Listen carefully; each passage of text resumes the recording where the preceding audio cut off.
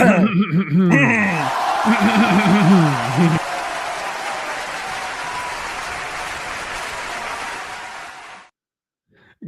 evening, everyone. Oh, excuse me. I just have a little, something in my. So over you. Good evening, everyone. Welcome back to another episode of Comic Shop Conversations. Tonight will be lots of catching up on comics that we have either not talked about or haven't gotten a chance to talk about, or have just been too busy to talk about because there's been tons of news the past few weeks. So it finally feels like we've been able to kind of catch up on a few of the books that came out this week and maybe a little bit last week. But I'm excited. This should be a ton of fun. And thank you all for being here tonight. It is a pleasure to see everyone. And here's the deal. This weekend, I hope everyone is doing something beautiful for their mother, because it is, in fact, Mother's Day this Sunday. So just in case you guys out there forgot, just a little reminder for all y'all, because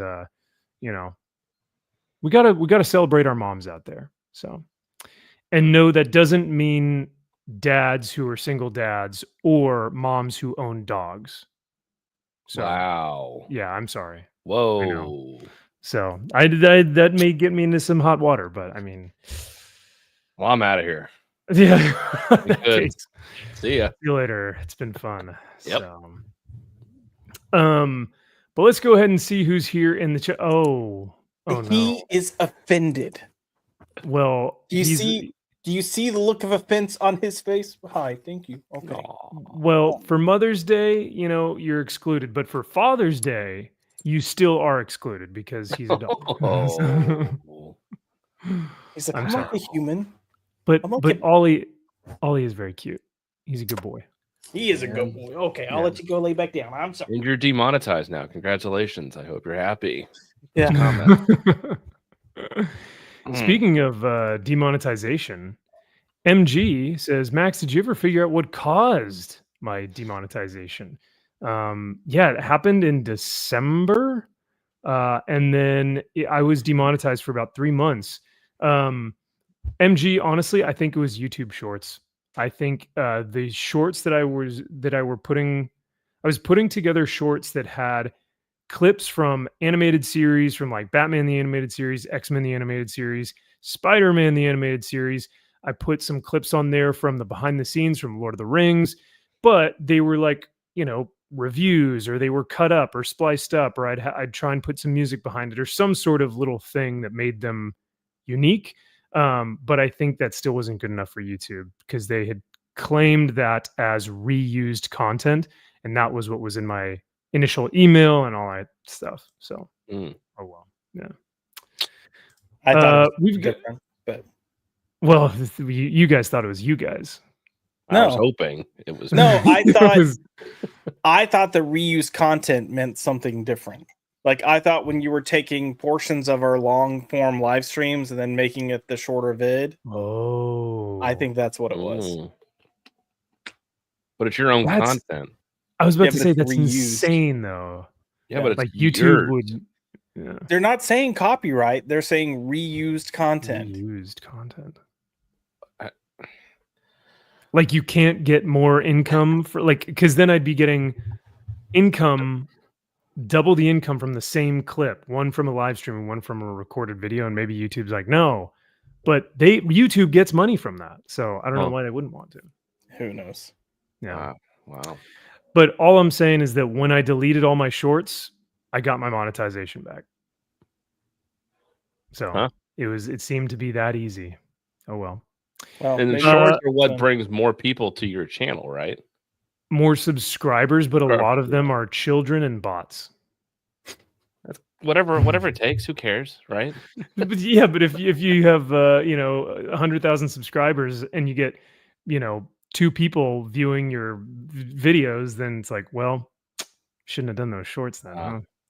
Here at MV Penis, we're looking to get your kids. Oh no. But yeah, I feel like shorts are made just like for kids, like with the attention span of a gnat, Yep.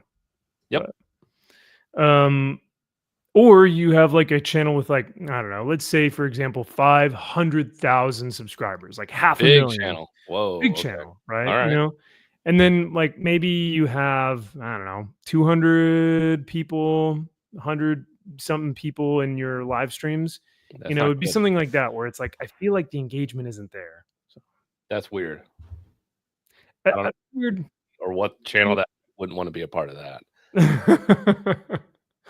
It feels like there's no interest at that point. So Correct. oh, well, yeah. Hmm. So speaking of interest, though, there's a lot of interest from our main man Cajun Corey coming in hot with a membership for 31 months. My dude.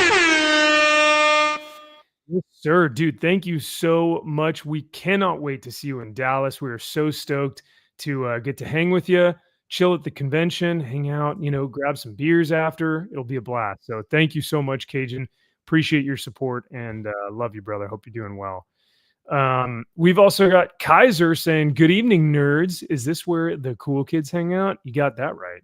Yes. The place, yeah. I'm a cool kid. Yep. Only place for cool kids. Yeah. Okay. Tommy Doyle. Hi, Max. What's happening, Tommy? Thank you for being here, man. From Halloween, Tommy Doyle. Tommy Doyle does that avatar looks like a Lego Death Star? Oh, I'm saying that's the kid's name from the original Halloween. Is Tommy Doyle? Oh, like the one who becomes? No, the kid that Jamie Lee Curtis is babysitting in the first one. Oh, Tommy okay, Doyle. nice. Jamie Lee Curtis in those years. What are we thinking? In the 70s? And then when she does True Lies, she does the scene the 90s. with. So we're jumping 20 years. Okay. I mean, because I guess yeah, absolutely. You think so? That'll play? Oh, all right. Oh yeah. I don't know. Doesn't do anything for me. I don't know why. Well, Josh doesn't. For some reason, Josh isn't on that same team. So yeah, I get it. Yeah, I never found her to be like super attractive until I saw that True Lies scene. And I was like, where did this come from? Have you seen her in Trading Places? She's topless in that movie. Oh, I did not see that. Okay, well then I have to maybe go back and watch that. Take a glance. It's not bad. All right. But then again, I don't simp for women because that's gay. So sure. Oh well. Rudy Tag says, "What's up, peeps? What's happening, dude? Thank you." Or I said your last name wrong again. I'm sorry, Rudy, but great to see you again. And then Cajun says, "Yeah, she was actually. I saw that scene, so can confirm. We have someone that can confirm. See? Nice, but nice. Well, good deal. Thank you all for being here tonight. Now, we are in fact going to have a super chat goal for tonight, but I won't mention it yet because I first have to mention, I have to lead up to it as to what the goal is for tonight. And the first thing that we're going to showcase in order to hopefully reach that goal is something that Kyle shared with me today that I'd like to kind of pose to the chat. But I don't know if y'all remember this. A few months back, Kyle and the gentleman here at the Comic Shop Conversations panel, we showed off some show and tells, right? And this was during the time of the Blood Hunt event. Blood Hunt. Yes. And this was a hot cover. I mean, it was going for $125 raw off the stand. Raw dogging, 125. Mm-hmm. And 600 for a graded 9.8. What are we looking at now, Kyle? Well, as you can see, it's slightly less.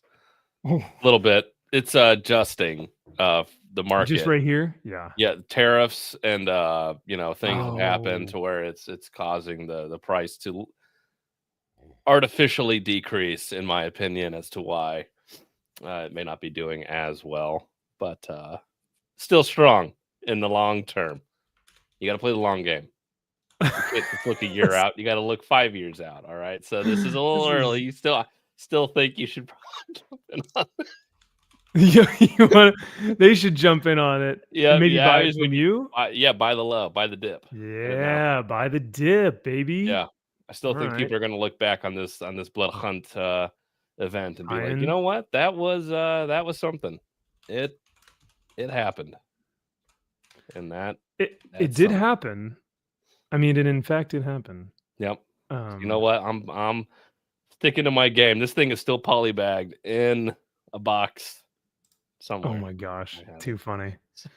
Well, Oh, this is pretty pathetic. Like the fact that some people were paying $600. oh my goodness, see that hurt. That one to me is wild. Then people paid $125. I didn't buy it for $125. To be fair, I didn't spend that.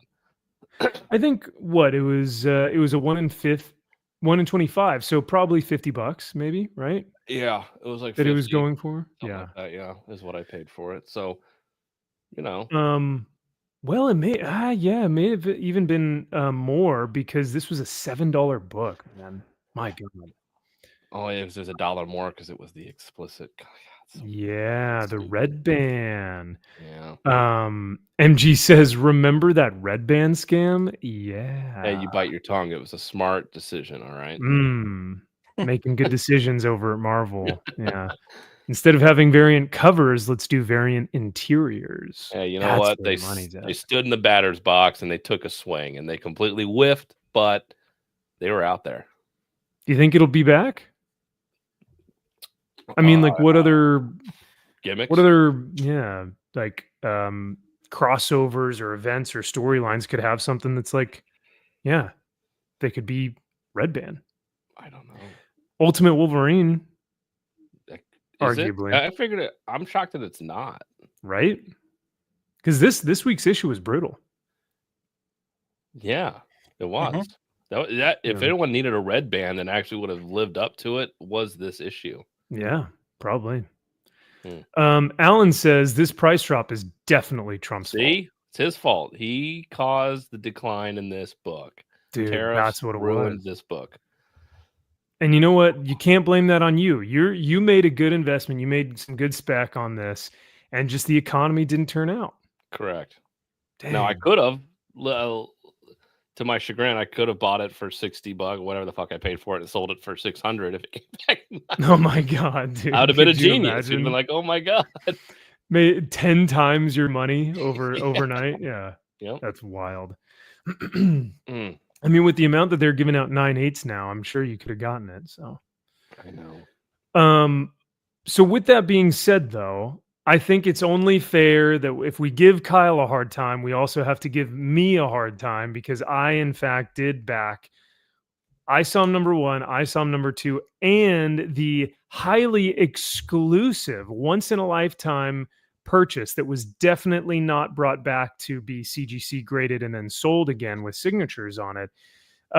The initial art book, concept art book for the ISOM universe. I backed all of those. So all in all, I'm even looking at probably upwards of 125, 150, just the concept art book alone was 70. Yeah. And then we're looking at shipping too and everything. So we may even be looking more at 200. So the question is though, chat, and I'll see if, can I put a, let's see if I can create a poll here. Who made the worst investment? Because my thinking here is, I'm buying cultural war bonds, right? I'm doing my part in order to support the war against woke, against the SJW, Marvel, DC, mainstream books. So I'm doing my part. So I invested, but I'll leave it up to you, chat. Who made the worst investment? Me or Kyle? The poll is now up. So please, ladies and gentlemen, please cast your votes. And we'll see who ends up, making the worst investment.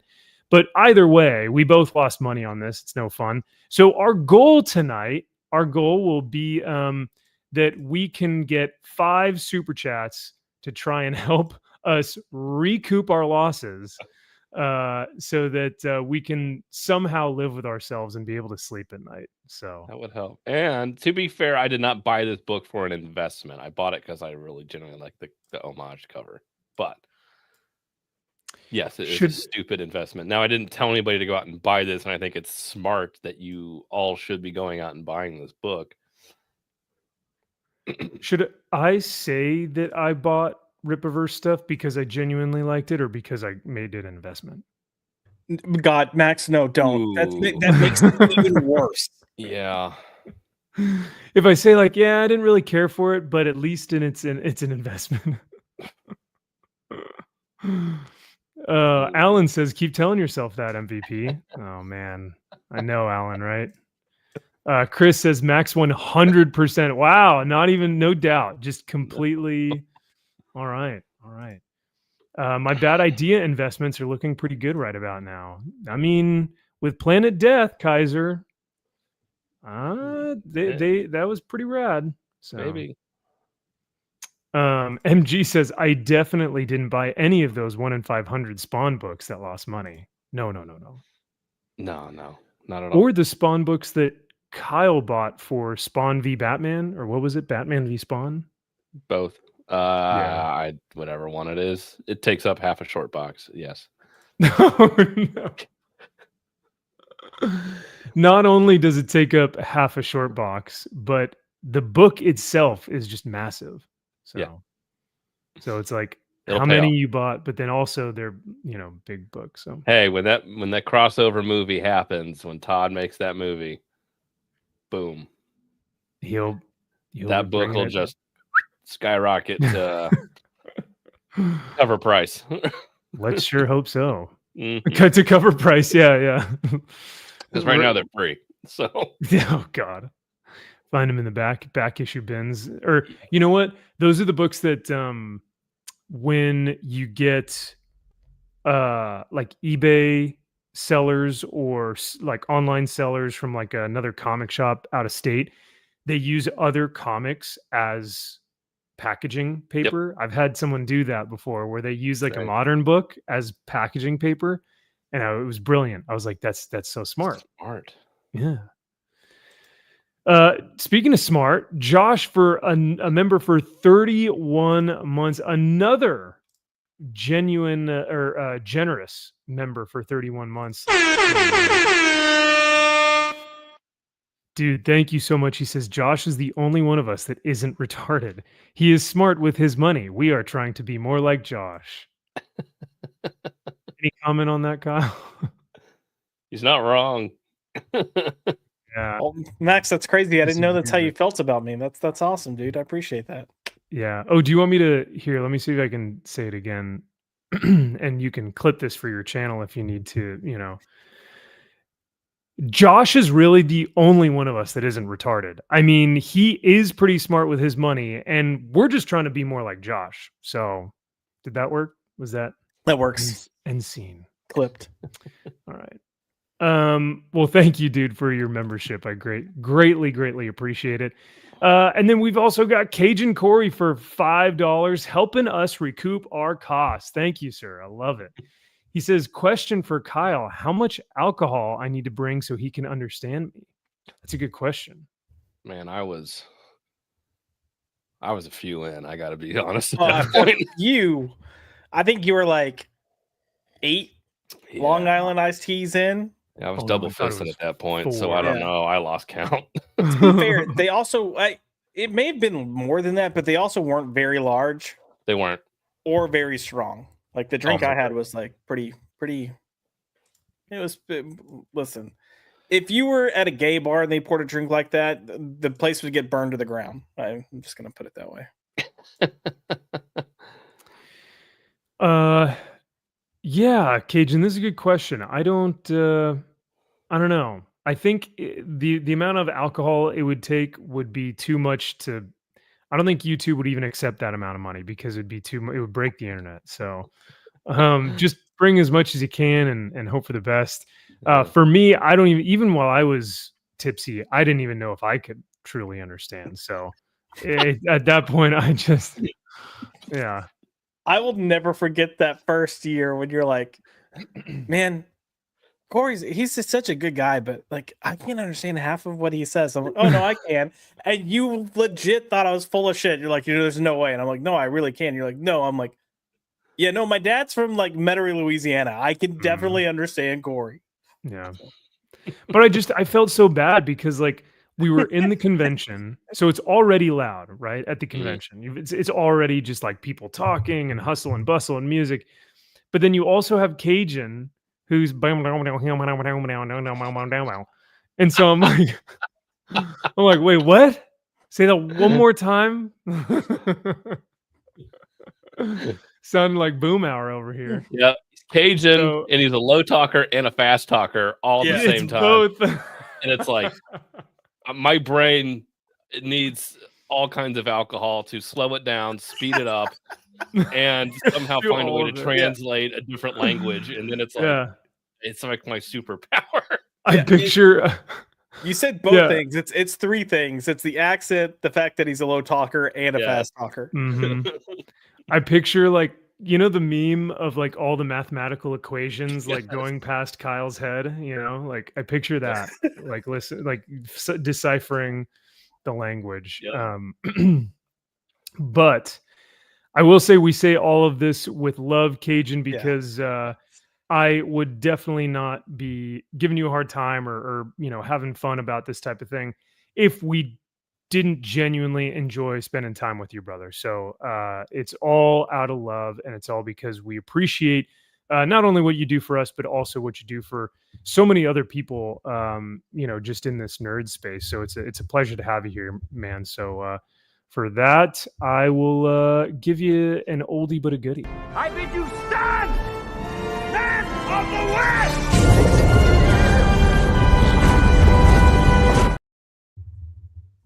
Yeah, well, thank you again for the 5. Like I said, slowly but surely, Kyle and I will recoup our costs, and one day we'll maybe be able to invest that into something much more stable than a Blood Hunt Red Band Edition #1 homage variant, 1 in 25, or a Rippaverse book. So, Yeah, there's some good facsimile foil editions I'm looking at that I'm telling you. oh boy. I mean, have you seen Battle Beast? The amount of covers for Battle Beast? No. How many? Is it like 2,000? To be fair, there's a lot, but they're all really cool. There's one that is a die cut and a foil. Max, how many are you wanting to Baseball. buy? I haven't bought any of them, but if the book is good, Okay. I'll probably buy 4 covers. Well, okay. 4? We'll Okay. There allow are that. 4 that I like. There's a second printing, a first printing, a 1 in 25, and then that die cut. Wait, the book's foil. not out yet. How is it a second printing? They just already made a second printing. Yeah, it's Battle Beast. It's the best thing ever. It made 400,000 copies. It sold 400,000 copies. This is how publishers operate now. They have their second printing prepared before their first printing ever goes. That way they can get that good positive media. We're going to second printing, guys, Yeah. already. Alrighty. Yeah, no, it's a scene, man.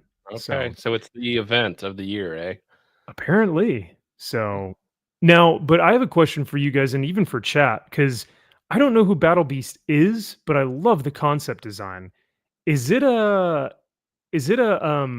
Kirkman thing? Like, is it Yeah, part Invincible of character. Oh, it is an Invincible character. Mhm. So is it in the animated series? Mhm.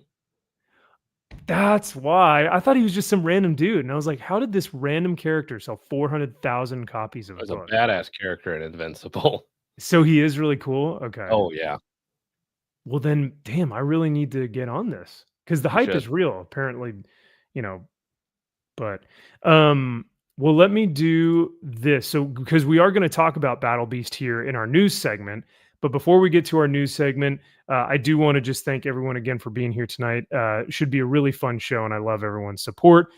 We've also got Rudy Taitague for $5. Thank you, sir. He says, "Oh, Tau to Wars to generic NA me." Oh boy. P.S. Shout out Common Sense making a comeback. So the Common Sense making a comeback I got. Rudy, do you want me to try and say what you're saying? Is this a different? Should I sound it out and it'll say something?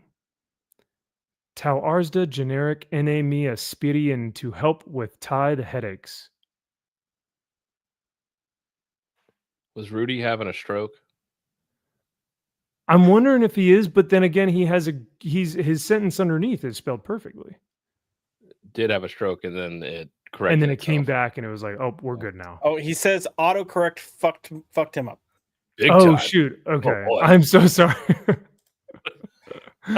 Yeah, I was gonna say because that one was. I was like, "Am I having a stroke, or who's having a stroke here?" You know what that made me? It made me think of that video that I showed you last night. Oh God, not last night. Last week after we went off the air, the birtation tonight. We're very Darrison birtation tonight. Yep. God, that poor woman. Oh, yeah. Yep. Well, Rudy, if you want to try and respell it and put it in the chat, I will gladly read it. But dude, thank you for your $5. I greatly appreciate it, and I know Kyle and I both greatly appreciate it because we love seeing you here. And Rudy's actually one of those guys that I've met in person too. So it's always rad to see you guys in person. So here you go. Gotta get that celebratory DJ air horn in here. And for you, Rudy, I gotta give you some Gladiator.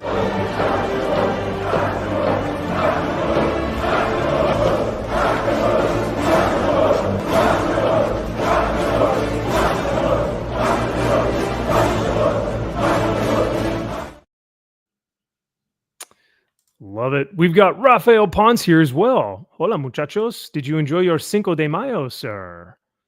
I had. Did anyone have tacos? No. Oh, well.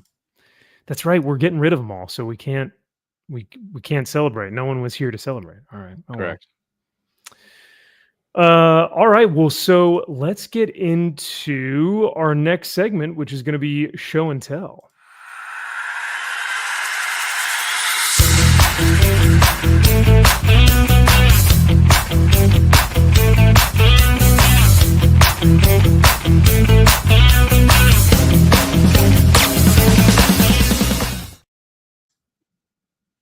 Well, let's go ahead and have. Well, actually, Kyle, you probably have better stuff than I do this week. You want me to go first? Because I just have. Oh, sorry. Go I ahead. don't know what you mean by better, but I have stuff. More interesting things. They may be 1 in 25 incentive variants. That may or may not have gone down 10x. If I was smart, I would have pulled it. I would have found it, but yeah. But yeah, because I really don't have anything too much. But if you guys don't know, Free Comic Book Day was this past week, so I figured I'd show off. I picked up Conan, Scourge of the Serpent. I'll go full screen here.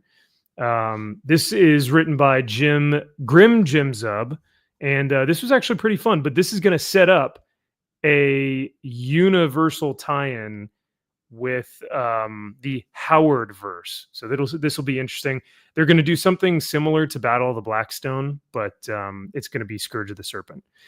I got Energon Universe. This was rad. It has a Transformers story in there, a G.I. Joe story that actually crosses over with Transformers. And then it had another mech story, but I don't know. That what looks the like a other- Rippaverse cover for like No, Alpha come on. War or Great War of Retardation. For the Great War of segregation. Yeah. You think so? Yes, 100%. It's not. It's probably one of the worst covers I've seen from Energon. Agreed. Dude, the Just story in here open was it sick, full. though. Sure. Just let us see the. I mean, that looks better. Helps. Yeah. Damn, that is so just lazy. Bland. That looks. I mean, that looks better than the cover. The interiors are the same ones that are in the G.I. Joe book. Much better. So, but yeah, no, this was sick. I had a good time with this. So we'll go over it in our comic review section. But picked up Energon, my boy Posty. I had to pick up my boy Posty's big rig from Vault. It's at least it's not a girl. Gross. That's true. No, I'm kidding. But yeah, this was something. I'm This sure it was. something. I'm sure he didn't write it, but all right. I mean, what do you expect from a comic book from Post Malone published by Vault Comics? So Yeah. here's the back with kind of like the not the preface, but just kind of like the one pager or the Like elevator the log pitch for it. line sort of thing. Yeah, there you go. But surprisingly, art is That's pretty cool. Okay. I like that. Art is pretty damn cool. And honestly, the concept behind it is pretty rad. It just gets a little kooky. Mm. And then So finally, what was that noise again? it's a Kramer thing. Yep. Yeah, finally we got Warhammer in space. I mean Planet Death. And it's from the creator of John Wick. It's pretty adamant about showing that. Boom. But Of course. no, yeah. I mean, how do you not gotta sell it promote this somehow. thing? How would you not know? Yeah. No, unless it's there. But yeah, this I honestly, there's really no genuine like storytelling substance to this, but my god, is this artwork incredible and is the action impeccable. Yeah. So we'll talk more about this later, but Josh, did you want to say something about it? No, we're gonna talk about it later. We'll talk about it later. Okay. It's on all newsprint, so that is depends on how you like to read comics, but that is either going to be a perk or it's going to be a negative for you. But this was another one I picked up, so there you go. Planet Death. Was it, Josh? Do you remember? Was it like $1? $1.99. Yeah. Well, $1.99. $1.99. Yeah, that's crazy. So, but yeah, so no, nothing much, and then some anime. But I haven't read this yet. I don't even know what it is, but it looks kind of cool. So I was like, It looks cool. I'm sure it looks just like that inside. I mean, Oh boy, that with giant eyes. eyes and going to school, and eating soup. Who's obsessed with boobies? Yeah, correct. Yep. Yeah. All right, so that's my little pickup this week. Kyle, what did you said you had a couple goodies? Yeah, I got a couple things. To go along with, I showed the Tyler Kirkham homage, X-Men 141 Halloween cover last week. Oh yeah, that was sick. Yeah, I then picked up the battle damaged one with the foil. Well. Not foil. Oh, okay. These books are like stupid expensive. Really? Stupid expensive. Why? Just because the horror fans are like, yeah, I'll pay anything? Yes, and they were all incredibly limited. Like, of course there's like 10 different versions of this, and Halloween was one of my all-time favorites. It's not my favorite horror movie. If it's not franchise, it's up there. Okay. But yeah, I think the battle damage covers are so fucking outplayed. But I don't know. I like the cover, so I had to pick one up. So I got that. Got to get that battle damage. I think we actually talked about it last week too. Yeah. You like showed it off, and then Brian from the chat was like, "Did you get the battle damage one too?" And you're like, "No." Yeah. But so well, now you have it. So now I have it. It was a decent price. So, and then we had a cover drop from Alex Ross, and so I had to pick up his homage to Todd's. Wow. ASM here. So very nice. And then I got the cover be the version of this one. Oh my gosh. Mr. Six, all on Mysterios. Why is that focusing? Focus. That's rad. There we go. Yeah. And which ASM issue is this? Number 1? This Legacy 965. Okay. So shitty fucking issue, but I was gonna say it's not a Cool good cover. book, but the cool cover. So Cool cover. They're Alex Ross. So you know what? Yeah. Why not? I I was about to say, so I hate to say this, but like I can't stand that pose anymore because it's been done so much that I'm just like, I'm done with, like, I get it. But seeing Alex Ross do it, it's like, oh, there's still life to be had yet. So I've never seen it. I've never seen ASM 300 homage. I'm just kidding. I was about to say, you're taking the piss on that one for sure. What is the most homaged cover? Has anyone actually one. done that? Is it that one, It's- or is it X-Men 3? Is it 341? His other Wolverine cover, Hulk and the. I was about to Or say Hulk it's either this 340? one, Yeah. where he's I would have I've got said The Dark Knight Returns. that's that's been another homaged a one. fuck ton. Yeah. I feel like what is it? It's Spider-Man. Is it the 300th issue that? It's Spider-Man 300, but it's also Spider-Man. I think it's maybe the first appearance of Venom. Maybe. I don't know the exact number, but Secret, yeah, I think that one's been done. There's 298, 299, 300, and then 301 is literally 300, just in a different background. And then then we have Todd's Amazing Spider-Man #1, which has been homage to fucking death at this point. Yeah. X-Men 141, we were talking about it. Tyler Kirkham did it with this title wave. Homage shit ton. Yeah. I think Todd is probably the most homaged as far as. I guess so.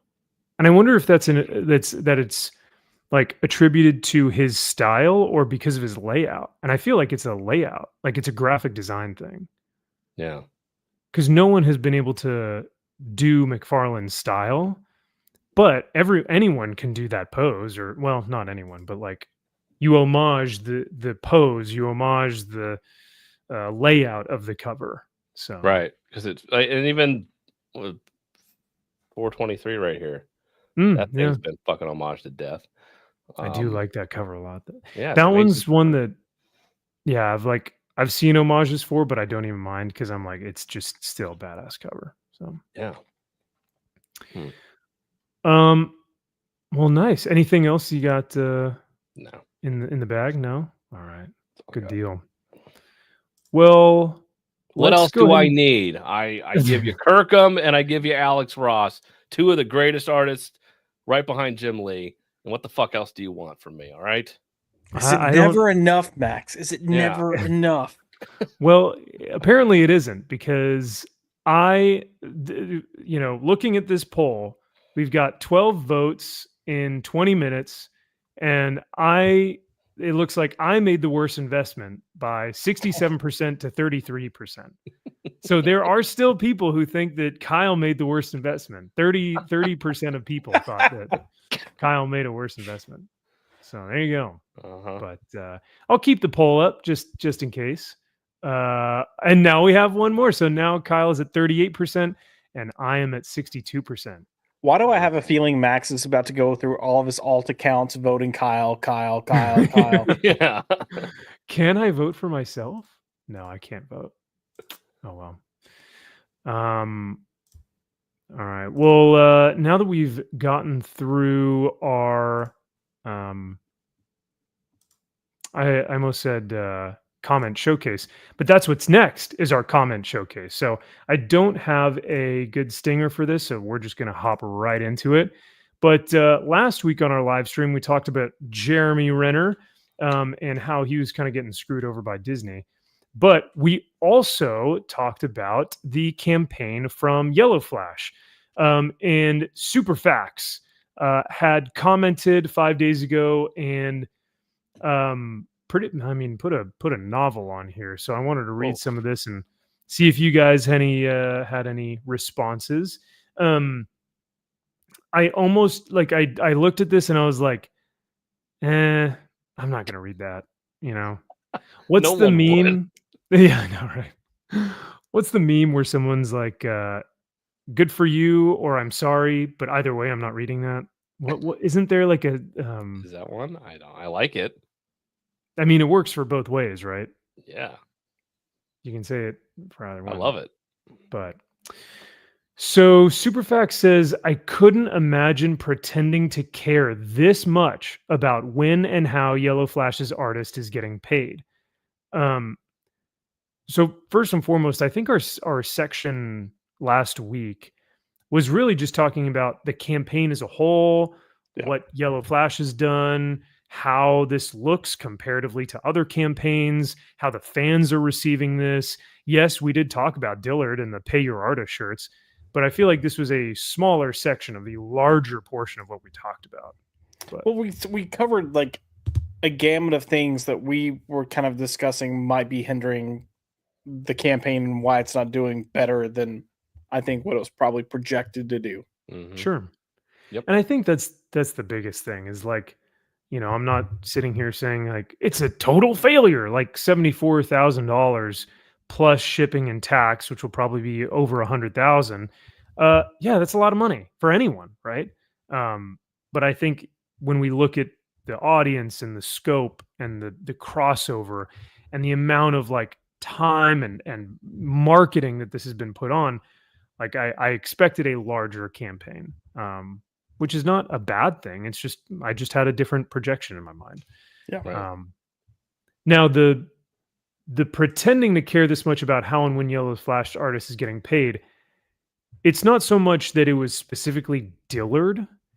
It's the fact that it's a YouTube grifter who thinks that he can make a comic book. That's why I'm like, I love the realm of comics. I love the medium of comics. I love the storytelling aspect of comics. If people are getting screwed over, I'm going to talk about it. It's the same thing when we talked about like Ed Piskor. I don't really know Ed. I don't necessarily agree with a lot of Ed's politics. And I know sure as hell Ed probably wouldn't be fond of my politics. No. But that is someone who has such a devastating life story that we took like 2 weeks, almost that entire month, to talk about what was going on. Yeah. Couldn't imagine pretending to care. Yeah, pretending to care. Right. Pretending to care, as if you knew our intentions, as if we cared or didn't at all, and you just assume we were pretending to care. And you're pretending, saying this while you're writing a whole fucking novel. Yeah. Doth protest too much, methinks here, but all right, whatever, bro. Well, I mean, Kyle, I know, honestly, I don't care. It doesn't affect me at all. It's almost just kind of funny to just talk about, to be like, how is it this insane? Like, how is there so much drama and insanity behind the scenes that this is actually happening? Now, Kyle, if you were to, let's say you did care that much, or let's say you were pretending, in fact. Okay. What does that do for you? Nothing, right? Nothing. I mean, like, yeah, like, I don't think that, other than to try to grift off of this, that would be the only way that we could like, hey guys, let's pretend to care so we can try to cash in on this. Yeah. Strike while the iron's hot. The virtue signaling. Yeah. Sure. Let's try to see if we can get people in our corner and even I think the pretending to care is if we would be on his side and being like, you guys just don't understand how YellowFlash is, okay? Like, he's an artist. Let him do his thing. You don't understand. He had his deal. Leave him alone, guys. That's pretending to care. Yeah, because I've been hearing the word concern trolling, where people are out there going, yeah, but you didn't pay Dillard, and now Dillard won't have presents for his kids for Christmas. And then it's like, oh, well, you don't even care about comic books necessarily. That's what I was hearing a lot from, quote unquote, like, the other side of the aisle, was like, oh, well, you don't even care about comics or Dillard or any of this stuff. So I think that's where the concern troll came from. But when it comes to like grifting, we would be terrible grifters because, one, we're not making any money off of this, and two, we were pretty fair, I feel like, with our assessment. So even if we did want to grift off of this, we'd be the worst possible grifters imaginable, because it'd be like, well, yeah, here's just the facts, right? So. Right. You're doing it wrong. Yeah, we gotta reassess, guys. We gotta completely This guy rethink our looks like his strategy. avatar. He may actually be a legit Indian bot. Like, I think AI has gotten really good over there. AI just listened to our conversation, was like, I couldn't imagine pretending to care this much. Oh man. I mean, I don't think that he would have been commenting because they're in the middle of a cleanliness war right now, and I don't think we can really, you know, uh, blessings and peace and love over there, but I don't know what's going on. So Staying out of it. I don't care. I'm not Yeah. pretending to care either. Nope.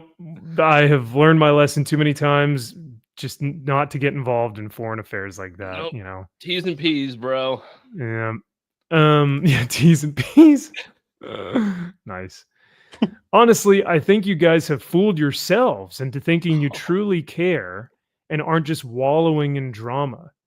I would also I would like someone to go back to last week and listen to what I said, well, McDizzy, when I started talking. Because if you remember, I was like, what kind of fucking retard agrees to do a goddamn book without getting fucking paid? Like, yeah. Yeah. you know. But I have other thoughts. I have literal thoughts. We'll get through this, and then I want to give my take on what he says. But Yeah, for sure. You actually think this matters and is any business of yours? I don't. But we Like, cover we're- comics. Like, Yeah, what you are you know, talking about? We're a We- commentary channel about comic books. Yeah. whether it's big two, indie, crowdfunded, that's what we do here. I don't, you know. Sorry, Yeah, dude. like it's any business of ours. Like if a mainstream comic book artist did not get paid for a project or like did a back end deal or something, we'd probably just do the same thing. We'd be like, whoa, look at this news, right? And guess what? That has happened before with actual publishers. And guess Yeah. what? We talked about it. Yeah. Well, Any especially business of like yours. If anybody on YouTube was talking about any business of their own, YouTube would be the most boring fucking place on the planet.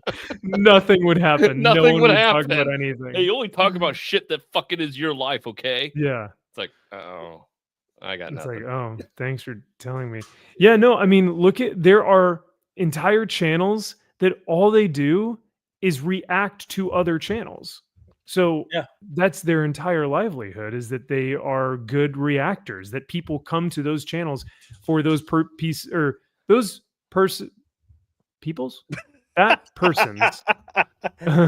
no, I'm having this joke. That person's reaction, but they're also coming there to watch the content, of course, right? But Right. so yeah, no, a business of ours, it's like, yeah, man, it's in the comic sphere. Like it's gonna be business of ours regardless. So Yep. And then I think depending on whether we find it funny or interesting or worthwhile, if we feel like we can add value to it or talk about it, then we'll talk about it. Like there was something that was posted by Wes today. Wes and Aaron did a video about like toxic fandom and who was it that had stated that, yeah, comic book fandom is toxic. And I was thinking about it and I was like, I don't really think I could add anything else to this conversation. So we'll cover some other stuff tonight. You just got to figure out what your channel talks about best. But even though we have talked about toxic fandom in the past, this one I was like, yeah, I don't think I can add anything. The entire thing was a concern troll op by EVS. And even though you think you can see through EVS, you still act like marionettes. Oh, I love that he has to inform us that it's a concerned troll op. Like, we're aware. Yeah. We know EVS trolls. Like, yes. And here's the thing. If you want to be honest, like, I can't stand EVS. He gets on my nerves, but his trolling is fucking hilarious. He's really great. funny. Yeah. Like he's figured out that that's his brand. Yep. Yeah. And he's going to milk it for all it's worth because he's never gotten more engagement. Yep. He has never made more money. He's never had more people watching his live streams. He's found what works. And so he's going to milk it. It's the same exact thing as Eric doing Monetize Your Haters. He found a thing that worked really well for him and he just kept doing it because it made him more money. So it's like, okay. But he says, I'm not a Rippaverse fan. I think everything they put out, including YellowFlash's book, looks mediocre at best. But honestly, holy cow, get a grip. A year or so ago, people started pretending to care about. Yeah, come on, guys, get a grip. Yep.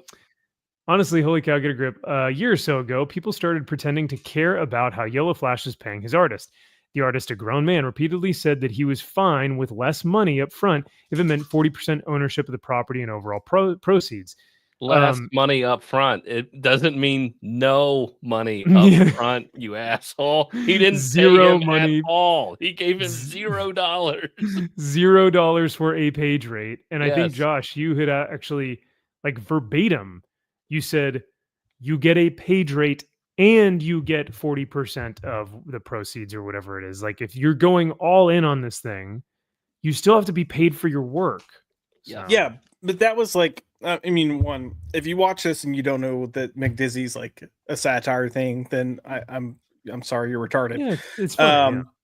But like whether it's 40% or not, like I made the comment, if you're a grown man going into making something, you should be smart enough to know, get a page rate and then negotiate like a percentage. And if that means you have a lower page rate, then so be it. But I kind of like stand by the basis of me, even what I said last week.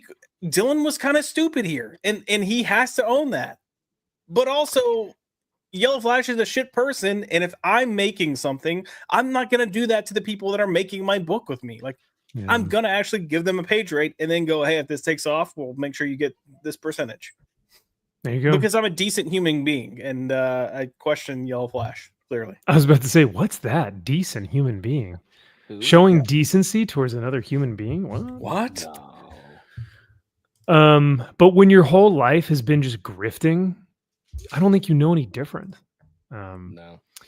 But we've got Zaxx here saying, Maxfield, congratulations on the Pope. Well, thank you, my friend. I mean, I am not Catholic, nor do I know the Pope's. I've heard some things about some of this Pope's ideals and some of his. Max, what you're was the it? Pope? I wish. Ominous Oh. Dominus. That'd be cool to have like my face sculpted into the Vatican somewhere. That'd be wild. But no, so I do appreciate it, Zaxx, but I am praying for the Pope and I'm praying for the Catholic Church. Because yeah, I hope that there can be some unity there, because I know that there has been lots of division because of Pope Francis, because of a lot of his ideals. At some point, he had even quoted like, well, we're all just one big religion that all worship just one God, right? And everyone was like, what? No, not at all. Like that's the exact. That's a bold statement, Cotton. Yeah. Let's see how that works out for you. Mhm. So yeah, he said some wild stuff that that I'm not sure how Catholics feel about, but yeah. Maxfield von Popenfield. Maxfield von Popefield? 2 fields? Oh gosh. Yeah.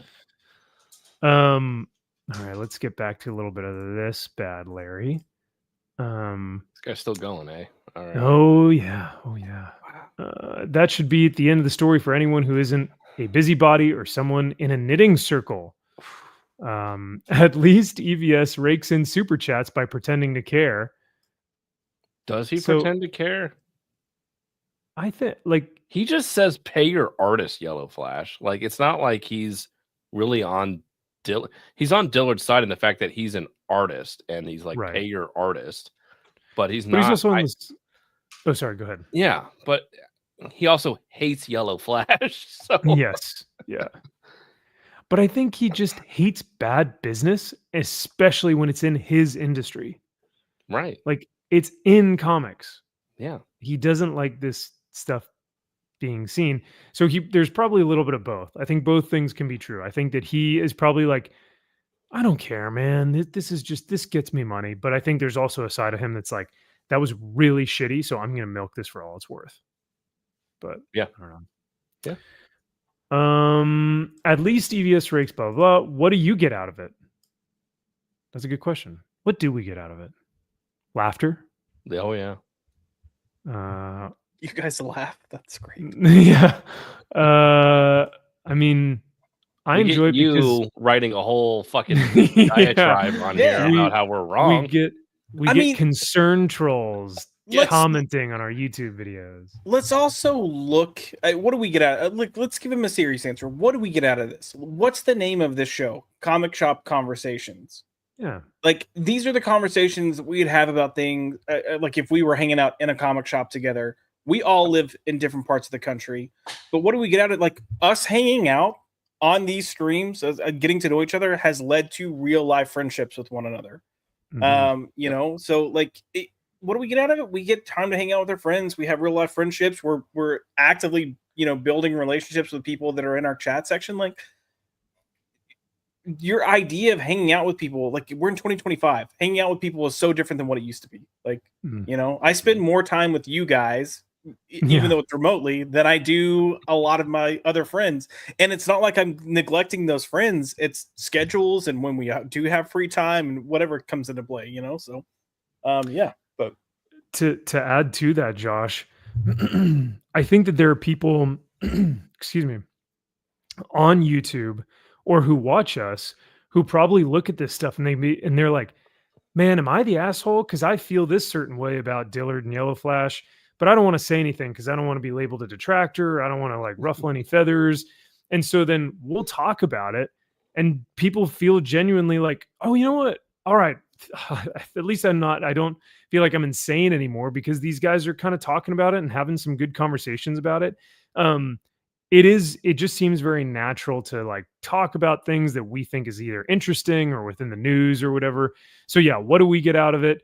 We get to hang with each other. We get to laugh about some of this stuff, but we also really get to have some good conversations that can maybe be fruitful for not only us, but other comic creators who now know what not to do. Right. Or like people in the chat who say like, whoa, that was a really good thought that I never even conceived of before. Like that's brilliant. Like that's cool. I'm going to take that with me later. I don't know if we were that philosophical, but you know, maybe someone takes something from one of these. So it's not just about us. It's about like who else is watching, who else is engaging and getting something out of it. So, yeah. Cajun, have a great night, brother. Thank you for being here. Enjoy the rest of your weekend and happy Mother's Day, my dude. And we've got Beyond Wednesdays. What's happening? Brian, great to see you. And thank you for being here, sir. I know last week we were talking about that Halloween cover, and Kyle ended up getting that bad boy, the battle damaged one. Yeah. So It's a hot book. It's gonna go it's gonna go for tens at some point. I can't wait. Look at that bad Larry. Not the foil, not the limited edition super foily spot foil blood splattered extra variant, but it's not worth it. Not worth it then. Yeah. Still sick though. So well, thank you. I do what I can. MG says I'm the asshole right here. Look at that arrow pointing right to this guy. Yeah. That tracks. Zaxx says, who is this guy? He's done some research. Oh, you mean the commenter? Oh, I don't know. No, he hasn't done any research. Oh man. Yeah, McDizzy, you're right about Josh. We won't say anything though. We'll keep it real. Yeah. I won't, you know, we don't need to go through the rest, but it basically says keep going. Oh, okay. Read it out loud. You pretend to care so much about this stuff, but we're aghast and befuddled about why there were separate numbers. Aghast. Aghast. You have to say it with an emphasis on the H. For the totals, including shipping costs. Yeah, man, because normal campaigns normally don't do that crap. And then Eric had to add a little asterisk because people were like, oh, how much money has it made? And then Eric was like, well, you have to include this and you have to think about this. So I'm going to put a little asterisk here to do. It's like, just why not add that in the first place? Like it didn't seem like it was a rational thought process. Well, why are you adding that in at all? No company adds shipping costs into their profits or sales. Correct. Guys, we made $100,000. Yeah. Like they factor that in from a cost perspective, like in a cost analysis. But when you sell something, they're not like, oh, we sold this, but we're gonna tack on the shipping costs and what we made off that at the end. No, it's meant to balance out the actual shipping cost so that the margin of whatever you're selling is true. Because then that asterisk could potentially also mean that it's really the new Avengers. Correct. Well, yes, that too. Okay. And then That he's going to was market ridiculous. YellowFlash the Golden Patriot, and he's going to rip off the edge of it, and it's going to be like the mighty golden, retard or whatever, and that'll be the new title. But no, and the other thing that it could be an asterisk for is like, hey, what's the cost that YellowFlash will have to pay Eric? Because that Eric using Rippaverse, there's going to be some sort of, what do you think, 25%? 10%? Who knows? Who knows? No one knows. No one knows. So if they're all about money and that's all that it's every post I see on YouTube or on Twitter is always like 5,000 books sold or $20,000, income or whatever. So if they're always about numbers and money, then why now is it like I'm aghast and befuddled about there's separate numbers on the totals? It's like, and again, yeah, dude, because you pretend to care. Right? Yeah. Oh wow. Aghast. Aghast. I need to start saying that more. Well, he's got another word coming up because he says ballyhooed, and Whoa. I question whether he used it properly because ballyhoo means like to promote or like to market. Oh, okay. Edwin obviously did that because Indiegogo's campaign numbers add in shipping costs to the ballyhooed grand totals, to the marketed brand totals. Is that what it would? So ballyhoo means like it's almost like a type to promote, to market, get out there type thing. Here, let me make sure I'm right with this, but I'm pretty sure that's what it means. The Rippaverse pages do not seem to do this. Holy crap, get a grip. Man, I mean, what? My brother in Christ, I've got my grip strong. I've got a strong grip on this. Oh my, yeah. Like with my strong hand. Sorry, ballyhoo is extravagant publicity. So sure. Okay. Put out there. Yeah, same thing. Okay.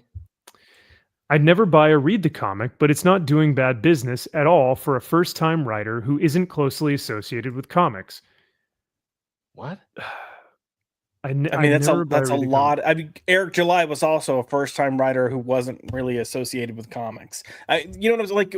What is this guy actually saying here? He's not saying much. The reality is, YellowFlash is tied to Rippa because he's publishing it through Rippa. Right. A lot of the context of what we were talking about is how much he damaged his campaign by imploding the Comicsgate community and turning people against it. And what we were really getting to is how this negotiation and what these two planned on doing and how Dylan was going to get paid was under the basis that fan base was still going to be there. Right. So depending on how that negotiation came about, and especially if there's anything in writing, if there is any reference at all to utilizing the Comicsgate platform to promote the book to get sales, Dylan could technically go sue the fuck out of YellowFlash, just like it'd be very similar to Scarlett Johansson did with Disney. Like it's very similar in that respect of like, yeah, this was basis that I was going to get paid on the back end because of A, B, and C, but you've now eliminated A and B out of that equation, so you owe me money. We gotta think about YellowFlash is a shit person. Well, that too, but I think that is fascinating because when you do look at, on Twitter, you'll see the same amount of people that'll say like, CG is broke, CG is losing money, and it's like, oh, it's only going down. Cyberfrog is not going to make $1 million, and blah blah.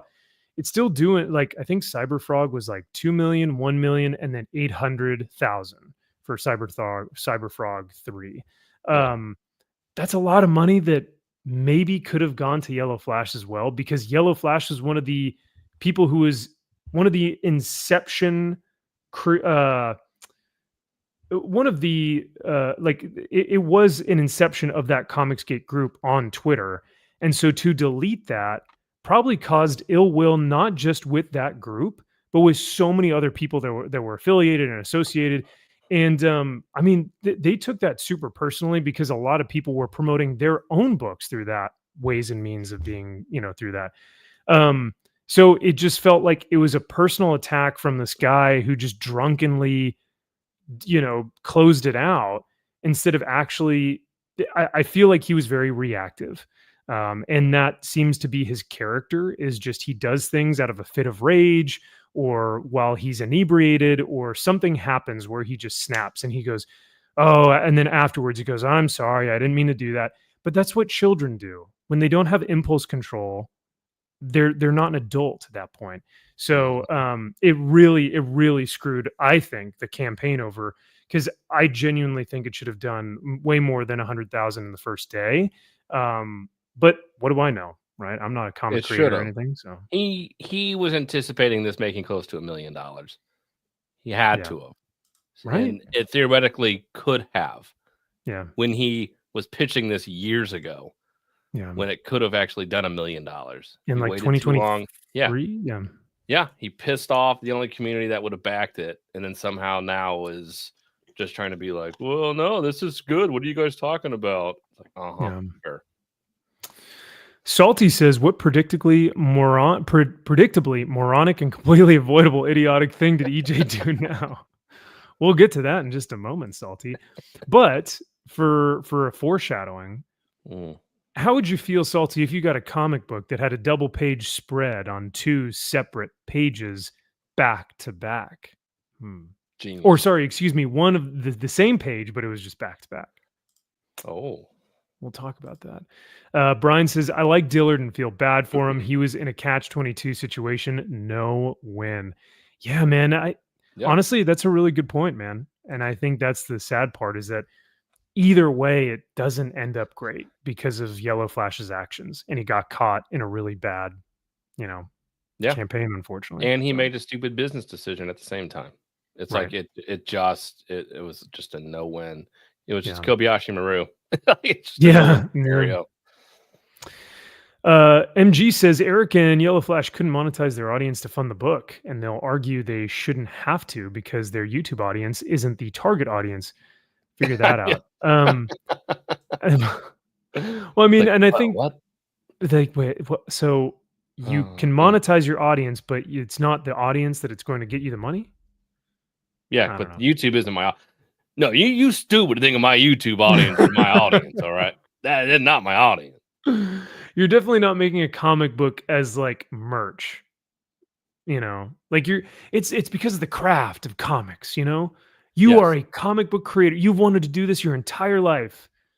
It's like, no, they've had this story to tell. It's been sitting in their brains for so long. Like I had to put pen to paper, or fingers to Word document, or whatever they choose to do, or crayon to wall. I don't know, however you want to get it out there, but they had these stories to tell, and they're so good, and you can tell that they really truly are creative people because their product speaks for itself, despite whether or not it's like, okay, you don't have your audience show up, but you can sell a good product. And then look at what you get. It's like, okay. It's and I think that's the tough part, is it's like when we read, I mean, we know more than anyone, we read that concept art book, and what did the first page say with ISOM? It was like, well, when I design and create characters, I normally tend to type out their backstory on the computer, and then I send that thing to this guy Marcos, and Marcos draws a thing, and I'm like, whoa, no way.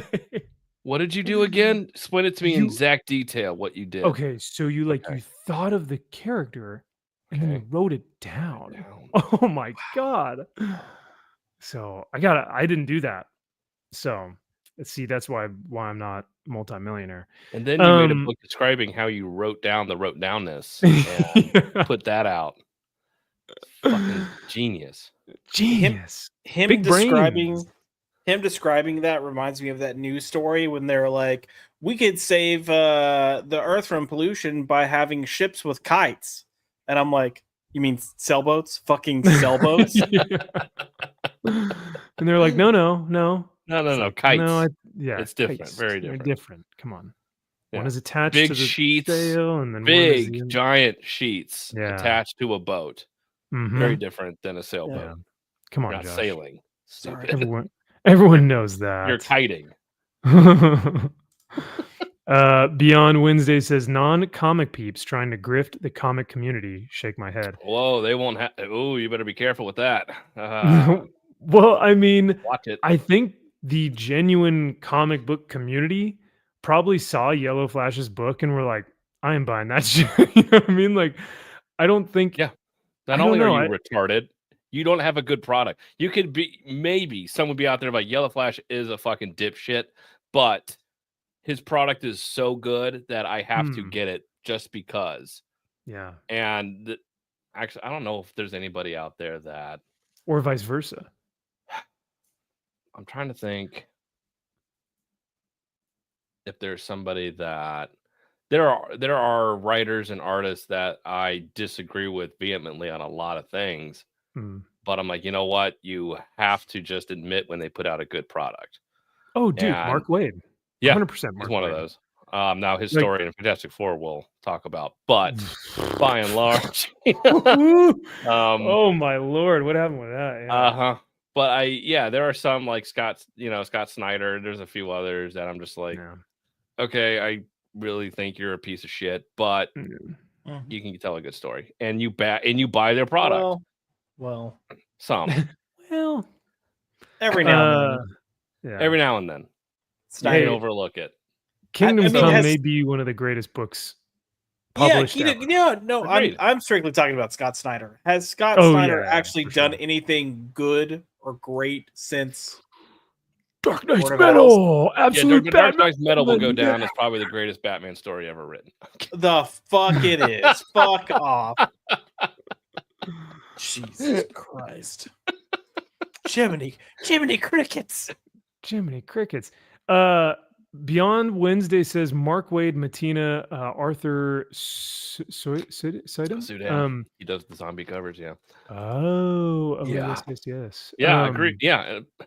So I mean, I'm a long way of saying if YellowFlash is a piece of shit, yet he had a good book, you could be like, okay, I could see people wanting to back it because it's probably good. Totally. You see it and it's like, this isn't going to be good. No. You know it's not going to be good. No. Yeah. So let's go ahead and finish this out. So maybe YellowFlash himself thought it make 100K in a week, but I don't see why he or you would set an expectation so high. Why 100K? Yeah. What? That's so even if we took, so he's got 500,000 subscribers, we'll round it up. Even if his book cost $10 and 1% of his backers or his audience came out, let's see. Well, I don't know if that would get him to 100K. But I think it would be like 2% maybe. I don't know. Yeah. I feel like it would be a small percentage of people that would really just have to come out. 1% at $10 a book would be $50,000. There you go. Half his campaign. If you get the others, like the other covers and everything else, it's going to be more like, so. And that's like if his book was $10, but it's not. It's like 17. Yep. It is. Which is the lower price. So, So yeah, I don't think 100,000 is like asking a lot at all. Like I think it's super doable and very minimal. For someone like him, it should have been easy. Yeah. Easy. I mean, when you look at the foundation and the basis that he was coming from, because we're just looking at his YouTube channel. So his YouTube channel is almost 500,000 people. He originally, when all this started, was kind of within that Comics Gate sphere, so he would have had that audience, and Eric very specifically has his own audience as well, and there's some crossover and also some angst between the two, but you basically had 3 different platforms that you were had just at your, like, it's something that a lot of creators would dream of having, like having that type of audience to reach without trying. and you still haven't hit, like, it's pretty sad. And this is why we were talking about how it's a commentary and how bad he fucked things up. Because Yes. I guarantee you a lot of people aren't buying this book because of those things. And it has nothing to do with the fact that it's YellowFlash, like our conversation. It has to do with how bad he fumbled this. It could be someone other than YellowFlash. It could be some like other person that doesn't have, like, it could be someone that I don't call a piece of shit. How about that? And I would still be like, how the fuck do you fuck this up so poorly? Like, I mean, it could even be, who knows? For all we know, Ethan comes out with a book tomorrow and it makes like $2,000. I'm going to be like, yo, so all these videos of him giving Eric July a hard time has not been helping, right? Like, we would talk about that if that were the case, but it's making him more money. So it's like, well, I don't know how to, I don't know how to talk about that one, but you're right, Josh, like, no matter who it was, we'd still talk about it. And that's the other thing I was going to say too, is like you're kind of going, when you look at even comps for Rippaverse, like, he's had multiple campaigns hit over $1 million. Yeah. So it's not like we're pulling these numbers out of our ass. But also, when you have these campaigns, they're very front loaded. No matter, and he's like, it's going for a long time. It doesn't matter how fucking long it's going. It's always front loaded. You're always getting like a large percentage of your overall sales or backing or whatever it might be early on. The first third.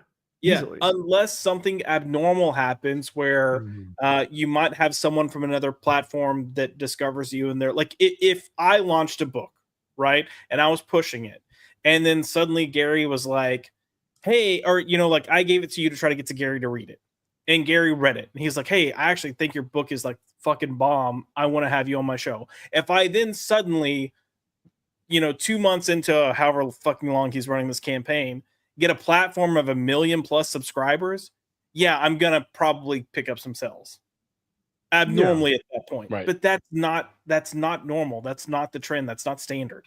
So it's not like we're retards over here being like, oh, hey, you didn't get it. Like, there is an actual basis. There's a precedent for it, and we can point to it and say, historically, right? Yeah, it does really genuinely make sense. And for someone to have that opinion is not abysmal. It is not ludicrous. It is a very common sense thing to say, based off of what my eyeballs are seeing right now. Yeah, I would assume that this would make 100,000 on the first day. That's not, and I don't think that that's like being bad faith or being like a concern troll or whatever it is that we're being, or a detractor. Well, no, like, I mean, we like Kyle. We all have friends that have been part of campaigns for comic books, and it didn't. Those didn't do nearly as much as what YellowFlash's book is doing. Right. So, like, we understand the scope of things. Right. But he had a insanely more massive platform with two comic, like, I don't even want to call them publishers, but just fears that were behind him at first, and he pissed off half of them, and then kind of pissed off another half of the other. Dude, right?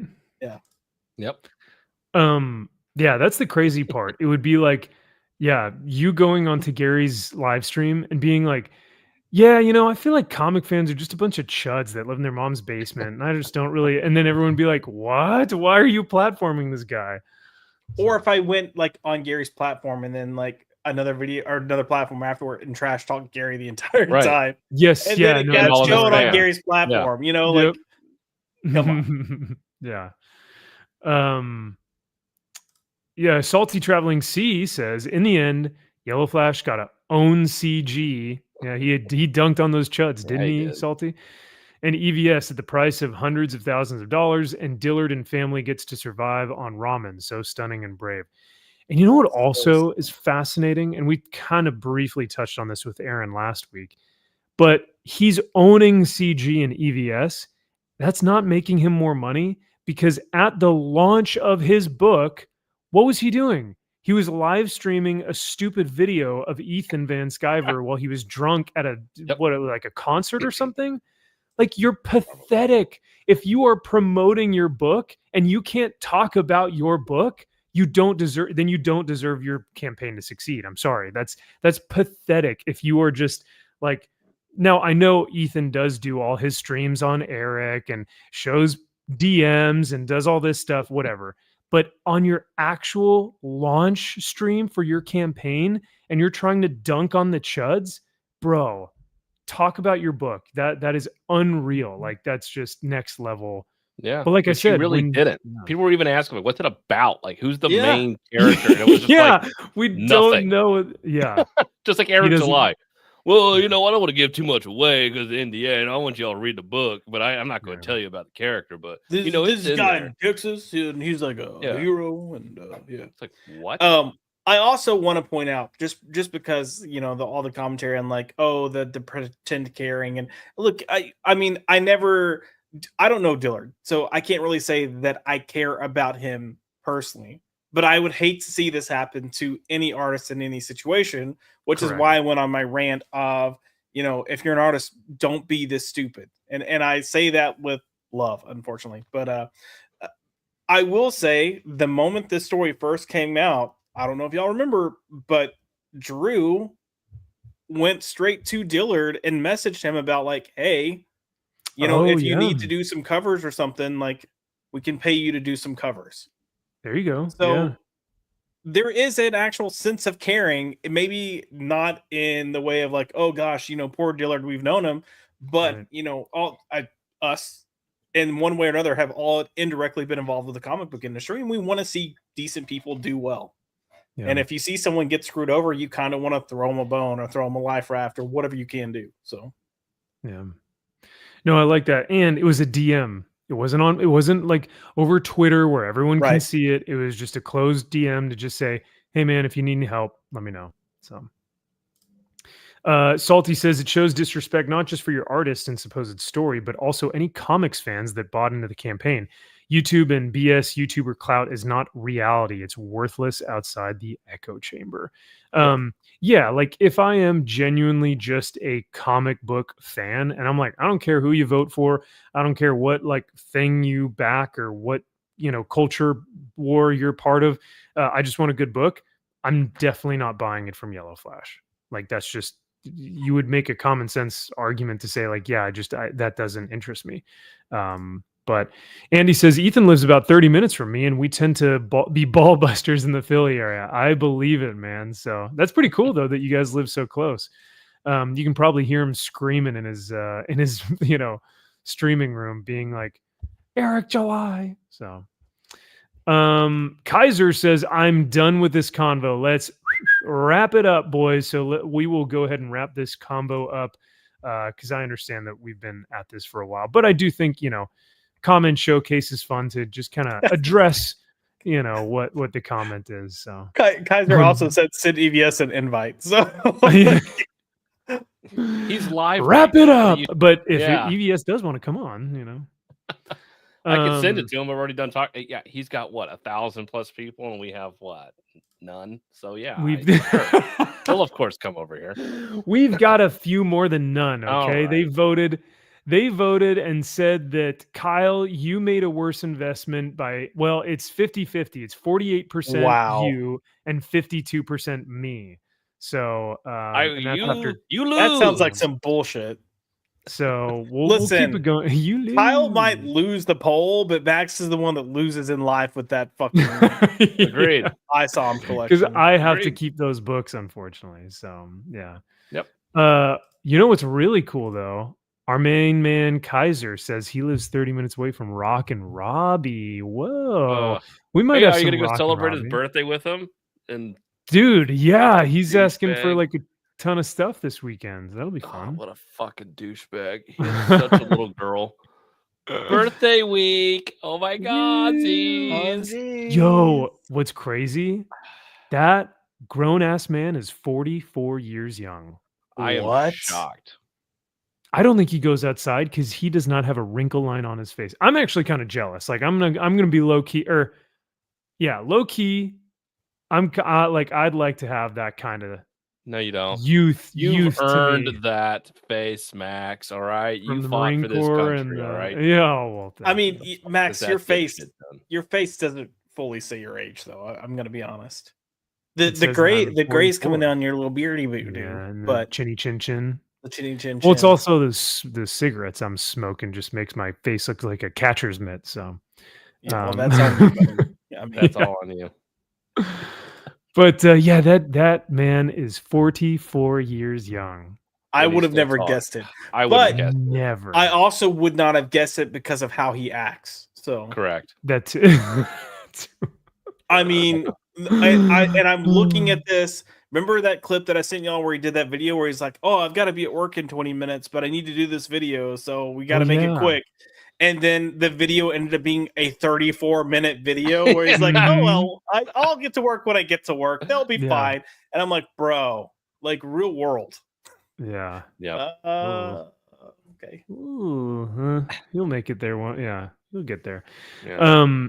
Chris, this is Rockin' Robbie from Pop Culture Philosophers. So he's growing on me more and more. No, he's not. Stop. But No, he's not. we'll talk about him a little bit later on a different segment. The last thing that this kind gentleman says is, lastly, I also think that the pay your artist shirt is cringe, but if it bothered you so much, then good. All capital letters. So it's cringe, but good that it bothered us. It's so it good bothered him too. It's cringe. Oh yeah, it's cringe. So you didn't like it either. Someone shoving it in your face. What an annoying concern troll you are. I really care about YellowFlash is paying his artist. Said no honest person ever. I mean, again, this has. I mean, it has something to do with YellowFlash because it's YellowFlash, and we'll take any opportunity to remind YellowFlash that he's a piece of shit. But again, if this were any other situation and it got news, we would talk about it. We've talked about it with other publishers. We literally publishers that weren't paying their artists. We have covered this before. So, and I feel like he said, "Oh, I really care about how YellowFlash is paying his artist." Said no one person ever. Yeah, but there are genuine people who are saying that who aren't even on YouTube. There are people just out, like just fans who are like, "Oh man, yeah, I hope Dillard does get paid," right? Because that's what any kind, genuine, like compassionate person would think. Like, oh wait, he's not getting paid, and then maybe they hear about the backstory and they go, "Oh, that sounds like a really bad deal. I still feel bad for him though." If you have any sort of just genuine, authentic nature about human beings, you're gonna feel like, oh man, yeah, I guess I do kind of care about how YellowFlash is doing this whole thing.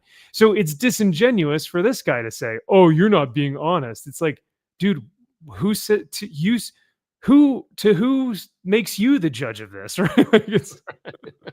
Oh well.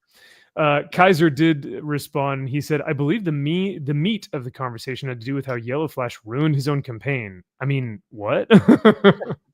Which is a good response. I do like the what.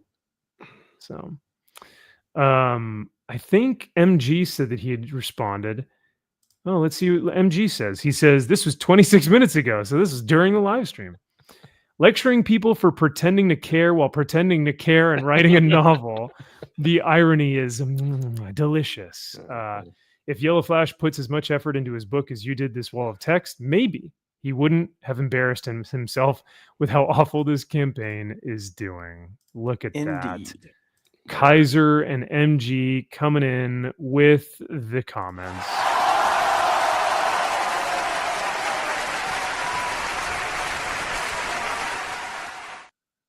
Too funny. Well, now that we've got through some comments, let's get through some chats. So Kaiser Jose for $5, dude. Another 5. Thank you, sir. And we love that you are supporting and backing us, and that you are helping us recoup our costs for our investments. Very, very generous of you. That is very kind of you. He says, top 3 comic book creators you avoid the most. Go, Josh. Hold on. Do we need to come back to you, or do we want to go to Kyle first? I mean, it's, but I avoid because their product is bad, not because of them. Does that make sense? I guess it could be either one, but I think he sent this super chat while we were. Oh, I'm saying the only comic book creators I avoid are the ones whose products are bad. Oh, right. Yes. If Neil Gaiman put something out tomorrow, I would give it a shot and read it because I know he's a good writer. Even though he's got the poopy finger? dude, I sit here. Well, I mean, look, the guy's a weirdo. But if you took every writer out there, anyone that's written comics, and you looked into their life, you would find shit to, there's shit human beings around. Everyone's a shit human being. Yeah. But if I'm looking to read something, I want to read something that's actually good. If I'm gonna spend my time to read something, it better fucking be good. So that's why I avoid Jackson Lansing and Colin Kelly. They fucking suck. Joanne Starr, she fucking sucks. Oh, you took mine. Oh, sorry. Okay. Let's see. Cecil Castellucci fucking sucks. So there. Those are 3 names I'll put out. Okay. Those 3. That's a solid 3. Andy, what was it? No, sorry. Jackson Lansing and Colin Kelly. Yeah. Tweedledee and Tweedledum can be counted as one. They're together, inseparable. They're attached at the butthole, so it's like it's pretty much. And then Joanne Starr, which was going to be mine, and then the other name that I don't remember. So I mean, throw in Megan Fitzmartin. No, you can't say more. You're going to take Kyle and I's. Come on. I'm just saying, there's a shit ton right now. So take your damn it. Kyle, who do you have for your 3? Yeah, I mean, I could go on and on. I mean, Mark Waid definitely won. It's a fucking douchebag. Okay, so you're all right. I mean, again, a temper tantrum throwing child is what he is, and it's like. But you wouldn't read his books? At this point, no. Okay. Like, I would not go out of my way to read his books either. Like, I would before. I would be like, it's Mark Waid, I'm going to give it a shot. But now I'm just like, this guy can go fuck himself. Like, I'll never buy anything from him again. Yeah. Mark Russell is a piece of shit. I fucking hate Mark Russell. I hate his writing. Oh, yeah, that's right. Honestly, hate his writing. Oh my Not God. funny. I forgot about Mark asshole. Russell. How could you forget about him? Yeah. Yeah. What was that Mars book he wrote? Traveling to Mars.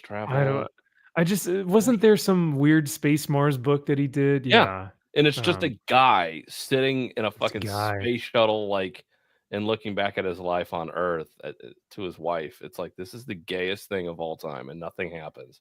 His worst stuff, though, is that Superman. Superman book. Was it the Superman book or the Batman? I forget. With the weird artist. Both of them. Space Age and Batman Dark, whatever the Dark Ages. What the fuck? Yeah. Yes. It's the same artist for both too. Yep. Yeah. Dang. I hate Tom King. I hate Tom Taylor. Is that your 3rd though? What's going to be your 3rd? And then we can all collectively say out other names but you got to choose your 3 and these are ones that you avoid. Like even if you saw something that was cool, you see their name and you go, nope, I'm avoiding that. Yeah, that's what I think of when I think of avoid. Mark Waid,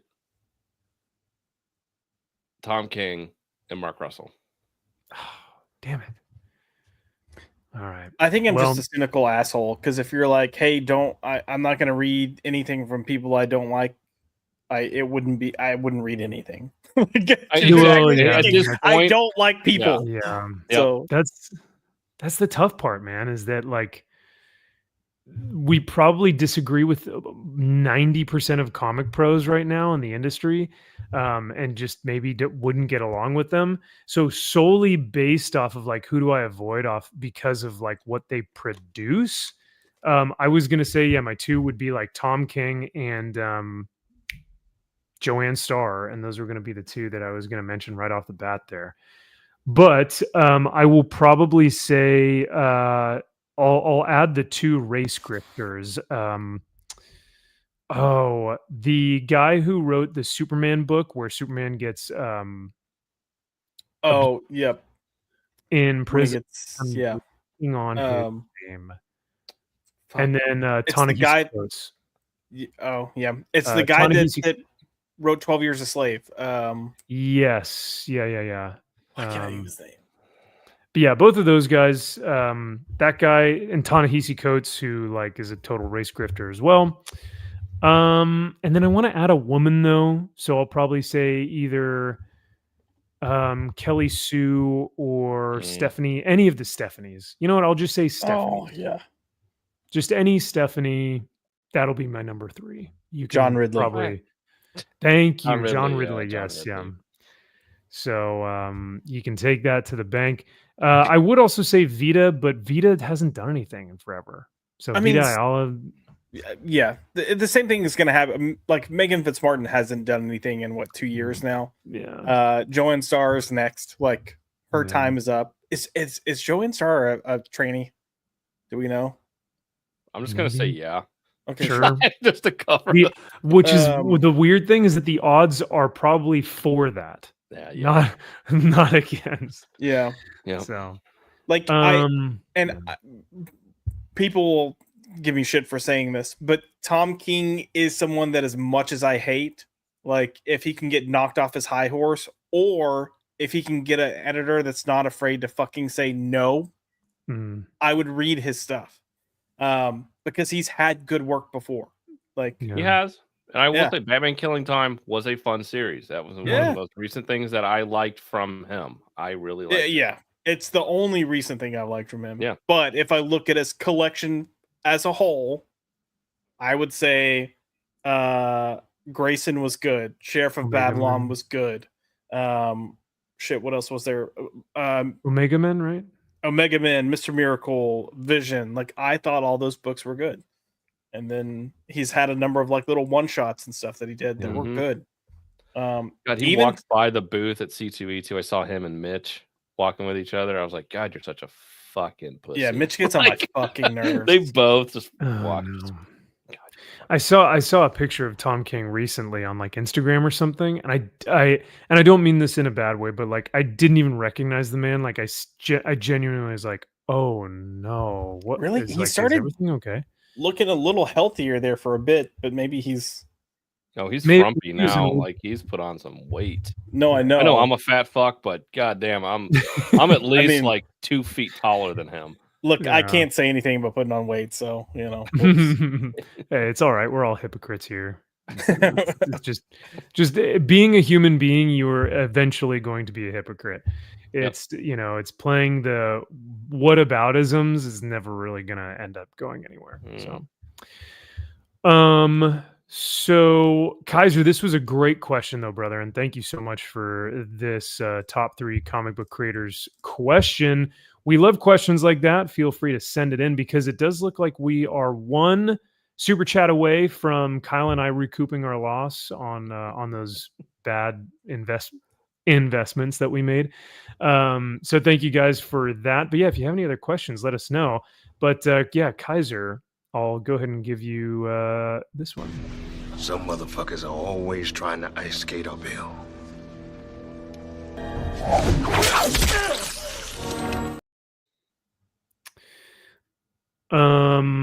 MG says, did you guys see the Indiegogo for Prodigy New Age Hell on Earth? That thing looks really good. No, I did not, but I'll have to check it out. Let's fun. see. Yeah, MG said Vita, John Ridley. Oh no, Kaiser's gonna clip this and tag all of them. Ooh, so this is a good one. no. Would you avoid Riley Rossimo work? Yes, I Yeah. do. I actively do. Yeah, don't I like think it. that's a But good pick. I have no idea what his personal stances are, so that's what I'm saying. Like for me, it's all about the work. If I'm avoiding your comics, it's because of your work. Right. And to be fair, we probably know for the most part, even the guys that we praise like crazy, we probably know we don't agree with them on everything. Like it's Yeah. most likely Yep. most of the time going to be the case. However, when the work is good, it's like we are going to talk about how freaking good it is. So, Right. And 9 times out of 10, Mhm. like even the guys that I work with on the books that I'm doing, like my artists, and it's like, yeah, I guarantee you, if I was posting shit, it's like they would be like, "Oh, whoa, I disagree with everything you're saying." But it's like at the end of the day, who gives a shit? yeah, We're still you're putting making good work. product out. Yeah, hell yeah. Chris says Mags. What his name? Oh, you mean Brian? Brian? Oh, whoa, dead name. Oh no. Whoa! Don't cancel me. Kelly Sue, Mark Wade, Kelly Thompson. Man, the Kellys. Yeah, the Kellys and the Stephanies. That'll do it. Stephanie's for sure. Yeah. Fiend says Tom King. Cody Ziegler. Josh, that's a reference for you because Cody Ziegler. yeah, big sweaty greased up men wrestling, right? That's a wrestling guy. I don't know wrestling. Cody Ziegler is isn't that the guy that was writing on Spider-Man at one point? I think so. Yeah. Not Zeb Wells. No, Cody Ziegler? Yeah. Cody Ziegler was writing Spider-Punk or something, wasn't Yeah. Okay. I thought it was a fuck that thing is. wrestler for some reason. No. Cody Rhodes is a wrestler. No, And maybe that's something. Dolph Ziggler is a wrestler, but Yeah. I put the two of them together. Oh man. I was so confused. I'm like, what the fuck is he talking about right now? Yeah. Like, is there a Cody Ziegler wrestler? Oh, like I haven't had a wrestling for a long time. Yeah. All right. Our next super chat comes from Salty Traveling Sea. Yes, sir. For $5, dude. Thank you. There you go for the $5. Proper money. He says opinions. Best floppy. Ooh, this is a great question too. I like this. Best floppy of Free Comic Book Day 2025. I say Mark Spears Monsters and Zub's Conan. Phantom, however, looks fantastic. Did any of you guys get a chance to read any of the ones that Salty just talked about here? No, I did not go to my shop on Free Comic Book Day. So I did not either. I couldn't. Yeah, sorry. I worked and then I went and saw Thunderbolts. So it's all you, Max. I guess I'll just take over this section, Salty. So for me, honestly, Conan was great. Phantom kicked ass, man. I really liked Phantom, but I think I did like I've got Conan, Energon. I got the Post Malone Big Rig. There was another one that I thought I read, but I forget what it was. I saw like a Gundam one that looked kind of cool.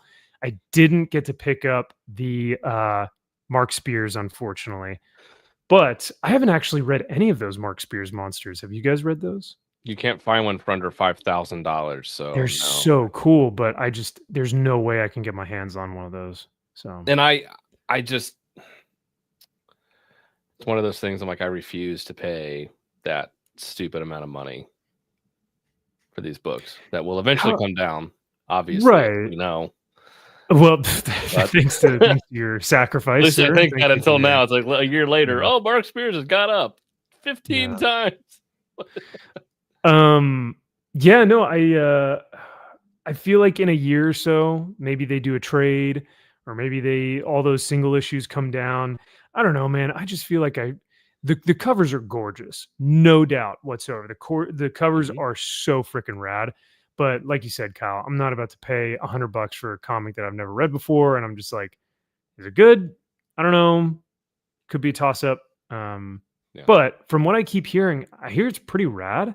So maybe I take my chance. I haven't heard anybody talk about the interiors, just the fucking covers. That's no idea. I didn't think there was a book in there for the longest time. I thought it was just an empty book with just a cover on it. Lorem ipsum. That's all it is inside. It's just like random letters, and then but it's the cover that you're buying. So I still don't know how he makes those covers, man. They look so realistic. I'm like, are you doing this digitally? Are these renders? Are you sketching it? Like, where's the original AI art? are you using in here? Like, what 3D assets are we putting in? Yeah. Because he's pumping these bad boys out. Like, he's banging them out. Like, every week on the shelf, I see another Mark Spears cover, and I'm like, where did this guy come from? So I know. Good for him, man. Hey, lightning in a bottle. He's got it, and it's like, all right. It's like, be careful what you wish for, though. You now you're going to be signing these literally until you die. So congratulations. Because right now the industry is not saturated with a lot of great talent. So when you get someone like a Danny Warren Johnson or a Mark Spears or like someone who's crushing the game, everyone is going to flock to that one thing, and then that's going to be the thing. That's you. Yep. 2 years ago, it was Momo. It's Pete Momoko, right?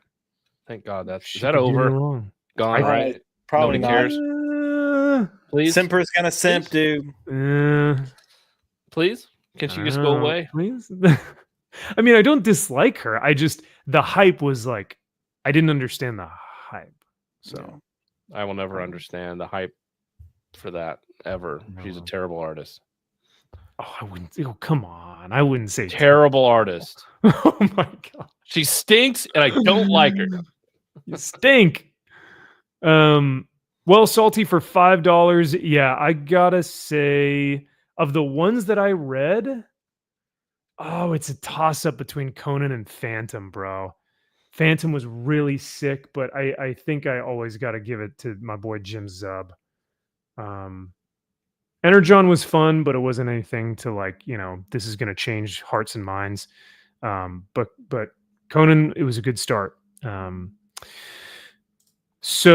thank you again, Salty. Greatly appreciate the super chat there, my man. And this one is for you. Strength and honor. Strength and honor. What we doing live? Echoes in eternity. And I do want to just shout out that the poll that we had is now exactly at 50-50 with 22 votes. An hour in. I haven't touched it. I cannot vote for myself. I know what you're doing. I don't know what you're talking about. Recount the votes. It's at 2:00 in the morning. It's gonna go. It's gonna shoot up, and there are gonna be 81,000 votes. And you're like, "Whoa, where'd all those votes come from?" No idea. Yeah. All for me. Who would have thought? Yeah, weird how that works. Did you? You know what? I sent in the mail-in votes for for my friends. So there you go. I never got mine in the mail. So what the hell? Well, hopefully we see that you made the worst investment. Okay. Rhino Helix for 10 doll hairs, dude, with that golden comment box. Thank you, sir. He says, Max, I lost you guys on the other channel. Glad to have found y'all here. Don't keep up with the comics since the Great Awakening. Circa all new different, but glad to hear your opinions. Well, welcome, Rhino Helix. He says, Max, lost you guys on the other channel. Maybe I think so Rhino, I think what you may be talking about is in December, I had my channel demonetized. And when I came back after the demonetization, I revamped the channel under a new name, but all similar, same live streams, similar content, same guests and hosts and all that good stuff. So it's not changing like crazy, but we did change the name to the Comic Crusader.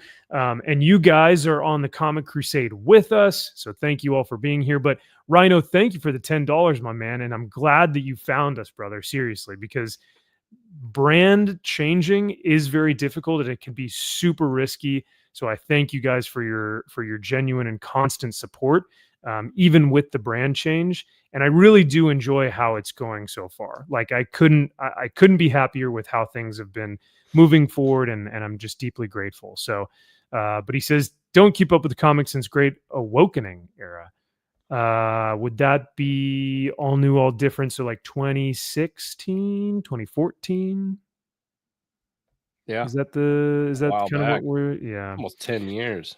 Yeah, man. Oh my gosh. But glad to hear your opinions. Well, thanks, Rhino. Yeah, man. Well, hey, there's still plenty of the Awakening going on.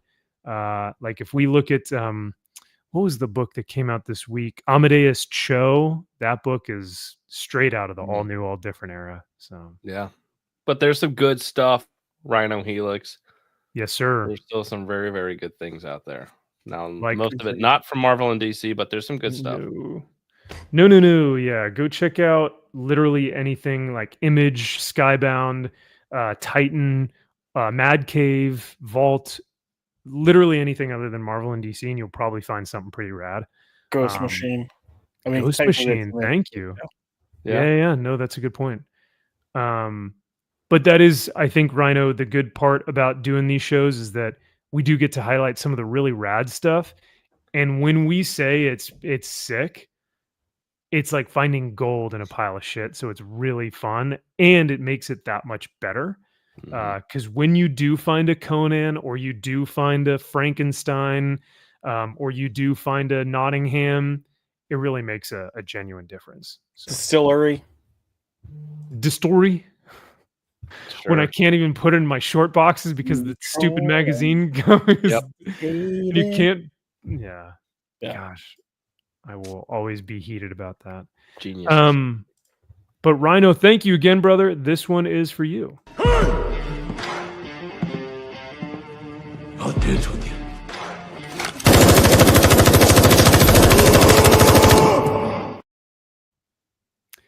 And that is the only real version of the Punisher we've ever seen in Marvel Indie or Marvel shows, except for the rooftop scene, and that's about it.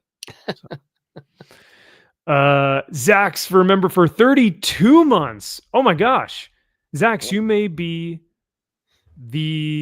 may have the most months of membership, more than any other member I have on this channel. So thank you, sir. I greatly appreciate that. That is seriously, from the bottom of my heart, man. That makes a huge difference, and I love seeing that. Thank you so much, man. And that is really cool. 32 months. Yeah, 32 months of smoking that dick. Riding that, yeah. Never mind. But anyway, thank you, sir. And appreciate the support, my man. We know it's genuine, so here's to you. Here's to feeling good all the time.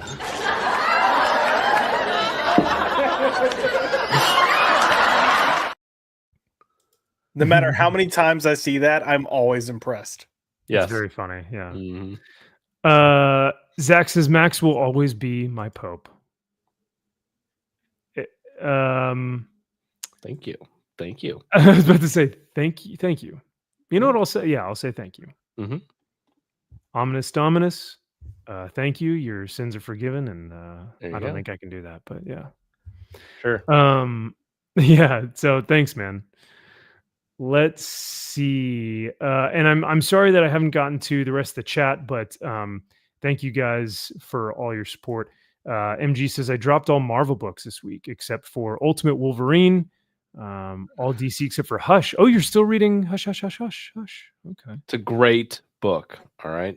Watch You've your been mouth. reading Housh? Who hasn't been? It's great. I read the first one and I was out. You didn't read the second one? Better than the first. No, really? It's Jim Lee.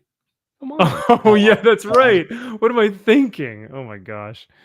Kaiser said I sold all my Momoko covers. Wow. Except for Smart. the Gambit stuff. Smart. Did you make a profit? Because that probably goes for good money, right? Who knows? Peach is way too femmy. Gray loves it. Oh yeah, Wakazashi Gray. I could. Well, he's in Japan, so that makes sense. Yes, but Gotta support the team. Beyond says he has had art for years, talking about Mark Spears. Been working on it and trying to break through for years. He got turned down by every publisher except Keenspot for Monsters. Bro, that's insane. yeah. I wonder if it's because they couldn't pay him. That- Like Marvel's not paying their interior artists more than like $5 a page. True. Bjorn Barron style. So is that like where you take a 3D model and you can transform it and transfigure it in like a digital setting? I don't know. I don't know. It's Pretty good. cool though. Whatever it is. Whatever it is, it looks good. That sounds like a name. Bjorn. Bjorn Bjorn Barron's Barron's- does yeah. all the Spawn Yeah. stuff. Yeah. So what were you saying? The art style in which Bjorn Barron uses to create said Yeah. images. Oh, gotcha. Because Bjorn Barron's like his covers, like he does medieval Spawn stuff that looks sick, but they look like almost like posed action figures because it's very 3D. Like it looks like it's palpable, like you can feel it. And so I wonder if that's very tactile. There you go. So I wonder if that's what he's doing. Hey, we got one person saying the story is amazing. Mark is a great creator, and people will realize it when Spawn 77 comes out. I guess he's doing story for Spawn. No shit. All right. Sweet, All man. right. Bjorn Barons models all those 3D models himself, poses them, and paints them. Cool. Okay. Mm. Well, hell yeah. As long as he's not dropping them in from a 3D asset pool and then with polygons and all or whatever it is. So No, I'm an artist, all right. Now, when I go in here, when God. I type in all the words I want to use to make an image, I am an artist, all right. you know as much as I do when he's telling his brother that I'm a published artist. I actually deserve a 3, I think, in my intelligence and my wit, you see, good sir, because I am a published writer. That means I have a higher IQ than the normal lad, as it were. So go ahead and just put a 3 in this little box here as we play our gay little tabletop game of who gives a fuck. And he's like, he's like, Shad, what does it matter? I'm just gonna put a 2. And he's like, no, actually, no, that's a 3. And his poor brother is like, fine, okay. He's like so tired. You know what? I'm just gonna roll a dice and have you die immediately anyway, so it doesn't matter. Put any number you want in that box. Guess like, what? I don't care. Doesn't matter because, hey, I roll a number. You're dead anyway. Fuck you. All right. Well, let's get to our next segment for the evening. It's time for some news.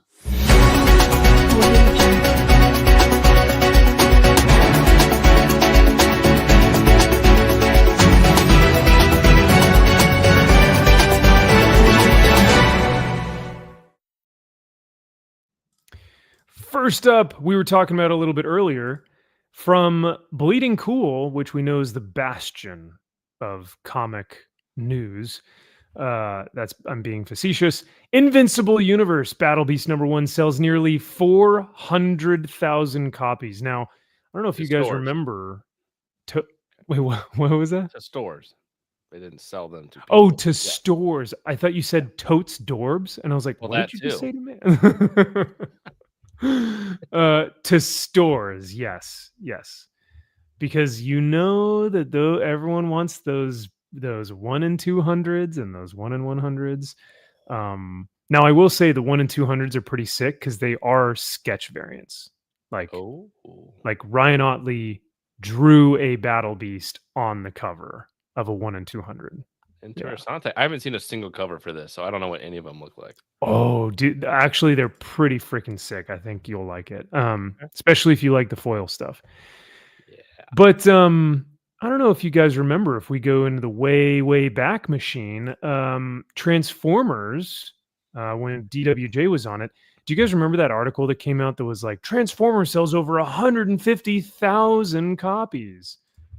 Was that something? Yeah. Okay. Was it only 150? I thought so, right? Okay. Sure. I mean, that's what I remember from the way back machine. But I can't. I would actually have to go back and confirm that. But so to hear 400,000 kind of seems like it's what is this? Support Ukraine? No. How do I get this? Hey, get back off. You support Ukraine, all right? No, I want to support America. Get out of here. What are you get off about? my screen. That's supporting America. Yeah, clearly. Stay on there, right there. Yeah. Creates American jobs. Does it really though? Amen. Yes. Well, because we send people over there, and then that opens up a job. So correct. Oh my god! You sit there and you look at that and you think about what you've done. All right. No, you're right. I'm sorry. Thank you, Bleeding Cool, for making me recognize my privilege. Hell yeah. I definitely didn't fight for my country, and no, nothing like that. No, you didn't. So never mind this, but.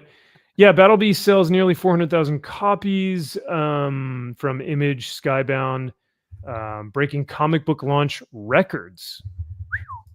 All right. Anticipation skyrockets with Invincible's new comic book series and global success for the animated series. Unique blind bag covers. Oh, no. Yeah. Let's go, boys. Blind bag covers, baby. Gimmick. Oh, God. So when are you going to get yours, Kyle? Tomorrow.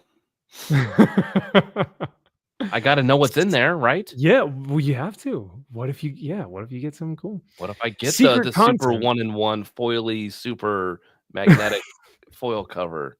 Yeah.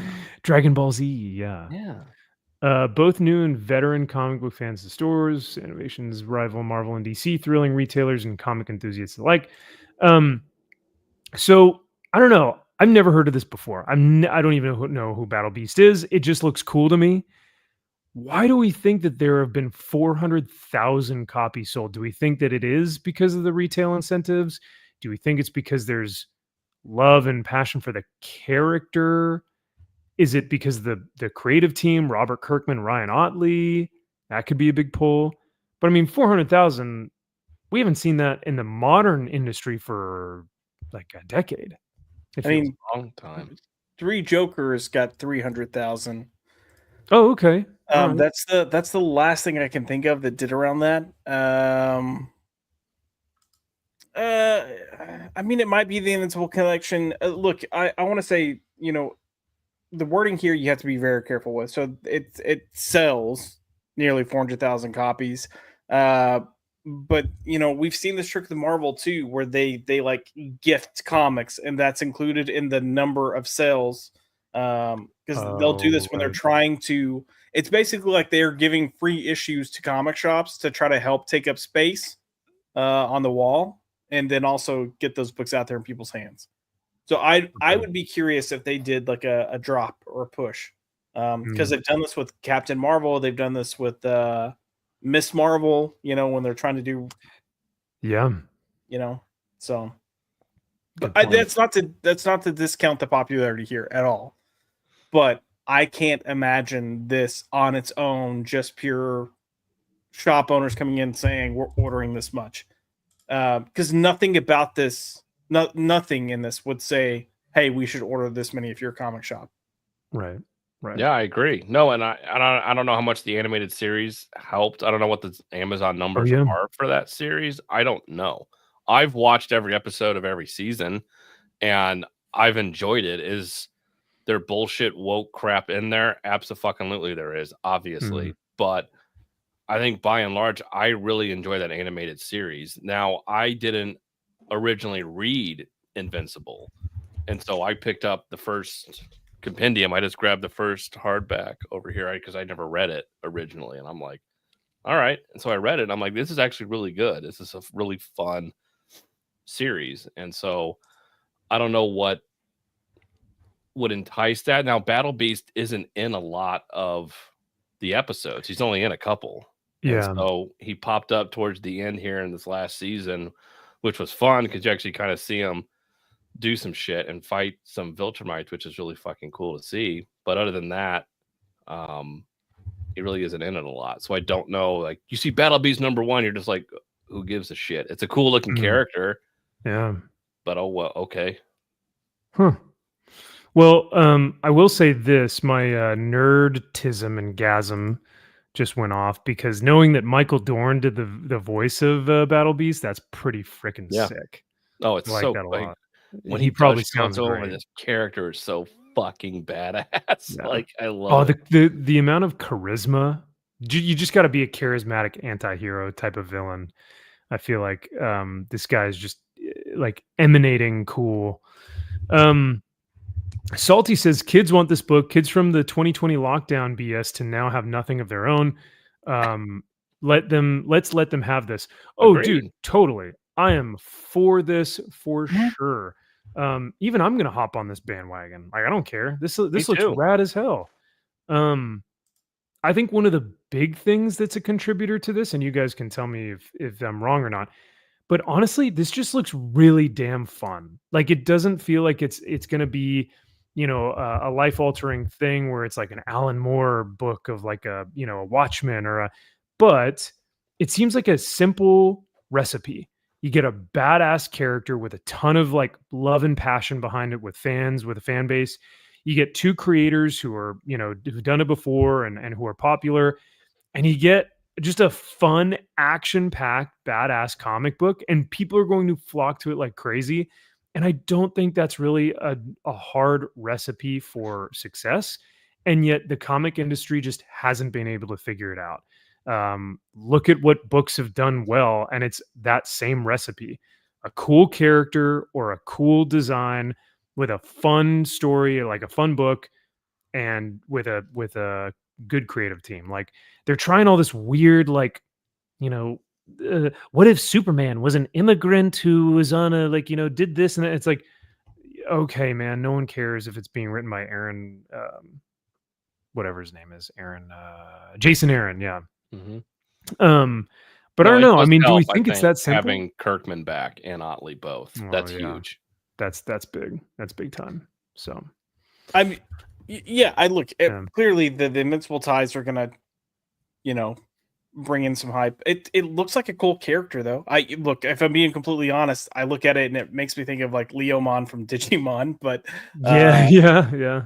I mean, I honestly thought this was like a Thundercats thing. I was like, is this tied into that, or I don't know. But if you give like a humanoid lion that looks like a badass, I think in general, what Salty was saying, kids are gonna respond to that. They're gonna be like, hell yeah. And I'm a kid. I'm a kid at heart. Lion, let's do it. This looks sick, and he's got braids and stuff. Like, hell no, yeah. What he does in the show, in the book, to the Guardians of the Globe, like to the new team, he beats the ever-loving fuck out of the Justice League in this universe, including Invincible. Like, good. He basically kills all of them in a room. I love it. And he's barely trying. Like, his whole goal is to find a worthy opponent to finally take him out, and he can't. So then he finally at one point gets to fight Viltrumites, which are the strongest people in the universe, and so he just beats the fuck out of them too. It's like, that's what we want to see. That's so sick. So awesome. This is an interesting anecdote though from Dominic, because if this is true, then maybe he shouldn't have his own solo series, because he says he's essentially got the 80s 90s Boba Fett popularity buff. People love him because of his uniqueness and his ability to kind of be in the shadows. Like, we don't know. Yeah. Like, we don't know everything about him. So he does have that aura of a Boba Fett where we barely see him and he just looks awesome, So I wonder if that could ruin, the character. Because we saw what happened in the Boba Fett show. That was a awful, asinine, piece of hunk of junk. I think there could have been a good show. Disney ruined that. Oh yeah. Well, yes. Well, the show that we got from Disney was terrible. Yeah. What could have been would have been great, but coulda, shoulda, woulda. So yeah. So I think it could work. So this could theoretically work. Yeah. No, that's I can see it. I hope so. Salty says it's not written by Scott Snyder, so I'm excited. Hey, yeah, that's a good point. It's a very good point. Something you have to consider nowadays. So, so now that we've looked at the 400,000 copies, you guys want to see the secret variants? So this is a sketch cover by Ryan Otley himself. And his Twitter, his little twat says, I did lots. Oh, sorry, not 1 in 200, 1 in 2,000. Oh so they're all going to be original sketches. That's still sick, though. Like, that's, I don't know, is that 1 worth in it? 2,000. Fuck off. I did lots of 1 in 2,000 variants, which are original sketches drawn on a Battle Beast 1 blank variant. Here's one. They come in head sketch, bust sketch, and full body sketch, and will be delivered randomly. Thank you all for putting this issue 1 over the top, higher than I could ever imagine. Oh, Jesus. That's wild, bro. So this is probably more of a bust? Yeah. 1 in 2,000 randomly distributed. Now, I went by his booth at C2E2, and I did pick up one of the foil Conquest variants, C2E2 exclusives from his booth, and that line, his line, fucking ridiculous. Was it all just Invincible stuff? Yes, yeah, 99%, yeah. So I don't doubt this at all. And so these are going to be delivered to stores randomly. Yeah, that's what he said. Oh my god, I So can't. we'll see. Yeah, MG says I'd love to buy that, but no way for paying for it. Absolutely No not. kidding. Because you're essentially just paying for original art. Because if you think about, this is a $4 book, so comic shops are buying this for $2. Yep. And then that times 2,000, so you would have to pay 4,000 for this, right? Yeah, if you're buying, if it's a 1 in 2,000, you're buying 2,000 equivalent of 2,000. Right. So there could be 1 in 500s. If you're getting a couple of those, if you're getting a couple of these, it's like then you get the 1 in 2,000. Now I don't know how many shops can afford to have that much. I don't know how they're going to do it. I don't know what any other covers look like. So yeah. I think Midtown Comics. They look. I was going to say. Yeah. Salty says you guys are going to make me buy 10 more damn blind bags. Do it. Make the investment. Because it is an investment, right? Sure. Less than that because they would have all the ratios adding to it. Exactly. Yeah.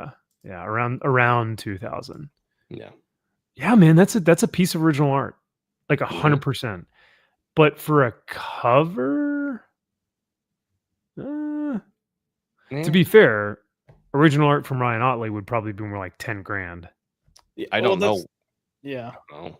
What is a sketch? I don't know what he charges for a sketch. I don't know. I don't know. But let's take a look at some of these covers though, because they are so sick, and I think that you guys are gonna like them. Now, granted, I'll just be super real and just put it all out there. I'm a sucker for like just badass, stupid, fun action stuff like 80s and 90s. So of course, all this stuff is going to look really fun and great for me. Why can I not find this? Ooh, Ice Cream Man comes out next week. Oh, Jesus. Woo! Number 44. He's almost on that list. Fucking dude, for real though. After that last issue, here it is. The best new, not quite a superhero series in the universe. Cursed with an unquenchable thirst for violence, Battleby searches the universe for the one warrior mightier than him, and a glorious death, his only reward. But even in a universe of mighty Viltrumites, the invincible and Omni-Man, it seems that no one may be able to stop the galaxy's deadliest warrior unless he does the unthinkable. I don't like that. Sorry, go ahead. Oh, you don't like the presentation? I don't like that cover. I don't either. Oh, this is cover A? Yeah. All right. Okay. I don't mind it. I think it's cool. I think the inks are too much. I think it doesn't help. Here's the David Finch. Oh, that's Finch? Yeah.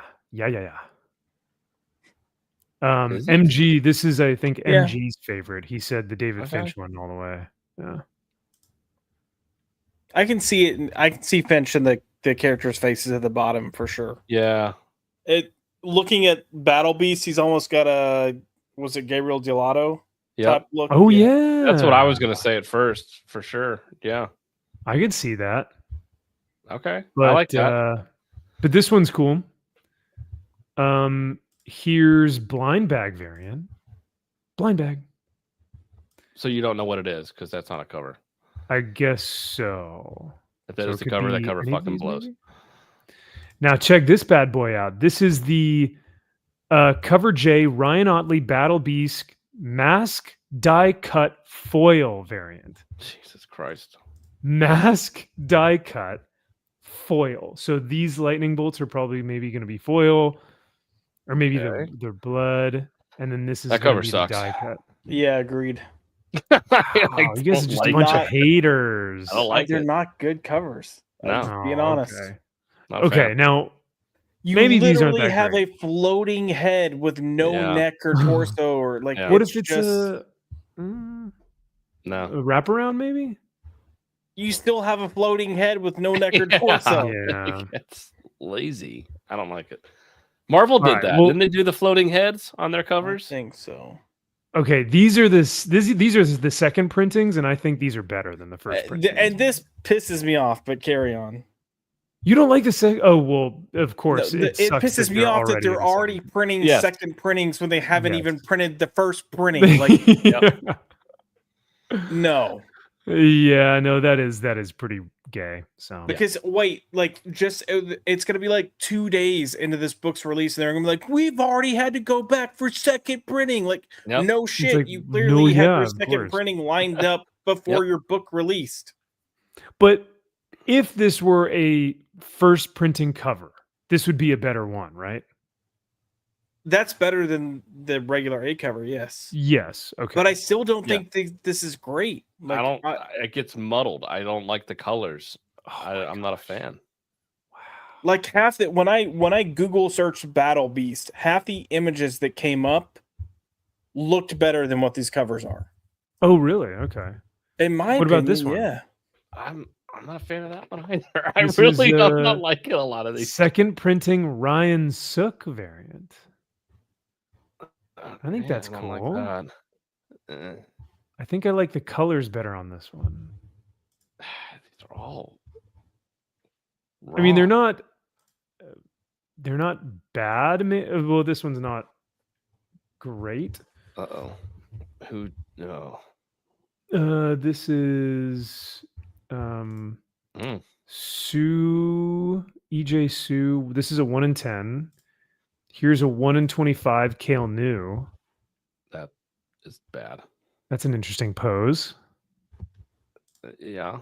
to go with. All right. Oof. Here we go. 1 in 50 Art Adams. Let's go. That's cool. I like that one. Big, bombastic. Man, you guys are just a bunch of haters killing my vibe over here. I mean, the Battle Beast #2 cover, I don't know why they've already. Well, I mean, I guess, sure. Yeah. Like, some of the #2 covers look good. Okay. All right. I mean, look, just this is just a Google search, and it's like one of the first images that popped up. If this were the cover, you would have way more people going like, "Fuck yeah, give it to me, daddy," or something. Give you it. know, like, Hey, I I'm just- I already just like sent it lay in some private pipe. chat. Oh, okay. Let's see what we let's got here. Oh, from Reddit. I'm just Trusted saying, news. Ew. Trusted news. it's Look it's, at. Oh wait. right click and Thanks, do thanks for this. well, right click and do open image and Yeah. Author. whatever. What? No. Why did it just open image in new tab? Lame. Why Wait, is what if yours I- retarded? Hold on. Can I let me share my screen and I'll Okay. pull it up so you can actually see it. What the All fuck is it though? I can pull it up here too. Like if I can scroll down. That's a Like- better cover. Oh, That maybe cover's it's not. badass. This guy? Like- Hell yeah. That's That was yeah, that's cool. a better That's cover. a much I've- better cover. Yeah. All right, let's see what Josh has got. Here we go. I'll remove this one. Put this guy up. That's cool. That Yeah, is that's much really better. cool. Yeah, I See? like That's that a a lot. cover. That's a good Yeah. cover. That's pretty sick. But where's Yeah. the trade dress? Is it gonna go? It's gonna cover his face. You could easily fix that though. Yeah, you like can get creative. yeah. That's You cool. can put it at the Who's that bottom. by? well, fuck if I know. It's from That looks Reddit. like Kirkham. I mean, that looks like Battle. I Yeah. mean, you think about it, that does almost Kirkham-esque. Hmm. No, I like that. So much better. So here's issue 2. This is the A cover too. Good. Here's Doug Mank. Cover B for issue That looks like 2. a mess. All right. I mean, but he looks better there. Yes. That pink, the one with the not. I mean, that looks pretty badass. looks Looks kind of gay, gay. actually. That Yeah. looks Face is like rough. Cats to Broadway. Like, what's up? With No, that? no. Don't tell me that. Yeah, this one looks awful. This is Ay, ugh. yeah, yikes. Okay, but- yeah. Go to the pink. This one looks pretty bad. Ooh, That's a good poll. I like Like- that. 1 in 100 at Lee Bermejo. That's Of course. why. Oh, of course. Oh Yeah, my there we go. god! Leave it to Look Lee. at that. Yeah. That's sick. Yeah, That's really the good. cover that I saw when I was like, oh, the number 2 cover looks good. But of course, it's a 1 in 100. Ugh. Of course. Where was that other? Oh, this is. Oh, boys, we found it. This is Simon Bisley. Is that the biz? That's the Alright. biz. Yo, I like that one. That's a good cover. I would pick that And this up. is Yeah. this is back to old school Simon Bisley. Like Yes. this looks like what he's used to doing, like Lobo stuff. 100%. Yo, this looks great. Of Yeah. course, it's a 1 in 100 again. God damn it. All the good covers are like, yeah. Ugh. Not dropping $100. Dude. But Wait, was MG saying that Bermejo's looks like it's copied and pasted? And I think he said Art Adams. Art Adams. oh, okay. Yeah, I copy would and disagree pasted. with that. I would, yeah. Okay, The Art gotcha. Adams cover looks like it was copy and pasted. I strongly dislike digital art, is what MG was saying. But he said he had his Art Adams comment, but then he said that looks copy and pasted too on a Oh. separate comment. So Oh, weird. I will say Bermejo actually draws his art. Yeah. Mhm. You can get his pencils and inks, and they're Oh, that's Liam Sharp. Go back up to that. Oh, they had a Liam Sharp one Yeah. for issue 3. Mm-hmm. This one, or was it? the one where he's standing with the moon behind him? Oh, 1 in 50. Okay, very Conan-esque then. Very Yeah. Conan. I can dig that. yeah. His stuff in Savage Sword was a little bit better, but still Yeah. cool. Yep. Okay. See, I'd save up my money though and just get the one cover, the Simon Bisley one, because that's Yep. cool. You got David Nakayama with the negative blue. Man, those are hot, huh? They are. Those are Yep. big. They did the whole X-Men line. Yeah. That one's not even really negative. That one just It just, yeah. Wouldn't his you can still all see of the it outline. should be- yeah, I was about to say, wait, they didn't do the neg. Okay. No. Oh well. Let's see, and then for issue 4, Eric Canetti. Whoa, 1 in 100 for the Eric That Canetti. Looks very Okay. confusing to look at. I think it's just the architecture. lot He of looks white. cool, but Yeah, the white on the off-white is Yep. if the It's buildings had oriented. been more of a gray or more of a Mhm. brown, gray probably would have worked better. But yeah. Yeah. Brett Booth. Oh, that's cool. That's fuck kinetic. is That's that? fun. Yeah. I don't know what I don't like the green background though. I don't know why they went with a green. I don't like whatever chicken Chicken horse jockey? dinosaur he's Chicken running. jockey. Chicken, Yeah. Chicken jockey. Chicken jockey. Huh. It's just the Battle Beast that from Brett Booth looks good. This is Yeah. this is That looks like a scene from one of the Gunslinger Spawn issues that he just put that Yeah. on top of. It does actually copy pasted that bad, Larry. So yeah, here's a John Boy Myers. 1 in 100, 1 in 1,000. Why somewhere around there. why are all these Why? covers so muddled with I don't random get shit it. though? Stuff. Yeah. Jesus. And then here's all the, of course, like the. Oh, look, we got There it an is. homage. There it See? is. You called it. Yep. One of the most homaged ones by far. Yep. It's Tyler Kirkham. Look at that. There you go. Called it. Uh, Here's a John Zhang. all right. This is interesting. Eh. Oh, look. Deals on pet supplies and more. That's good. It's a cat. Go figure. Yeah. Yeah. I don't mind that one. It's not my favorite, but I don't mind it. Yeah, I don't Yeah. mind it. It's okay. Kaiser says, why the basic poses? I don't know. Quick page. $70 for the fold or the foil gold on eBay. Which one? The die cut one? Which one? Which one's foil gold? Or gold foil? Is the Because these all would look like shit if there was gold foil. Oh, I think he's talking about the John Boy because this one is going to be a foil variant. Oh. So this is most likely all going to be foil. Yeah, still don't like it. Okay. The retailer variants look good if you. These ones are all like, more digital. Is this Bjorn Barons? Looks It like is Bjorn Barons. Yeah, it looks like Yep. him. That's for sure him. I mean, look, despite what you think about digital art, just the composition of the cover and what a cover should be and represent, it's a better cover in terms of Than what? composition, Okay. All right. in my opinion. For a number one, Yep. Tiago de Silva. This is foil as well. Oh, he's doing the homage to There's your homage. Yep. Yeah, there you go. 337. Yep. Yep. But I understand what you're saying though, Josh. Like as a number one, you should want to be putting something on there that is going to entice readers to be like, if they've never seen this before and they're picking this up on the shelves, they got to be like, this is sick. yeah. So, yeah.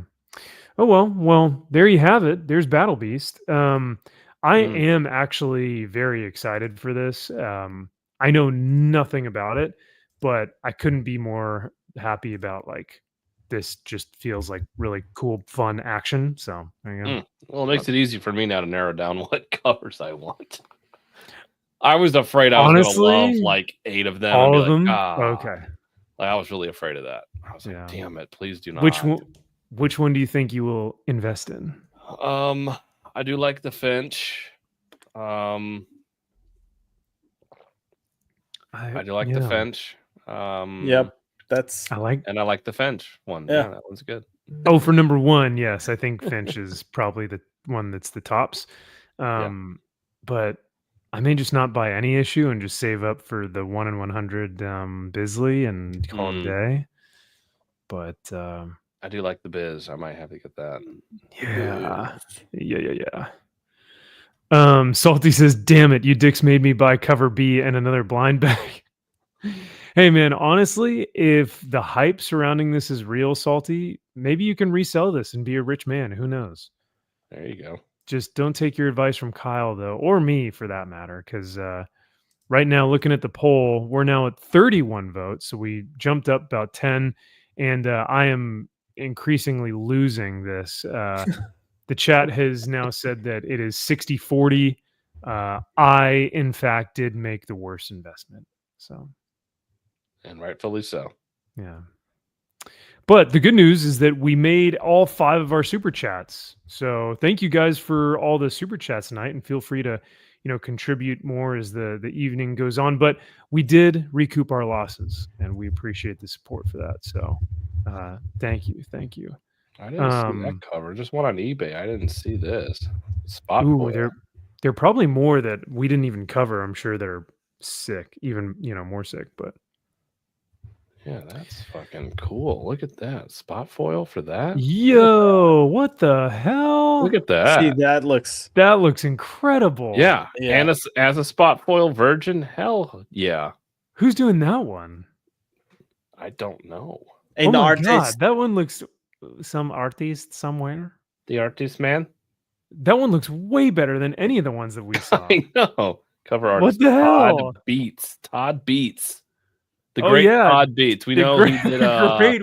Did the We know cover for so well. Yeah, the stuff. You know the Tom Beats. Todd Beats. Todd. Yeah, come on, Todd. guys. Todd Beats. Yeah. Come on. The Todd beat. We call him the beat, but I mean, Todd, the Todd father. Yeah. So they're doing a pre-sale for the original art right now. This one is it's $3,000 right now. For that covers original art. No, for one of the Ryan Otley's sketches. I was gonna say he sold some of his original art for like 9,000 plus. Yeah. So. Yeah, I was gonna say This cover, one of these is going right now for $3,000. Well, there you go, man. People are already getting them in. You Getting boys, them hot. boys, Get them now. Get on that. Yeah, it's gonna be hot. Mm-hmm. So,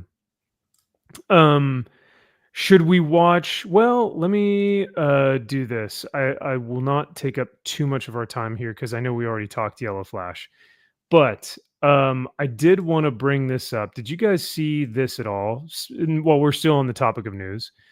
Did you see this Twitter post by Mugen Lord? I don't know who that is. Oh, okay. I don't have Twitter Mugen anymore, Lord. so no. I don't even know who you are. I don't twit twat anymore, and I don't know who this person is. No twit twats, eh? All right. Well, The time maybe we'll go over this another day. But Mugen Lord. What's just the gist of it? What basically this young gentleman is making his own comic book, and he was called out for being like a detractor for Eric July. And he said, "Listen, man, I've made my own book, and I got called out on a printing error that I made, and so I had to eat my costs to ship out new books to my people." And he's like, "I had to eat that shit, and I had to own up to it and say I had a printing error." And you guys can kind of see the page. I guess it was either copied twice or there was like an ink smear on like one of the sides of the page or something. So he's like, "I made a mistake. I had to send it back out to my backers, and I owned up to it." And so he thinks that the 2-page double spread that should have been a splash page that was printed on the back and front of the 1 page was not in fact a creative decision, but a mistake and a printing error that he thinks was bullshit. 100%. We said the exact same thing. Right. Eric didn't like that. So shocking. Really. I am shocked by this, that this guy that nobody knows made a comment that's factually accurate against Eric July, and then somehow he finds his way down into this Twitter sphere to argue with this guy. Shocked, I tell you. But no, he's focusing on business, boys. He's not gonna be in the weeds of the comments of some Twitter space. He's bigger than that. But obviously.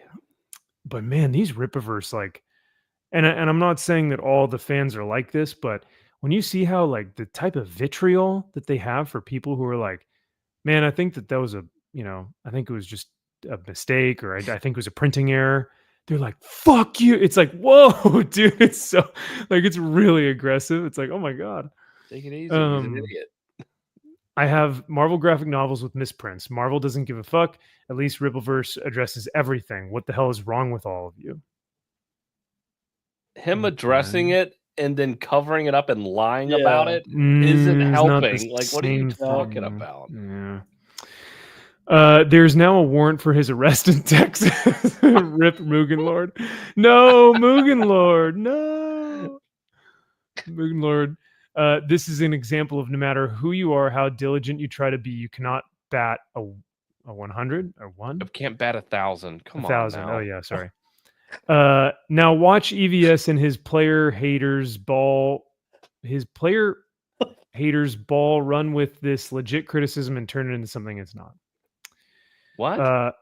This guy says, "Get fucked. I hope the 150 plus head pats you got for attacking the Rippaverse was worth it, because you lost me as a future backer. Go broke like CG."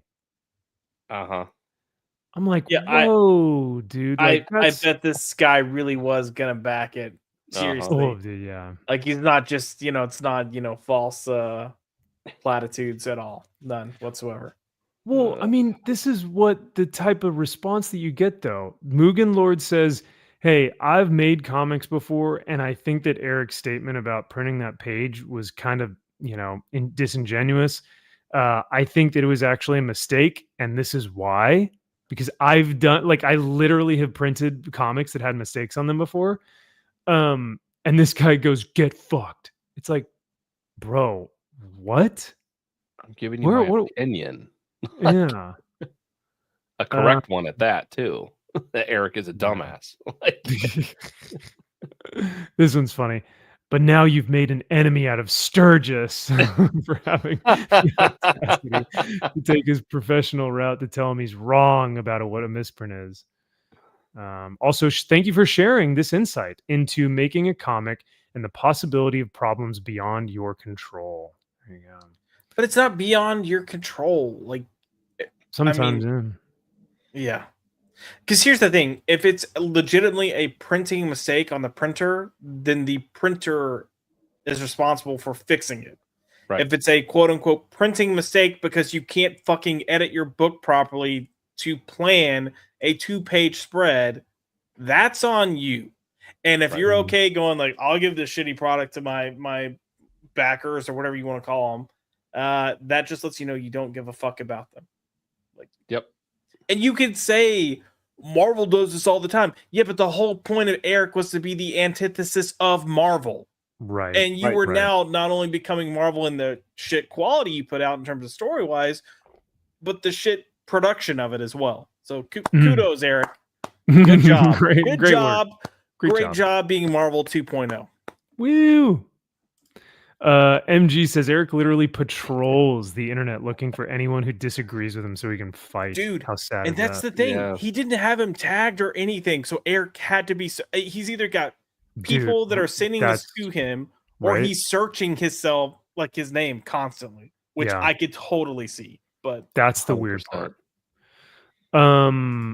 Gothix has really been crushing it on Rippaverse, huh? Has she made one what is video? She doing anymore? Did she get fired because Eric's making no money on his books anymore? Like, I don't know what's happening. How do you launch a brand new creator and you go, she's going to take all of the PR from here on out so I can focus on the business and not have her make like a video? Did she ever do one? Did she ever do at least one video? I'm sure she has. Like, I'm being facetious, right? You know, but I mean, I legitimately don't know. Like, I don't keep up with the shit. I haven't kept up with her page, but it was on live streams. But that's all I know. I don't know if she ever did any videos. I could see her doing videos, and then Eric being like, "Oh no, man, we can't say it like that. So what you're gonna do is you're gonna come give this bullshit, and we're gonna make them think it's this, and all my people are retarded, so they're just gonna roll with it." Yeah, people did you, and people are like, I can't say it. He's like, "Fuck it, I'll do it myself." But it did ship on time, guys, so that's good. Well, that's all that matters. You know, at the end of the day, books on time. On time. Never mind that I backed the book 3 months ago and then it gets to me. Even though it is still on time, it's still 3 months, you know, that you're waiting for a book or whatever. Right. Here we go. MG, dude, you didn't have to do that. 10 Canadian loonies. Well, thank you for the loonies. Let's give you this. Well, thank you for the 10 loonies. Eric refuses to acknowledge the cinematic splash page is a mistake. Oh, yeah, that's right. He called it a cinematic piece. Yep. He insists it was a creative decision and won't admit the error. Multiple people called him out, and he still won't admit it. That's the thing. It's like any other creative decision where maybe the splash page was like in color, but the rest of the book was black and white because they really wanted to showcase the intensity of the blood splatter or something like that. Maybe then I go, okay, I see it. But when you put it, the artist drew the page to be seen as one. I mean, like, correct. I just don't understand the creative decision to do that. So I don't know. No, wait, time out. Not only did the artist draw it that way, but it would have been scripted that way. Correct. Within there would be page numbers attached to them.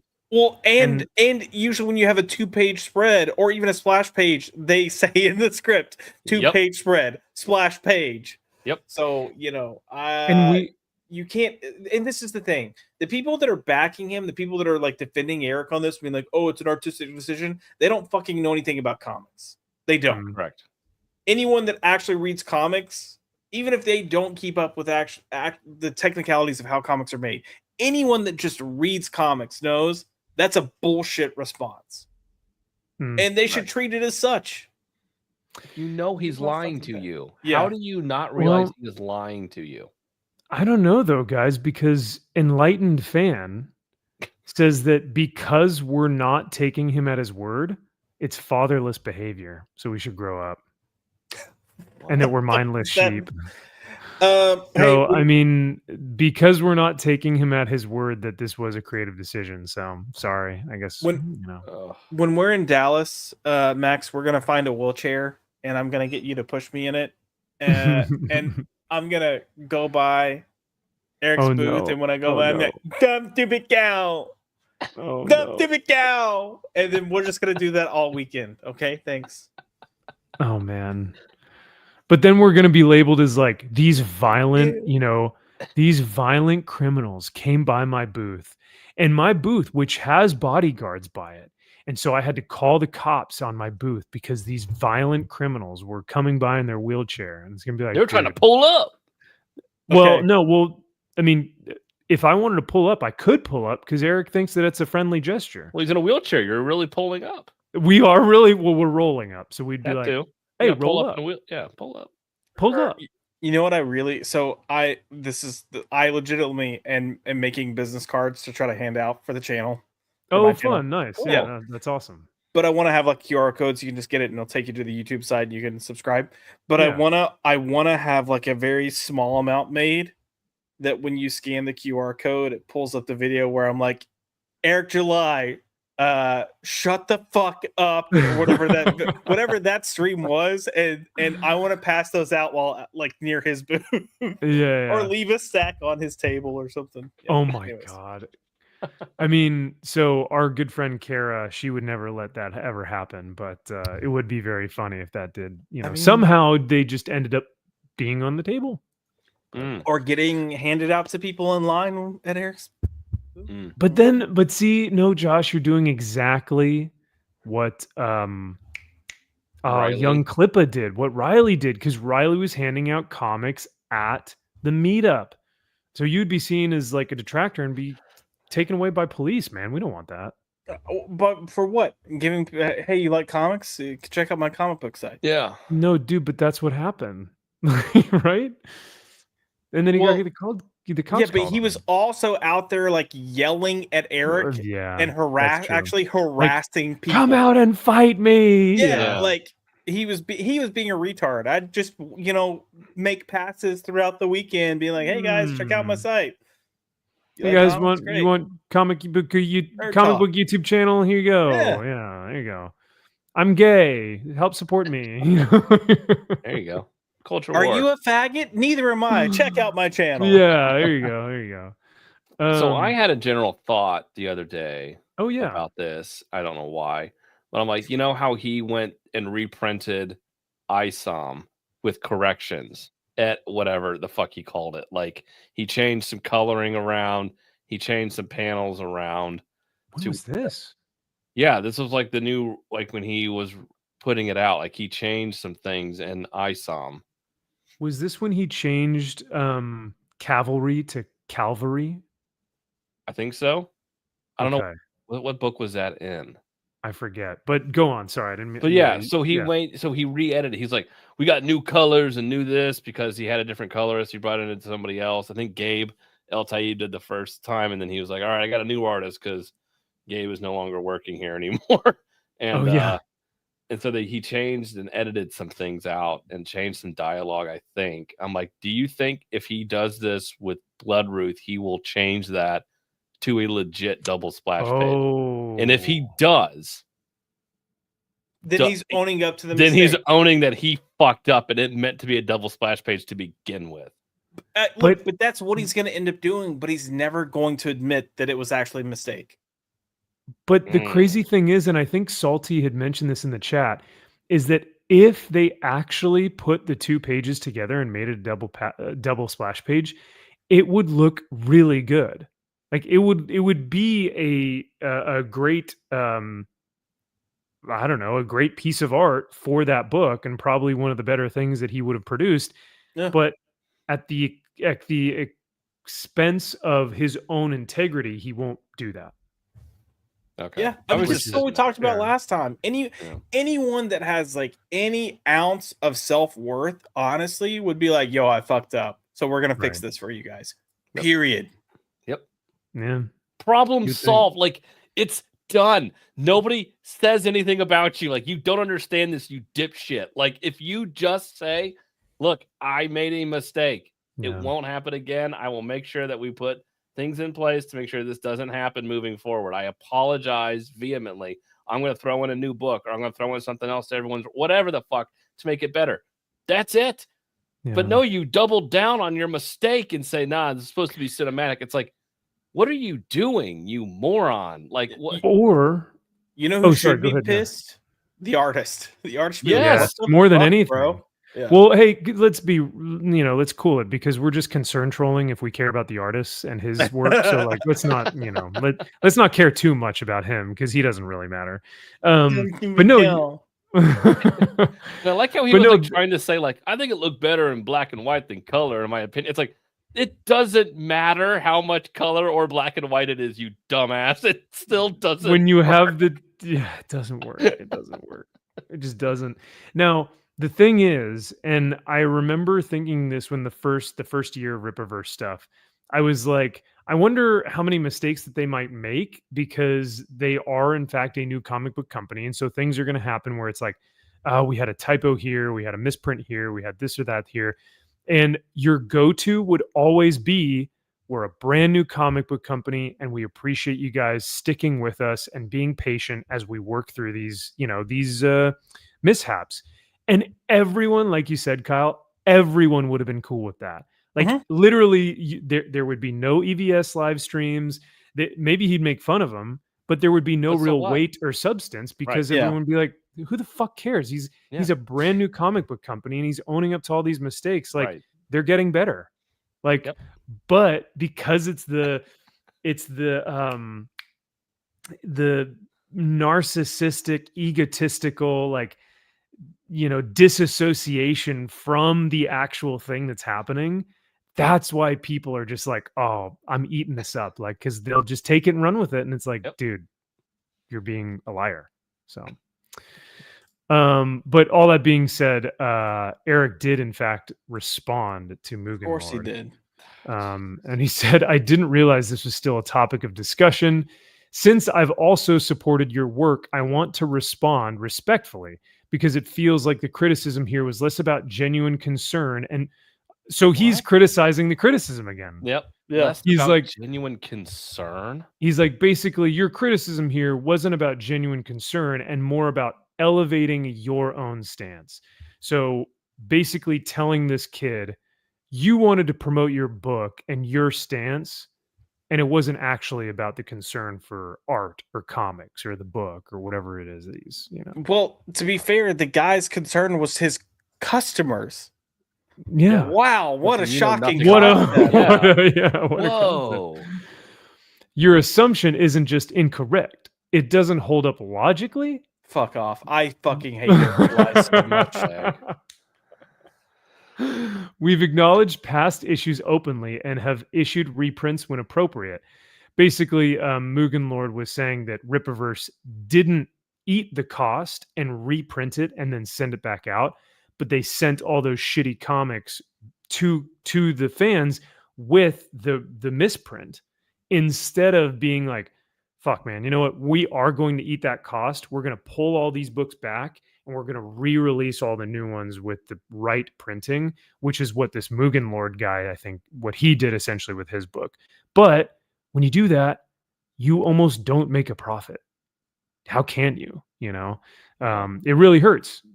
And I think that was what the criticism was, is that, hey, man, you messed up. You better do right by your customers. So, Yep. For both books and merch. So if the implication is that we were unwilling to do so here, you'd have to explain why we've never hesitated before, but supposedly would now. In this case, it wasn't an oversight. It was an intentional creative decision. Fuck The off. writers and say again. No, I said fuck off. yeah, you're an asshole. Allegedly. The writers involved are also directors, so approaching it that way shouldn't be surprising. Ultimately, as stated before, the book even shipped. The final call was mine. If you disagree with that choice, that's perfectly fair, but questioning our integrity over the decision is unnecessary. But it's Very not, because unnecessary. like it is poor. It is by action poor integrity. Comic books aren't movies, you fucking moron. I don't understand that. Well, Also- they're directors, so you know when I they're don't- coming at it from a cinematic shot point of view, you know what I mean? You know when they come out and say, "I want this to be cinematic." So are you telling me they didn't write it as a double page spread? Because if Right. you do say that, then you're fucking lying. Correct. That would, ooh, yeah. We need to find the artist or the original writing team to ask like what was the original intention behind this. Is it the Saska sisters? Yeah. And maybe, yeah. I mean, think he's saying so. they're directors, so Saska's. I mean, they're directors. But you know that they're gonna smoke that pipe because whatever he says, they are going to go along with it. So yeah, we'll because never they get a can't genuine get answer. fucking from work anywhere else. Of course they are. them. Right. Yeah, after Like, this I shit, mean, no let's wonder. be for look. As much shit as I talk about Eric, and I do, and he's earned every ounce of it. I will also say kudos to Eric because the people that work for him, he seems to treat well, and he actually pays them. Yeah. Correct. And I, Pays like them very well. Yeah. I'm being devil's advocate here.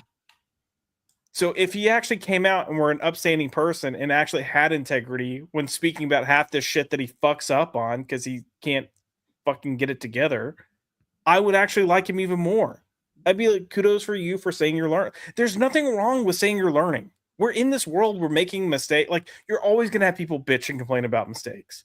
But if you come out and you're like, yo, I made a mistake, you're going to have so many more people that are like, I'm going to go support you because you came out and were man enough to say you made a mistake. But he's got a fucking vagina and he doesn't do it. Right.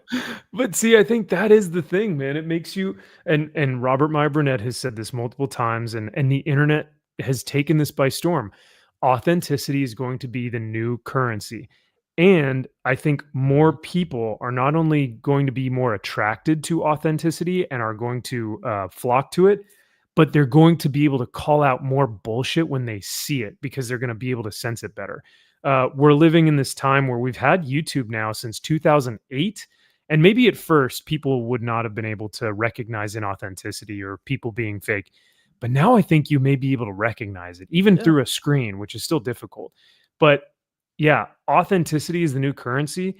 It makes a huge difference if someone owns up to their mistakes, or when people are just real, when they're just like, hey man, I couldn't make a video this week because I had family stuff. And people are like, thank you for telling us because it makes you a real human being, But oh well. Fair.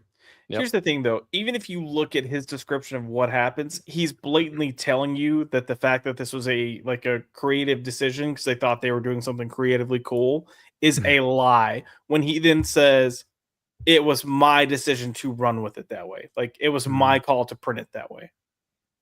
Like, Right. Because what he's saying then is that the Saskas had written it to where you get this double splash page, but that he took it and did something different.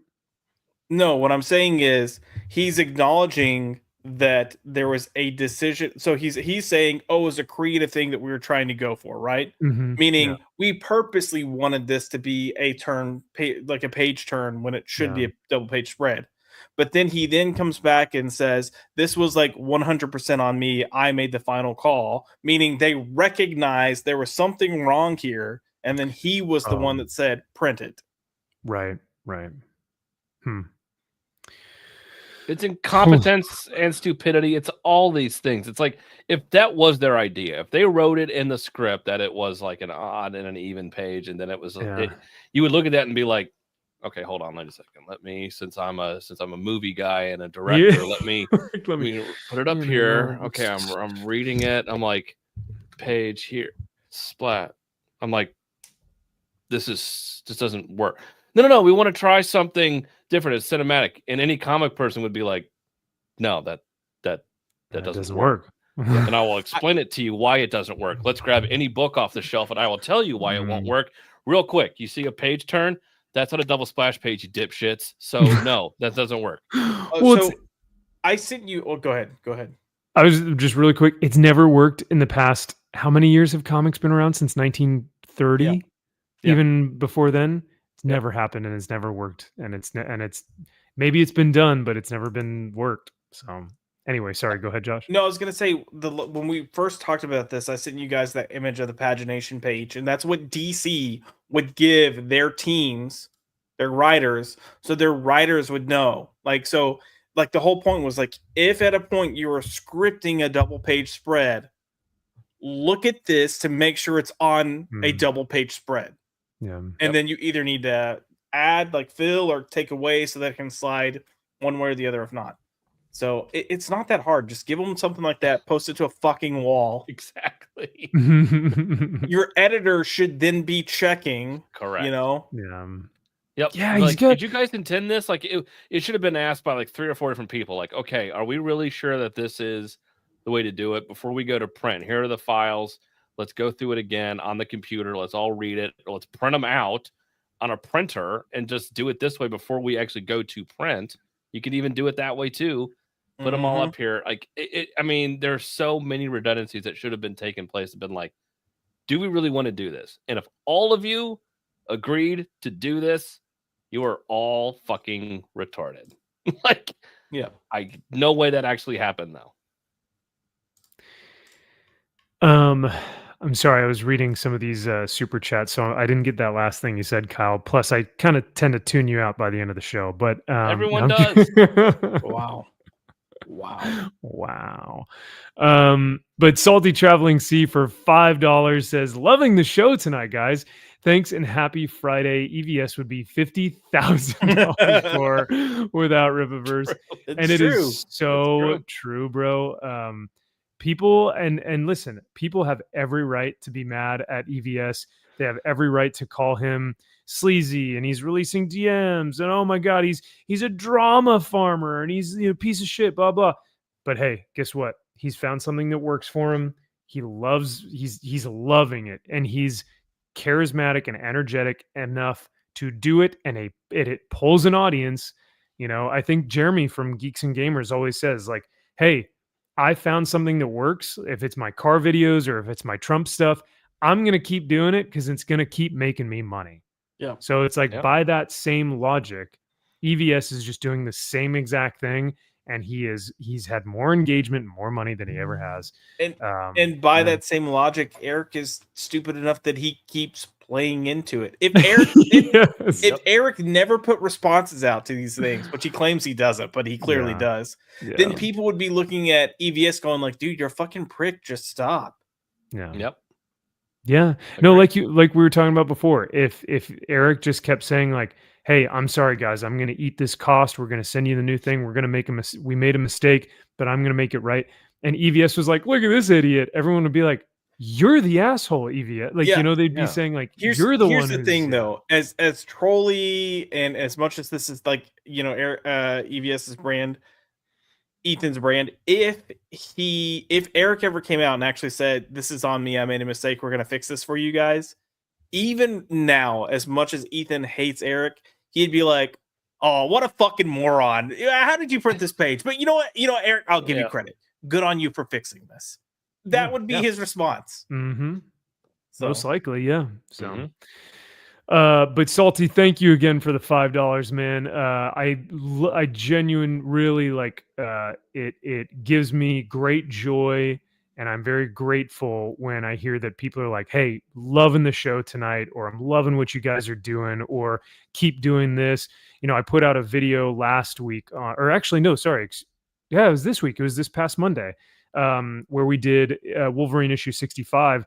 And someone, like a couple people had commented like, hey, I love this stuff. Keep up this work. Like this type of video. I love seeing this, like do this stuff. So I greatly get a lot of appreciation from that. So thank you guys. It's good feedback for me because it gives me good ideas there. So thank you, Salty. I appreciate it, man. Let's give you one of these.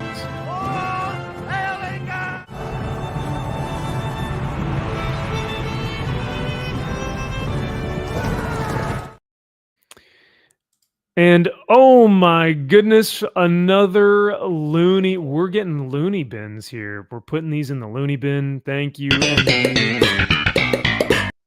For 10 doll hairs, he says EJ's responses and attitude is what turned more people off from Rippaverse than how bad his books were. Ooh, that's interesting. So it was the behavior more so than the content or the entertainment. His reaction to Dick Masterson and self-created detractors was what turned me off from support. MG, thank you for being honest enough to share that. And because I think a lot of people, it's tough. Some people would say like, yeah, I just wasn't interested in it whatsoever because it looks like a knockoff Luke Cage, or it looks like a doppelganger of Eric July or whatever, or self-insert. But if add a 50 plus pounds of muscle or so, and give him a head, make him a foot taller. And, I would say Eric's not that tall. Come on. No. But I do, MG, I think this is a good point. I think a lot of people probably saw what was going on and probably went back to the comic, because let's be real, I don't think a lot of people read the comic at first. And so they probably saw the behavior and were like, let me read this thing, and then read it and we're like, oh, okay. So I wonder what came first, the chicken or the egg, right? I don't know. What was it? Is it something specific for you guys, Kyle, Josh? Like, was there something initially that sparked that? Like, what is going on with Rippaverse? Was it the content, or what was it the behavior? So I mean, right away the content for me, I was like, well, this is not good, and I kind of left it at that. I didn't start hating Eric until he, learned to not. He just needs to shut up. Like that's. Yeah. I really do think it's as simple as that. I'm trying to remember, because I was very kind on the first one. We gave it a decent review, and we did. It was probably a little higher than it probably should have been. Yeah. But again, we were giving him the benefit of the doubt at the time because of his attitude at that time. And we're like, okay, new creator, first book, doesn't quite know what he's doing, trying to get it, some ground to figure this thing out. And then, by the second issue, it'll get better. And then it was his response to criticism and the good faith, bad faith bullshit. It's I remember that. Yeah. Coming at me with bad faith. I don't know. I don't give a shit about your critique, all that crap with Dick Masterson. It's like, you may not like how he says it, and you may not like him, but what he was saying was accurate. And a lot of his criticisms were real, legit criticisms in your book. Right.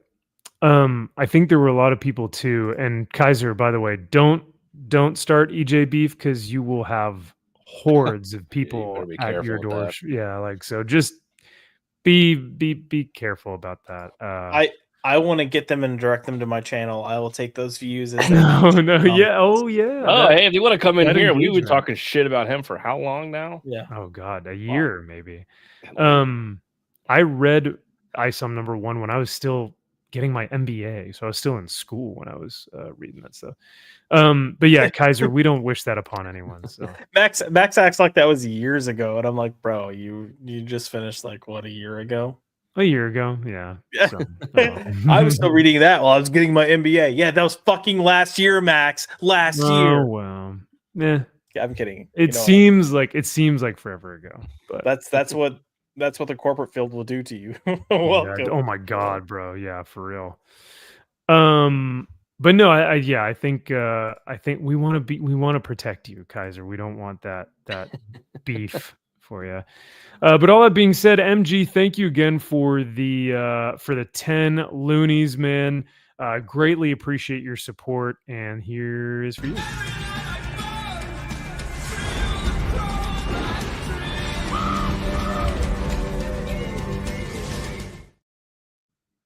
Yeah, nice. All right. So Josh is gonna run away for a second, but he should be back here in a moment. While we are waiting, in other news, Kyle, did you ever read Assorted Crisis Events No. What? by what did I almost say? Daniel Kibblesmith. It's by Denise. It's by Denise Camp. No. So does this look familiar? His face? Yes. Yeah. Staring off into yes, the that's void you, of yeah. Just why am I such a fucking piece of What- shit? how have I gotten to 44 and now I'm here? I have no friends still, and I'm a fucking loser. But no, I don't remember. I wouldn't book. go that hard in the paint. But I would like do. I said, I'm growing to like him. No, you're not. I swear to God, if you end up on one of his fucking shows talking Dude. about how great he is, I'm gonna email him and I'm gonna be like, "Hey man, let me come on one of your live streams. I It'd be swear fun. to We'll God. talk comics." Or I'll be like, "Send me your pitch for why Mark Spears is like the best."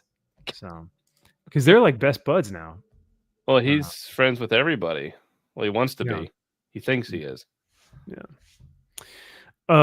So let me go ahead and I'm gonna share this tab, but I wanted to kind of get your viewpoint on this, regardless of like the content of the book itself. I thought this was a fascinating review because I've never heard him talk about a book this vehemently ever. And this is Denny's Camp. So I'll play a little bit of this, but let me know what you think. Assorted Crisis Events, issue I number hate that fucking title. comic. Assorted Crisis Events. That is such a gay title. I hate. I don't that understand what so it's. much. Yeah. What the fuck, Max? I I leave know, to I'm get a sorry. drink, and we go from one retard to another. Like, what? No, are we doing? never mind. We're back. It's okay, Josh. No, we're changing topics. No, yeah. I'm kidding. No, I'm sorry. I had to do it to you. Have you read this book, Josh? Assorted Crisis Events. Did you not read the number one? Wait, from maybe. Denny's Camp? Did it have a guy with the sword on the front, on the cover? Hold, please. Hold, please. It did. I'll share my screen here. This was the first cover. Oh. Assorted Crisis Events. You know what? Actually, I remember seeing this and I said, fuck it, I'm not going to read it because it's Dennis Camp. Yeah. Most Maybe that's normal. another artist. I was about to say, add him to that list. Yep. Yeah, bro. Yeah. For real. I hate this book already. I can already tell I fucking hate it. Hey, you like 20th century men, so you shush your mouth. Stop it. All right. I thought maybe. That first issue, I was like, maybe, depending on what they do. And it was a fucking joke. Watch it. So watch it. God, yeah. So this is the second issue, Assorted Crisis Events. But Josh, I was telling Kyle, I've never, ever heard anyone give a review like this for a book before, ever. It is one of the most glowing reviews of a book I've ever listened to. And I just don't understand the hype behind it, though. Because I don't know if anyone's read it or like even like looked at it, because it is Denny's Camp. So I'm gonna play this, but he calls this like the best book he's ever read in like the past 5 years or something. Oh my God. I'm gonna mute myself so I won't interrupt. So that you won't go like, fuck this. Yeah. All right, we'll see what he has to say. Comics written by Dennis Camp with artwork by Eric Zawatsky, coloring by Jordi Belair, Hassan Osman El How on the lettering. Y'all, this is top-notch comic book making right here. Now, you know that I'm a huge fan of Dennis Camp's work, and I would say that this might be Dennis Camp's best work that he's ever done. This single issue, the best work he's done so far, is right here in the pages of Assorted Crisis Events, issue number 2. Now, Assorted Crisis Events is an anthology series, if you want to call it that, right? Each issue is one and done, self-contained, but part of a world in which crisis events, a la DC Comics, are frequent in everyday life, right? So the first issue established that exceptionally well. The second issue seems to not care about that premise as much. Like, it's still there. It's still a part of the story. It's still absolutely integral to where this story goes and how it unfolds. But this story is not about that concept or that premise whatsoever. This story is about fear as a time machine. It's about a dude who works at a meat plant, I guess is the right way to put it, right? He works on the quote-unquote kill floor, where he is responsible for killing hundreds of cows a day, you know, with the that kind of thing, right? It's about a dude who... So far, does this sound like a book that you guys want to read? No. Fuck no. But it's Denny's camp. Oh, all right. Well, let's see what else he has. Because he's just given the pitch, you know. He hasn't actually talked about, you know, why the book is so good. Why the infinite crisis of worlds is why the book is, you know, become, yeah. So, who's doing that for his life. It's also about his relationship with his mother, his relationship with his father, and his relationship to the world. This book is profoundly impactful on a personal level, not just to me, but I think to many people out there. I think this book resonates like crazy. It is absolutely stunning. It is absolutely perfectly executed, incredibly well thought out, perfectly paced, exceptionally crafted. This book is the best work I've ever seen from Dennis Camp. And Dennis Camp has another book out this week that's one of the best comics of the week. But Assorted Crisis Events takes the cake. One of the reasons why is because of the artwork by Sawatsky. The artwork is absolutely freaking phenomenal. It's amazing. He showed like the worst page to like showcase like the artwork. It's like, okay. So now I could eat my words. I could maybe read Assorted Crisis Events issue 2 and be like, Robbie's right. I don't know what I was doing not reading this. This is like otherworldly. This is godlike. But I don't feel like that's the case. No, it's not. Okay. I mean, look, I will blatantly go read the issues and then report back. No, I definitely want to. I will too. Yeah, I'll look them up. I will read them. Yeah, maybe that can be our next, super chat goal for next week or something. Is like or you know what? We'll just do it. We'll read them because it's only issue 1 and 2, so it's just those 2 issues. We'll read them. We'll come back. We'll report back to the chat and to the viewers and see if we indeed felt this.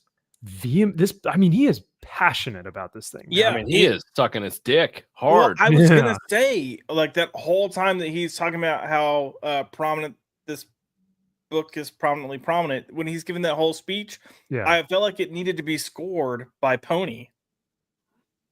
Pony. Jump on it. Oh do god. it. Riding my pony.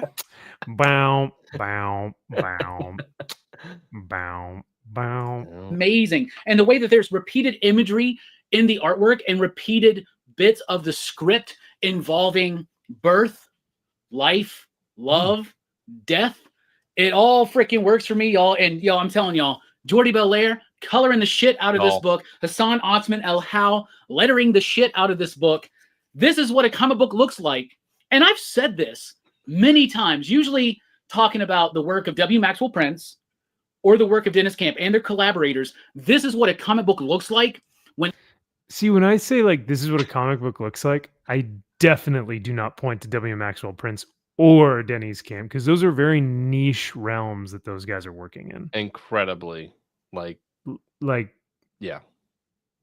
W. Maxwell Prince, his version of a comic book is not going to appeal to a lot of people. 90% of people that are even in the comic book world would be like, I don't know about that. Yeah. Very sub-genres of sub-genres at that point. Yes. Yeah.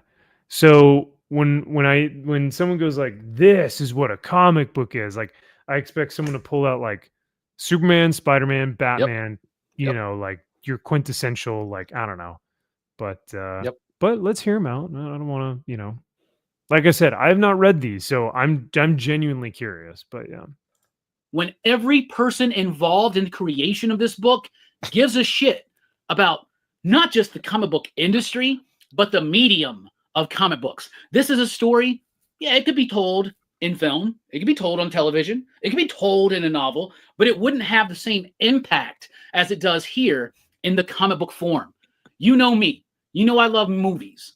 But you know that above that, I love comic books. There is not an art form out there better to me than the comic book. And Assorted Crisis Events, issue number 2, is a very relevant example of why comic books mean so much to me. This book is thematically rich. It is structurally sound. It is artistically magnificent. It is top-notch comics. And I'm going to go ahead and say this, and I know that we're only in April of 2025 right now. We got a few months to go for the rest of the year, right? Right now, this Assorted Crisis Events, issue number 2, is the best single issue comic I have read this year. It's also, I think, the best single issue comic I've read maybe in the last 2 years. This is levels above what any other comic is doing right now. This week, this month, this year, last year, this is it, y'all. If you want to know the power of comic books, read Assorted Crisis Events issue number 2. And here's the beauty. So he'll keep going. Like I'm gonna stop it just for the sake of time, but he keeps going. Oh my god, that's wild praise. Yes, Josh. I have a question. Oh, okay, yeah, you can ask it. Yeah. Well, it's 2 questions. Oh, Is that okay? 2 well, questions. I mean, I thought maybe one, but if you want to do quick. 2, that's fine. Okay, yeah. But we'll combine into one. Okay. 44, and he has a fucking girlfriend. Does she have a penis? Hey, like I said, I'm jealous that the man looks like he's my age, but he's 44. So clearly, Hey, he's he's- a fucking retard. He doesn't have any issues. I mean, does he have any struggles in his life? It doesn't seem like it. Well, his list is fucking name. His wrist is limper than most gay people I know. There we go. Got it out that You time. got it out. I'm just fascinated by. I've never heard that praise for anything. There for the shouldn't past, be like, that much 5 praise for years. anything. Like when he said, "This is how comic books should be done," or like this is the template for what comic books should look like. We said that for Conan with Roberto De La Torre and Jim Zub, not Denny's Camp and Random What was the who other- gives a shit person. random artists that no one, Zawadsky and Belair. Eric Zawadsky and Jordy Belair. The closest I ever got to praising a book this much was Grant Morrison's Multiversity Pax Americana. Okay. Whoa. And it was a What? 10 out of 10. But Oh, wow. I didn't go that much of a like circle jerk for it. Yeah. It was a 10 out of 10. I gave it a 10 out of 10, but I wasn't. Oh, That's that's incredible. But I'm just Well, saying I you- wasn't saying like this is the epitome of comics and this is going to change your life. And Yeah. like, Right. I was talking about But you how, were like, objectively, story structure, yeah. art. Yeah. That makes sense. I mean, I think he's probably reviewing this as like, to me, thematically, this made Right. an impact on me, and I Exactly. think that's And that kinda where I can, came and that's from. perfectly fine. There are some Ice Oh, Cream Man totally. issues that hit me personally. Dude, for Now, I'm sure. not going to go out there and say, this is the greatest comic book ever written, and this is why it is. And if you don't believe this, then you're a fucking idiot. It's like, no. That's this to me. Like, I felt something for me personally, and it sounded like whatever fucking weird personal issues he has in his life, that this piece of shit book somehow found a way to touch his heart or whatever the fuck, and be like, it hit me at such a profound moment in my life when I felt like a total piece of shit loser that, I really don't know what I'm saying, and I'm just spattering off gibberish, and I really have no idea what I'm talking about, and I think I'm smarter than I actually am, and I give more credit to these morons who don't know how to write, but because I'm so stupid, I think because I am dumb that this is just written on such a profound level that I'll never be able to understand it, and this person must be so much smarter than me, when in fact, no, they're just as moronic as you, but you're Oh. somehow just a little bit lower than them, so you think this is some pseudo-intellectual. Now, allegedly. This is all allegedly. Allegedly. Because once we read this comic book, what if our lives are changed? Then we The have to day I take do it all that, out. the day my hair starts falling out. All right. Hey, may not be too soon. See this hairline? It's rapidly going back more than I can. Doing the LeBron James. You better faster, keep moving yeah. that sweatband up your Yeah, just slowly moving Yep. back. But yeah, so I'm genuinely curious. I think we should read both issues, and I think it'd be fun to come back next week and go, was this as life changing? And should Rock and Robbie be the epitome of what we are, what the exemplified version of what this comic book medium should look like in assorted crisis events, Oh God. Denny's camp. Yeah. I doubt I don't it. know. I highly I doubt know. it. With Camp's track record, I'm not hoping for a lot. I'm not asking for much. I'm hoping I can finish the issues because I have That's a a good point. strong feeling that I'm maybe going to be able to last maybe halfway through. If I get to the staple, I think that might be good. That's a good barometer. You know what? I respect that because it's all downhill from there. Once you get to the staple, you're like, okay, it's almost over. But I don't know. I was looking at that art, man, and I was like, I know. I don't want to do this. I know. That's why I'm like, I don't know if I can go on this journey, but I will try. I don't know if I can go on this journey with you, my friend. Yeah. Well, that is a perfect segue because I think you can go on this journey with us to comic reviews this week. We're going to go over some free comic book day comics. We won't be talking about assorted crisis events, unfortunately, or fortunately. We'll do that next week. But we will be talking about a couple other things. So let's get right in to the comic reviews for this week.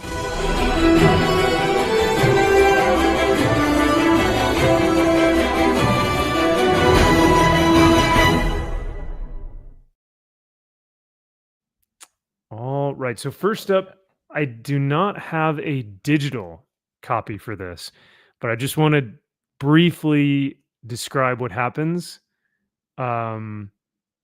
If we have some time. So I'll read the back of the book real quick. Me. The Dark Ages. Demon hordes plague Europe as hell invades Earth.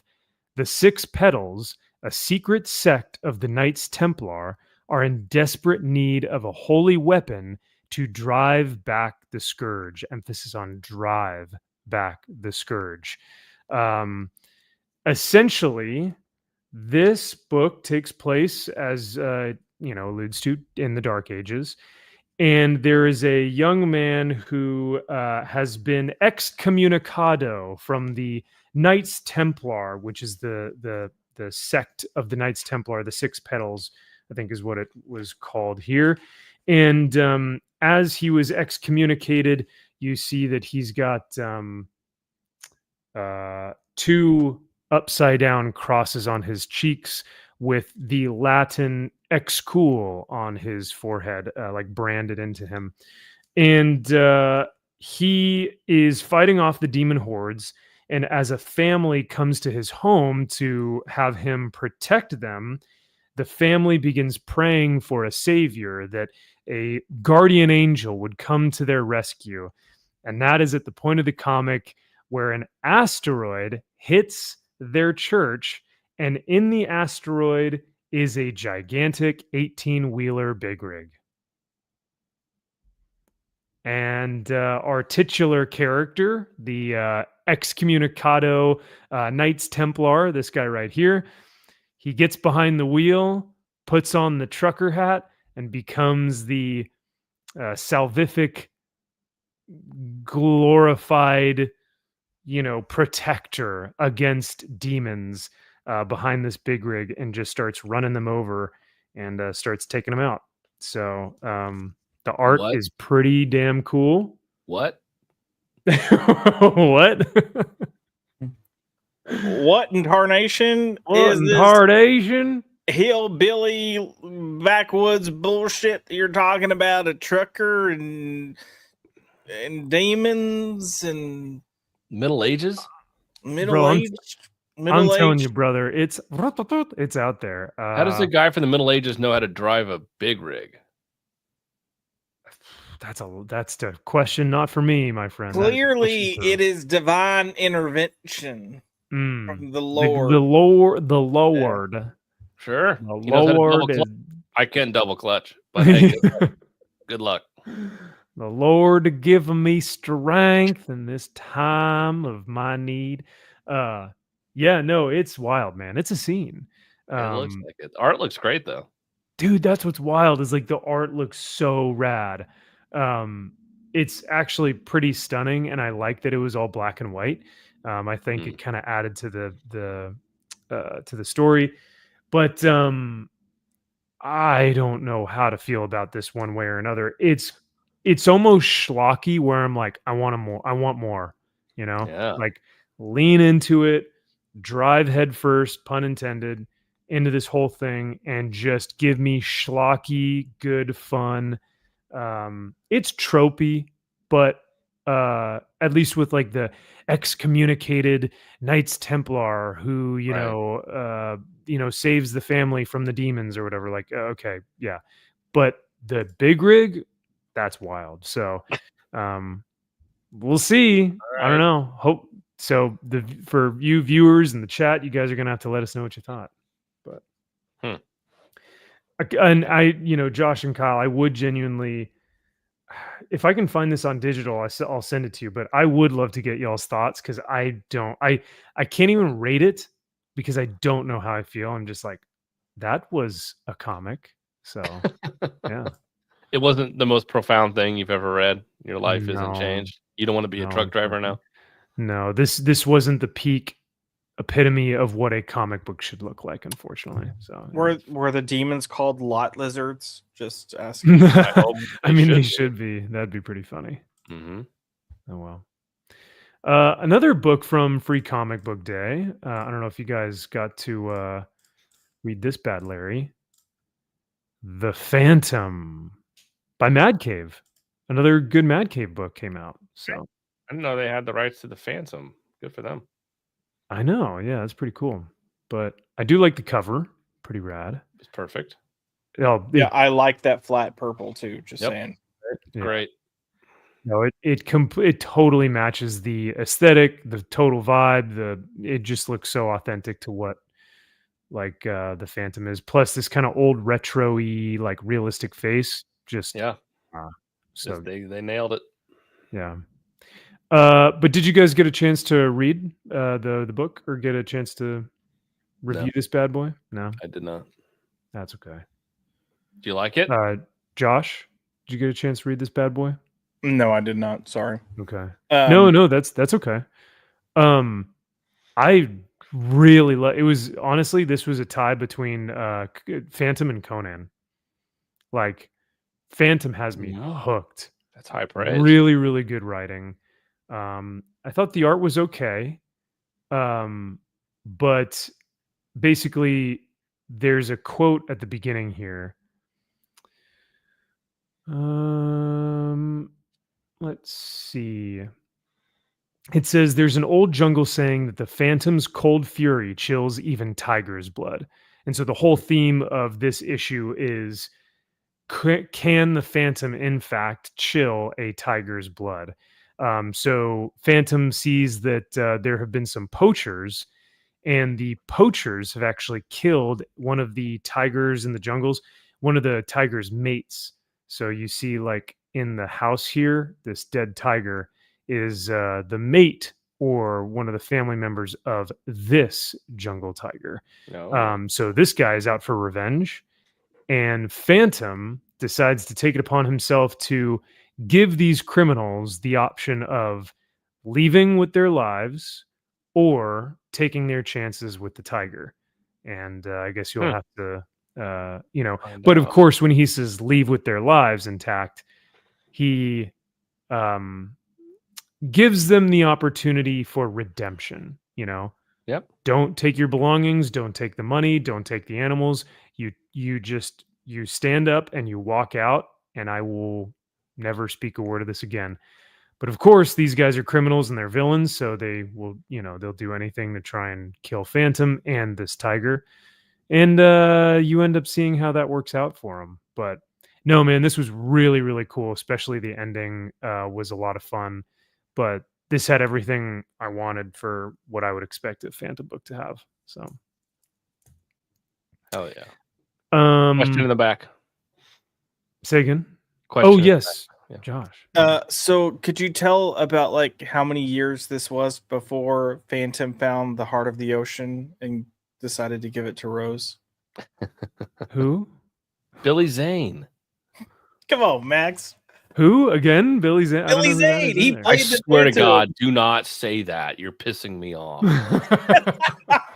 Max, do you really not know who Billy Zane is? You know who Billy Zane is. I've You heard know of the who he name. is. I've heard of the name. But okay, but do you know who he is? Is Yes, he a you do. musician or an actor? I swear to or- Jesus. What are you fucking talking about? Is it the guy who played the Phantom in the movie? Yes. Yes. Okay. He was also in the Titanic. Do you know who he was in Titanic? Oh no. It's a no. No, I'm kidding. I- no, he's oh my the God. he's the bald guy. He plays well in the Titanic he has hair, but oh shoot. No, now I'm blanking. Oh well. He would have been a great Lex Luthor, just saying. Yes, Yeah. he would have. Yeah, that would have been sick. Speaking of Billy Zane, I just rewatched Tales from the Crypt presents Demon Knight. He is so fucking good in that movie. It is so Uh-huh. underrated. He's the villain in that movie. Oh my God, he is. I've never seen that. So damn good in that movie. Okay. Very underrated. Nice. All right, well, gentlemen, do we want to do maybe Resurrection Man next? Now, because we've gotten some of the free comic book stuff today out of the I'm gonna go with Erection Man. Okay. the re-erection man. Oh, Yes. okay. So I thought it'd be kind of fun and kind of cool for us on the show tonight to do something. We've done this before, but I wanted to kind of do it with a different book. I think the last time we did this, we did it with Witchblade, right? Yes. But essentially, the Witchblade.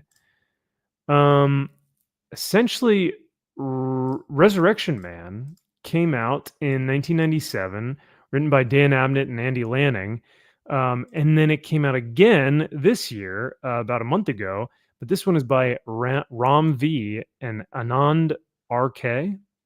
Cool. And so we wanted to do kind of a side-by-side of first issues. So I'll go ahead and pull this up for us. So here's Resurrection Man from 1997. This is the Dan Abnett issue cover. number 1. Much better cover, my gosh. But Well, this cover had the cover B, was it? Cover C? yeah. The And B my cover for this was God. Yeah, What the was big it? cover Dan was awesome Panosian? for that. Yeah. I Who think did so. that cover? I don't Was it know. Dan This Panosian? cover is awful. This cover this is is a fucking joke. yeah. But what's wild is that the interiors, I liked this book. Surprisingly, I liked issue like this 2025 issue. But if I were to This is better than the 1997. Ooh, okay. Interesting. So we'll get to that in a second. But yeah, no, if I were to see this cover on the shelves, I would never pick this up. This looks awful. So, No, and funny thing is when we went back to see this, I remember this cover and I'm like, yeah, fuck this book. I'm not reading it. Yeah. Like, I literally remember that cover and I'm like, no, I'm not reading that. Yeah. But then if you like if we go here, and we go to new comics, and we go to let's find Re-Erection Man. This is a better cover. But yeah, let's go to the first one. And let's find. Yeah, look at that. That's your main That's cover. My that's your cover A. How did you not have this as your cover A? because it's too Because good. it's DC and they're retarded. Yeah. That's incompetence is the only answer for not putting this as this looks so sick. That's a piece of Um, art. Literally. yeah, like dude. that is art. If Yeah. this is what was sitting on every comic shop shelf, they would have probably sold like at least 30 to 40% more copies. I would have Easily. picked it up. Yep, And 100%. no one would have known what they were reading. Well, Yeah. no one would have known what they were picking up, but they know just by the cover. They're like, this is going to be cool. Yep. And it alludes to so much more in this issue because obviously this is, I believe his name is Mitch, Yeah. or he goes by a couple different aliases, but this is clearly Mitch. And you have now that he has died from old age, and we'll kind of tie this in and talk about his powers. But because of that, he now is able to somewhat control time, and it is the arbiter of time, which makes sense with the clock being on the skull. Like it thematically, and the imagery here is so much more beautiful, and because of the actual story that's in here, than whatever this nonsense is. No idea what that is, but it's gay. Yep. It's awful. Yeah. This looks So- like it was AI generated, like legit. It 100%. really Yeah, it does. 100%. And they want you to pay $5 for this. Mm. So then let's go back to the actual issue. So here's Resurrection Man. This is the first cover for 1997. So Josh, you had alluded to a little bit earlier, you like the 2025 more than the 1997. Why is that? Conceptually, I feel like it gives you a better foundation for the story that it's going to try to tell over coming issues. For me, this 1997 comic, like it's trying to create mystery here. This guy, he's trying to remember who he is and everything. Fine, great. Like he's a homeless guy, he's a grifter. He's got this lady that works at the library and also works for a soup kitchen that's helping him. He's getting ideas or glimpses of his past, but it seems like it's all over the place. It's like, you know, he's trying to remember who he is, but then we're getting answers right away. You've also got when he's in the soup kitchen, you've got this assassin chick, whatever the fuck she is, prostitute lady that like it all just kind of like got weird and all over the place. Now, some of the stuff go back up just a little bit for me, Max. Yeah. Like when he was having the flashbacks and stuff, I liked the way this book chose to show that artistically, not even just like the color wise, but in some panels, it's like the image is skewed. It's like a tilted, skewed image that's hard to focus. And for me, artistically, story wise, I thought that was great because it's like you're trying to grasp something you can't fully see how they're skewed. Like those are his memories back there. Mm-hmm. They're not fully actualized yet. They're still like part and parcel, or like particles of what it was. So. Correct. But also just the concept of this guy that cannot die. He dies and comes back to life. The way it's handled here is just that it's a guy that dies and comes back to life. The way the 2025 version handles it gives it so much more context and depth that it's like, oh wow, you know, okay, cool. Also, I feel like I had a Hot Wheels Jeep that were like those exact same colors. Yeah. I think almost everybody did in the 90s. Yeah. Lime green and pink. Yeah. Yeah. Like watermelon colors. Yeah. Yeah. The book kind of lost me when they introduced these two hoes. Yeah. I was like, I'm following. Wait, who are they? Why are they here? Okay. But see, so interestingly enough, Josh, I actually really like the 2025 version. I think this maybe set up a better foundation for a brand new reader who wants to understand his powers. This one kind of tells you, oh, okay, so for those of you who don't know, every time he does die, the method by which he dies is the power that he imbues when he is resurrected. So if he dies of a fire, he now has like fire abilities to be able to utilize or manipulate fire. If he dies by, what's another example? if he dies by a gun, he's going to be able to shoot bullets out of his hands or something. It's like, it's not that schlocky, but it's something to that effect. And so they showcase that well enough here. This guy almost dies, but he uses his air, like some sort of air power to be able to save the trucker. And then this is the one that he dies in an explosion or in a fire. And so then he's able to kind of utilize that from there on. And this wasn't groundbreaking or anything, but I liked it. I enjoyed it. Kyle, what did you think of the 1997 issue? Yeah, this was very interesting because I read the 2025 one first, then I went back to 97. Okay. Just because Ram V is Ram V, and I'm like, God, all right. You never know what you're gonna get. He is his own worst enemy. Like he is. Yes, that's a good point. Yeah. It's very unfortunate with him. So yeah, it's interesting. I liked bits and pieces from both, and again, take both of them and put them together, you probably have a very good story here. That's a good point.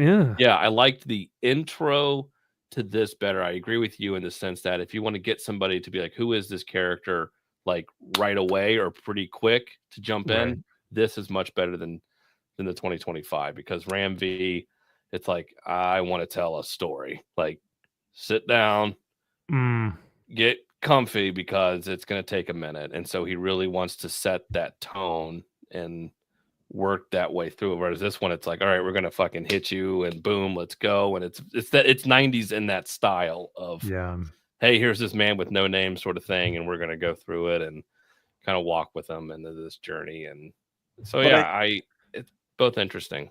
I think that's why I prefer the 2025, though. That's what you're talking about. Like, for me, I read this and I'm like, cool, I get it. You're going to have a guy that's going to die. He's going to get abilities from how he died, and then you're going to get stories with that.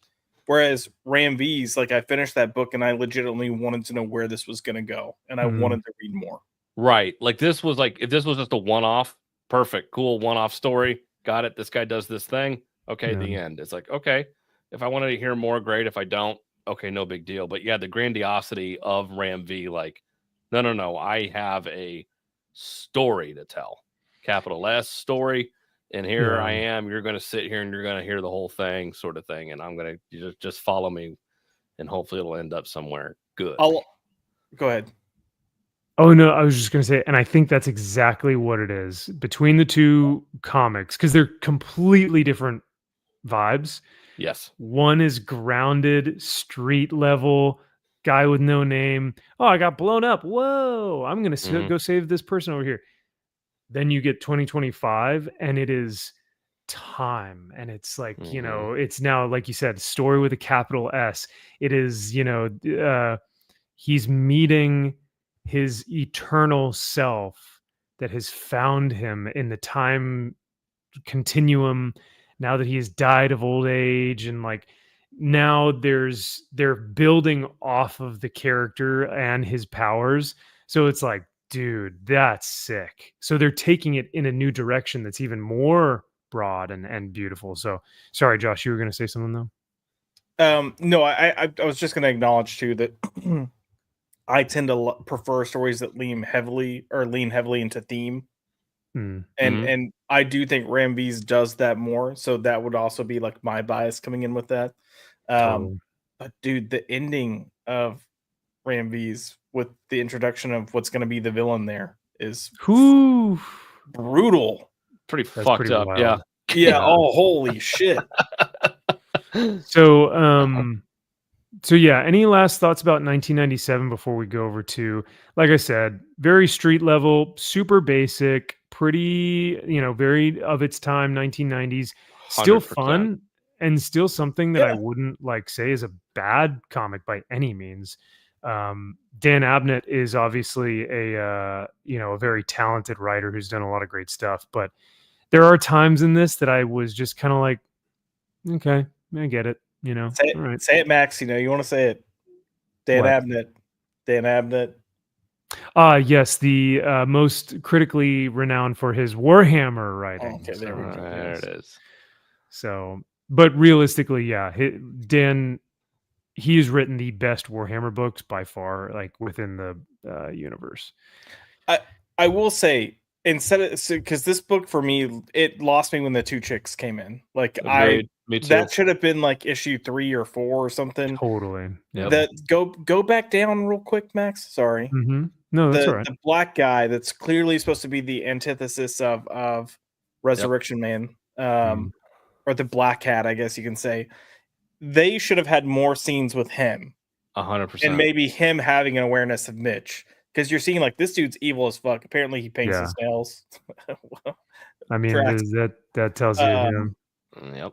But had they carried him through to the end of the issue and maybe him seeking out Mitch, I think it would have played much better. But totally had a better through line for sure. Yeah. Because like you said, you get introduced to the hose here, and it just completely derails the whole thing. Yeah, it's like Thelma and Louise. It's like, what the fuck is this shit? Yeah. No thanks. Yeah. No, I'm good. And I wish we had more time with Mitch, because you kind of get sidetracked with the 2 bimbos, so you don't get as much time. But yes, so I liked this. It's almost like issue 1 in 1997 was like, here's your cool concept. And then it's like when they introduced the 2025 one, it's like, now here's how you do it really well type of thing. But then again, there are things that I dislike about the 2025 version. So Kyle, I'll actually start with you on this one. What did you like, or what, just I guess overall thoughts about the 2025 version? I liked this in the sense that it reminded me of the best parts of Ran V, which I still think is his Swamp Thing run with Mike Perkins, what he did with that. I love that Swamp Thing. I know a lot of people hate it and the ending sucked, whatever, but that's fine. But I appreciate his storytelling in the sense that I think this character lends incredibly well to a story told like this. I don't think Batman per se is a very good way to tell your long drawn out, like you really want to tell a story. Like Batman, it just doesn't work like that, personally, for my opinion. But characters like a Swamp Thing, like this character, where it's like, no, what does it actually mean to be resurrected, to live an entire life, to then to be resurrected and all this stuff? Like, what does this actually mean? Like, let's delve into time. How does this person even perceive time? And those big, heavy-handed questions you can ask, like this lends perfectly. So that type of storytelling, I think, for this character is great. And so I appreciate his storytelling for this character. No, I agree. And I think we're seeing a better version of Rom V. And when he's on, and he does it really well. And like you said, it only lends itself to this character, though. Anyone else in this wouldn't work, Agreed. Yeah. And we'll get to it, but I am so conflicted with this art. So because it's too. Like there are times where it's good, and there are a lot of times where I'm like those faces, and so I'm like, yep, agreed. But like you get this, and you're like, oh my god, this looks amazing. But then like you said, you get the face, and then you go, wait a second. Or just like the like this, like the clockwork and how time, like this is fascinating to me. Mm-hmm. But then you get this face and you're like, whoa, what is he looks like bubblegum. Like, ooh. Joshy Poo. So you like the 2025 issue better, which is totally, I don't even blame you. What were your thoughts on this bad, Larry? So again, like I feel like it just really leans into its overall concept better. Like in terms of like, this is where we're going to go. It gives you a much better scope of where you could take this story and everything you could do with this story, as opposed to just like, look at this, he can die, get resurrected, and has new powers. So for me, it gives you a million more possibilities. I mentioned the themes that it leans into about life and death. I feel like it handles it better than the 97 version. And I think even the cruelty that I mentioned at the end is more jarring than what we get in anything from the 97 issue. Like, you literally have a fucking guy eating him alive. Yeah. And like, like literally eating him like a steak to kill him, and that then gives him the same regenerative powers. Like, that's a fucking great setup to end an issue. Like, okay, there's now someone else that can resurrect because he just ate this fucking guy. Like, that's batshit crazy. Yes. And how we find him though after the explosion, and you're like, this guy has a pulse, like it looks like a Cronenberg film. Like, it looks like a horror nightmare feel. I agree about the art though. It's very like, and that's the tough part for me, man, is that there's stuff that I'm like obsessed with and stuff that I would pass on immediately. It's like everything in this except for the people looks fantastic. Yeah. But when you're writing a comic about people, a guy, like it's a guy, it's just a dude, because Mitch really is just a guy, but no, I thought this was just brilliant. And then you can see all his memories out here, because all time is now existing on one plane of reality, or one plane of existence. Every waking moment from every life, whole forgotten lifetimes, rivulets of recollection coalescing, surging to an unstemmed tide. Like, that's Ram just pouring gravy on like the mashed potatoes and the steak, and like this rich, beautiful, plate of food. Whereas 1997 is more like, it's classic. You got a solid, really great grilled burger with fries and a shake, and you're like, sweet, good to go. This was good. But then this just kind of takes it to the next level. But my only fear though here is, because we are dealing with time, you gotta be real careful, because you start breaking rules, or you start making your own rules about time and stuff, and consistency matters. And then you start, doing some wacky, weird time stuff. And so my only fear is that as long as it stays still, like consistent to its own rules, and doesn't get too like just wild and wacky, I think we'll be okay. But so far, I mean, I read issue 2 as well, and I still even really liked issue 2. So, like, stuff like this looks so rad. I like it. Yeah. So rad. Yeah, it does. Radical, brother. I'll kind of go down here to show you the like. Oh, this I forgot about this page. Yeah. Imagine how much this original art must go for. Dozens. Pennies. $1. $500. Oh yeah, that looks good. Yeah. Shohei Kagawa. Oh yeah. It's like, he's alive. It's like, fuck. They find only one, and yeah, he's able to like talk and stuff too in the next issue. So yeah, he's like, "You motherfuckers." I'm on you next. Okay. Yeah. So funny enough, though, or weirdly enough, I don't think I can say which one is better than the other, because I don't like the 2025 version doesn't happen without 1997. You can't have one or the other, I don't think. Like if I were to read this, I'd be so lost. I'd be like, so who is this guy again? But I think because of the 1997 version, we have a basis for understanding, so that the 2025 builds off of that. But, I think yes and no. Like, okay, if you take the concept of a person having, look, I would have to go back and read more of the 97 book. That's true. Before I fully say, and honestly, I'm interested in reading more of that book. I love that type of storytelling. I love that time period. Like, there's a lot of great stuff out there, and a lot of those types of books, like once you get really get going, it's like a train, like slowly gaining steam momentum, And then once it's going, you're like, dude, how does no one talk about this? It's one of the best things ever. That could be the case there. I forgot what I was gonna fucking say. So, That's okay. Hell yeah. Hell yeah. I'll say. Oh, sorry. Yes. No, I realized what I was gonna say. I think a lot of Ram V's almost feel like it pulls more from Watchmen and Sandman than what it might actually pull from Resurrection Man. Totally. There's a lot of stuff that seems very similar to both. Yeah, and I was getting more like Miracle Man, also like the Yeah. Gold, Silver Age and Golden Age. A lot of that higher. And stuff. I wonder if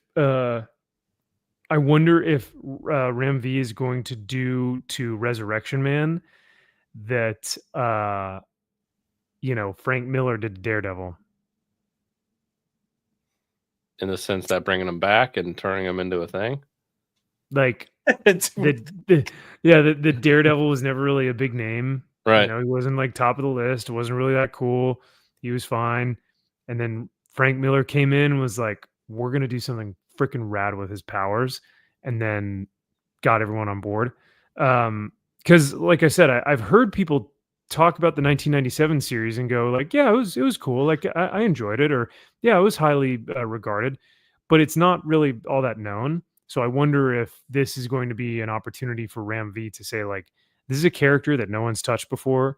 I'm going to do this cool thing and make him like really badass. But I don't know. I could. Why Maybe. not? Fuck it. I think you said the grandiose nature of it. There is an aspect of this that I prefer about the big story, because really now it's going to take us through time. It's going to show us his exact timeline, all the way through until he dies, I guess. Yeah. But I don't know. And that's what I do appreciate, the grandiosity of Ram V and what he tries to do. Now, does he always stick the landing? Fuck no, he doesn't. So that's the problem. Yeah. It's like he needs an editor. Like he needs really somebody to kind of rein him in. Like, okay, I have these giant ideas, and I see like huge chalkboards of shit he's writing, and this and this and this. It's like, okay, scale it back, my friend. Yeah. I would also like to note there's also a 2011 version. Oh, that is also Dan Abnett, but it was for New 52. So oh no. Ooh. MG says, comparing Ram V to Frank Miller, what drugs are you on? Dude writes one good issue and then 4,500 shit issues. They get progressively worse. No, I don't think I would never equate Ram V to Frank Miller. I think what I was trying to say is, could Ram V do what Frank Miller did, but for a different character? Meaning, like, can someone come in here and do something cool with a character that maybe hasn't been done before, or reinvigorate the character to make them more interesting, or whatever it may be? But no, Ram V is not on the same level of Frank Miller. Come on. Yeah. No. I think I also don't think that would happen with this character. I think it's too like high concept, whereas Daredevil is very much like your standard kind of package hero. And I say that as someone that absolutely loves Daredevil. So he's great. Yeah. Mm-hmm. Kaiser says, I miss the Gen 13 hose. Don't we all? Yeah. Danger Girl. Yeah. Oh, what a time to be alive. What a time. But like I said, I don't simp because that shit is gay. So anyway, Captain Planet. Speaking of gay. No. Speaking of gay. This fucking design. What is up with this design? You don't like man? it? Come on. No, it's so confusing. I thought it was his hands ripping. I'm like, okay, it's not his hands. I'm like, what the fuck is that? Like this? Yeah. I'm like, it's really it's earth, guys. It's wood. It's like a tree stump. It looks like bark. Why? Is he an int? Because he's Captain Planet. Lord of the Rings reference. Nice. Yeah. Well, actually, Ents were created so that. No, I'm kidding. I don't know much about Ents. So. Well, did I know, Josh? I think you read this, right? I did. Kyle, did you? I read it. Okay. Talk a little bit about your thoughts about this guy. I'm gonna run to the restroom real quick, and I'll be right back. Sounds like a course. cop out, Max. 100% Sounds like a cop out. I really Um, just don't want to talk about the hippie liberal bullshit that's in. No, I'm kidding. But yeah, I mean, it go is pee. what it is. But Go yeah. pee. So look, the whole concept of this character is like, you know, pro Earth, anti pollution, and like, so you're gonna get that. So you can't come into this and being like, oh my god, it's, you know, like green and Climate blah. change. Yep. Like that's what it is. Like you got to just understand that's what you're getting. Yeah. And I honestly didn't mind it. I found the introduction of every Planeteer repetitious and annoying. Like they should have broken that up over the first arc. Yeah. Because I mean the beginning parts with Gaia, I thought were really entertaining and fun. I like that a lot. Same. And then, you know, we got our first like Planeteer 2, and I was like, all right, cool. And then it's like, it's just like, here's 3 to 4 pages introducing this Planeteer getting their ring. Oh, isn't that cool? Here's the next one.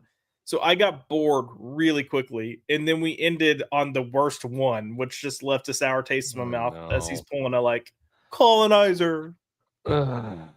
What's his name? Hati, something like that. Yep. Hachi Machi, something like that. Hachi Machi. Yeah. God bless you. Thank you. What did you think? Yeah, you know, again, I watched this cartoon all the fucking time. I'd Same. be home from school or on Saturday, this would run. I would watch it. I loved it. Again, the Planeteer that's heart is gay. No one wanted to be that Planeteer. It's the gayest one.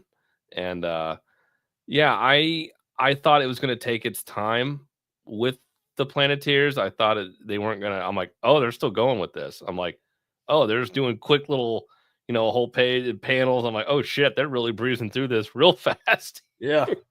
I'm like, okay, that's something. You really wanted to get to the meat of this. So yeah, I like the beginning with Gaia. I found it very interesting and very oddly paced for a first issue. Like on one hand, I get that David Pepos is probably like, let's just get this out of the way so we can get to the story. But at the same time, I'm like, we'll be a better writer and incorporate this into your story. Agreed. Like you clearly have these guys going after the rings. So you can have them hunting down the rings and slowly introduce the characters that way while still getting your, like, you can still pace your story out. But yeah, I think it was just kind of boring and repetitious when you got to that. And then I hated Hati Mati, whatever his name is. One, because I'm going to always roll my eye at a colonizer type comment, like whatever, fine. But it's also the fact that he is like, oh, I'd murder you myself, but I had a change of heart yesterday. Like, the people are getting these rings because they represent what the ring stands for. So you can't be like, yo, I'm just going to murder you and then get the ring for heart. Like, you're supposed to represent what it doesn't make you have that. Like, it comes to you because you have heart. Correct. So, they wrote him like a true liberal.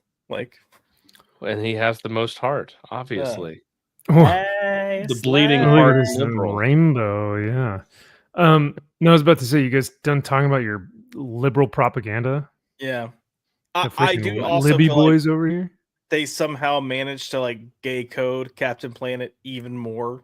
Oh god. Like I didn't think it was possible, but he's looking especially faggy just with a beard. Yeah, why did the beard make him look more gay? Well, you know who said looked like him? Don Cheadle. Rockin' Robbie. That is Rockin' Robbie. You're right. Rockin' Robbie said they modeled Captain Planet after him in this. It's true. It's true. So Rockin' Robbie said they modeled Captain Planet after him. Is he being for real?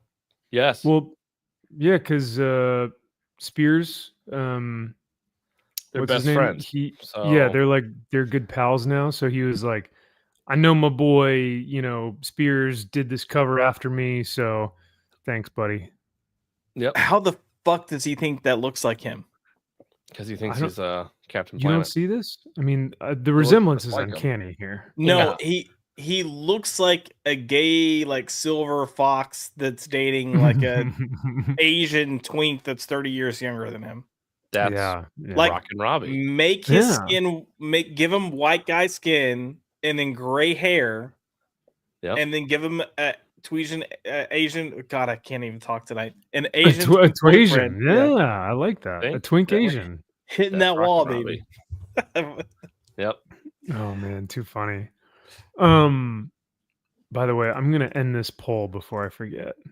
There we go. Oh, you don't want to lose more. By the way, yeah, I lost. I made the Well, worst investment. 56 to 43. We've Everyone only knows. been telling you for years. So Correct.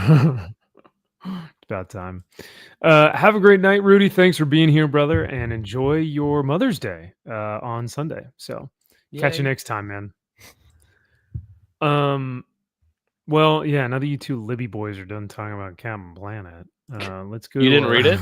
Captain No. Planet, he's He's a a hero. hero. Gonna take pollution down to zero. Oh, Yeah. see, I don't know anything after the first line of that. So I did read it and I get it. Like, if you were to come into this and be like, whoa, this is like way too woke or whatever, it's like that's what it is, That's the though. point, yeah. So yeah, that's Yeah. the point. So the book isn't like, I would never go out of my way to read this and be like, yeah, like this is great. Look at how diverse all these planeteers are, and look at how, they're so. But my biggest issue with it was just how awful the planeteers actually were. Like, especially the one yeah. who, like, they just didn't seem like good people. Like, Well- they seemed like arrogant, like snotty brats. Yeah, the first two were fine. Which was Yeah, fire. The and firefighter, and Earth. right? Was Earth? Earth. Yeah. Yeah. Yeah. The black kid. Yeah. I was like, Yeah. all right. I can get Um, with you. I can get with you. They were likable because it was the Yeah. Earth kid just like scared. They're trying to get away from like a tsunami, and he ends up Yeah. making trees, lifts them all up, and they're like, "Oh, it's a miracle." And the fire guy goes in to just save people. Therefore, the fire ring is it's attracted to him. But then you Yeah. got this bitch singing about but yeah. dude these lyrics. I Dude, can't. oh well, Oh, I yeah, the know. lyrics are awful.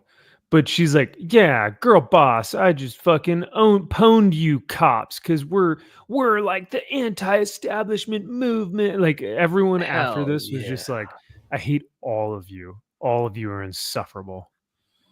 But yeah. So the heart.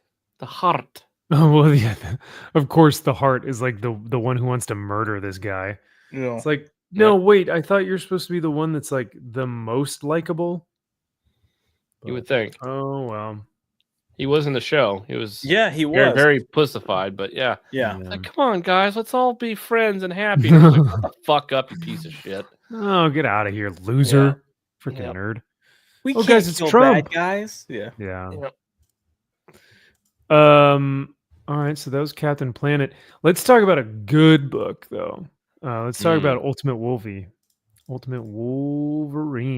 Josh, I know you talked about this on Thursday a little bit. So, Kyle, I want to get your thoughts on Ultimate Wolverine issue number 5. Different artist this time. Yeah, I know. That's the only downside for me is the art. The I mean, art. it's not a downside; it's just different. Okay. There was a point in this where it was really weird by the fight when the mask comes off of Wolverine at a point, and I'm like, what the fuck happened? Oh no. It was a 'Cause little off. Concern. He went from yeah. like semi-normal looking to like Age of Apocalypse looking. Yes. Oh, right. Yeah. It was like, that was odd. I really appreciated this and Yeah. set up here with Sabretooth, and I thought this was a lot of fun and just a little bit of flashback here, not too much, but it was literally just these two going at it, and for good reason, because of the flashback. It's, you see them before any of this happened, and Logan tells him like, hey, if they capture me and they do this thing to me, you need to fucking kill me. Yeah. I And- love that part, man. Yeah, so Yeah. good. And here he rips his fucking arm I off. know. Yeah. Oh, damn. And like this close-up shot between the two of them, you know. Love it. Yeah, Um, he's like, you smell different. You smell something's off with you. I don't know yeah, what like it is. it's not you. Yeah. Like but because here's the thing, how many times have we seen Sabretooth fight Wolverine? And every time it's the same exact thing. Yep. It's Wolverine going, all right, bub, I can't kill you, you can't kill me, but I'm gonna hurt you. Yeah. And it's like, oh, can we do something that's like interesting or different, or they tried to do it in that Wolverine story with Greg Capullo, The War where of it's Revenge. like, yeah. where he's like, I've got Sabretooth tied up and I kill him every birthday. Or what was it? It was something weird like that. Something Lops like off that. another limb. Like I Yeah. forget. But this genuinely made me interested. I was intrigued the whole time. I was engaged the whole time. I didn't know what the outcome was going to be. Like I didn't know who either. was going to leave this alive. So right off the bat, that's something I can't say for any other Wolverine Sabretooth fight in the past like year or so. No. So that's Agreed. cool. But you also get the benefit too of I mean, and again, this is where this story and the concept for this title, unlike a lot of the other Absolute titles, like it works. This idea of Wolverine as a Winter Soldier works, and then the fact that you're getting introduced to Sabretooth in a different light, like he's this caring figure that's looking after. Like it's just a nice juxtaposition and change of pace. So. And he straight up looks like a roided out Brad Pitt here. When you said that, I imagine the image that I have is Brad Pitt from Fury. Oh, because he's got the slick back hair and he's got Yep. the tanker jacket and he's got like the one that, like, this is jacked up Brad Pitt from Fury. But no, man, I agree that I do like the different take on Sabretooth.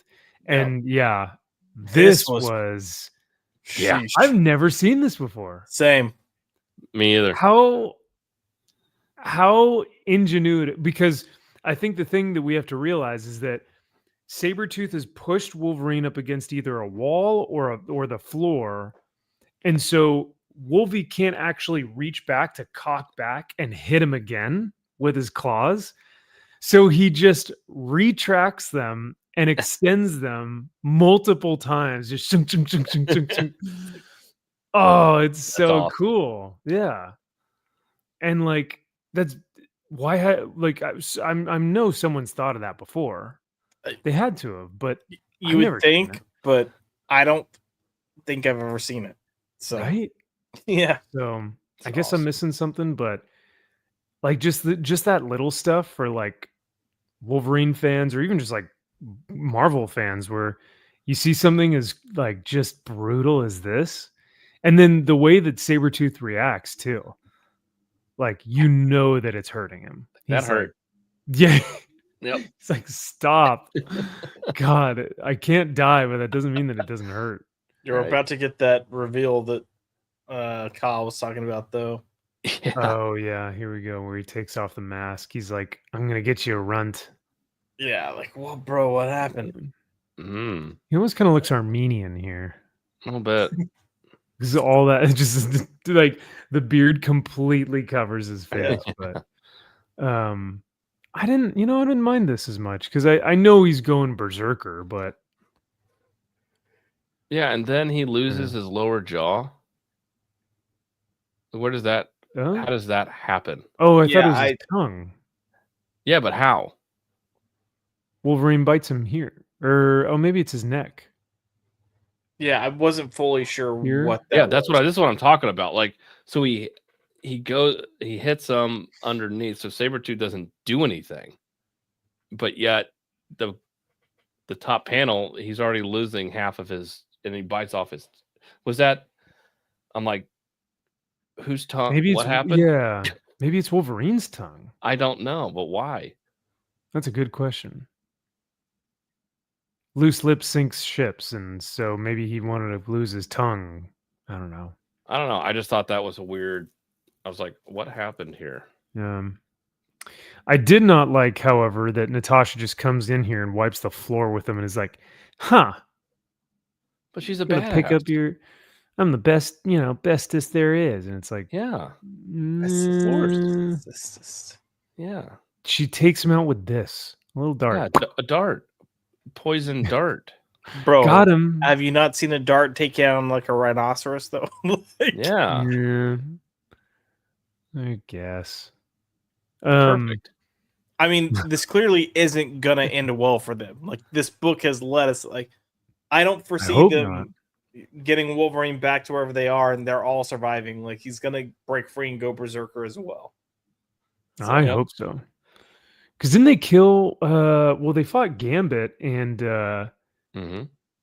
killed Nightcrawler, didn't he? He's killed Mystique. someone. And Mystique. That's what it was. First issue. Yeah, People are man. pissed. Like, Yeah. good. If this truly is Ultimate Universe, then make it Ultimate. Yeah. He'll But I fit in think- right in with the X-Men that Peach Momoko is doing. It's Oh no. yeah. Well, yeah, because that Ultimate X-Men book is totally about the X-Men, right? Like it is a All of the X-Men X-Men. comic. Yeah, it is All an of them. X-Men comic book. Yep. Yes. It'd be As a better if it had that team. armor character in it, though. You know. That's Oh, true. yeah. Yeah. Yep. But I think your guys' criticism, from what I hear, is that you wish you had the original artist on here. Yeah. Yeah. I think the original artist is just a better artist. Yeah. Agreed. Had we started with this artist, I wouldn't think that. Most likely, I'd be like, all right, this is a fun thing. It's got its own vibe. But because of that, but I like how sleek yet brutal still that original artist is, and I feel like this art reminds me of something that you would see in an indie comic. It just doesn't, for me, it doesn't have superhero vibes, if that makes any sense. Wow. It has a okay. Denise Camp type feel to it. Ooh, I don't know about that. What a hoe. That's what was it called again? Action packed percent. Was it actual packages delivered? ACE, absolute crap and entertainment. I couldn't even. I couldn't even get. If you gave me a multiple choice, I don't think I would get it right. I don't know what it's called. Ace. Accountability probably sucks. Accountability. Always closing enterprises. Always be closing. The ABCs of sales. So yeah, this was by far, I think, the best book of the week. Yeah. Yes. Surprisingly, because the only other one that I can think of is Resurrection Man, Erection Man, and which I did like the second issue. Don't get me wrong. But yeah, I think Ultimate Wolverine took it this week. Yeah, it did. Because if we got to look at, oh, sorry, go ahead. Oh, sorry. No, I just said, all I said was, yeah, agreed. Okay. I mean, Space Quest was good. I really did like that issue. That's right. You mentioned that. I liked Ultimate Wolverine a little bit better. Okay. What was the issue you had with Space Quest? It did feel a little drawn out. And I feel like if you didn't read the Johnny Quest before this, it does like an okay job of just being like, yeah, this thing happened in a previous 5-issue run. But yeah, it just felt a little long. A little just like, okay, just get on with it. We get it. Yeah. I don't know, I started reading it and I was like, it's interesting. And it wasn't like bad, or it's not that I wasn't following it or anything. I think I just don't like the concept. I guess I have no affinity towards Space Ghost or this kid things. Johnny Quest? Yeah. So I guess I just don't like, it's not that I don't like the characters. I'm like, I'm good. I don't need it. And that's fair.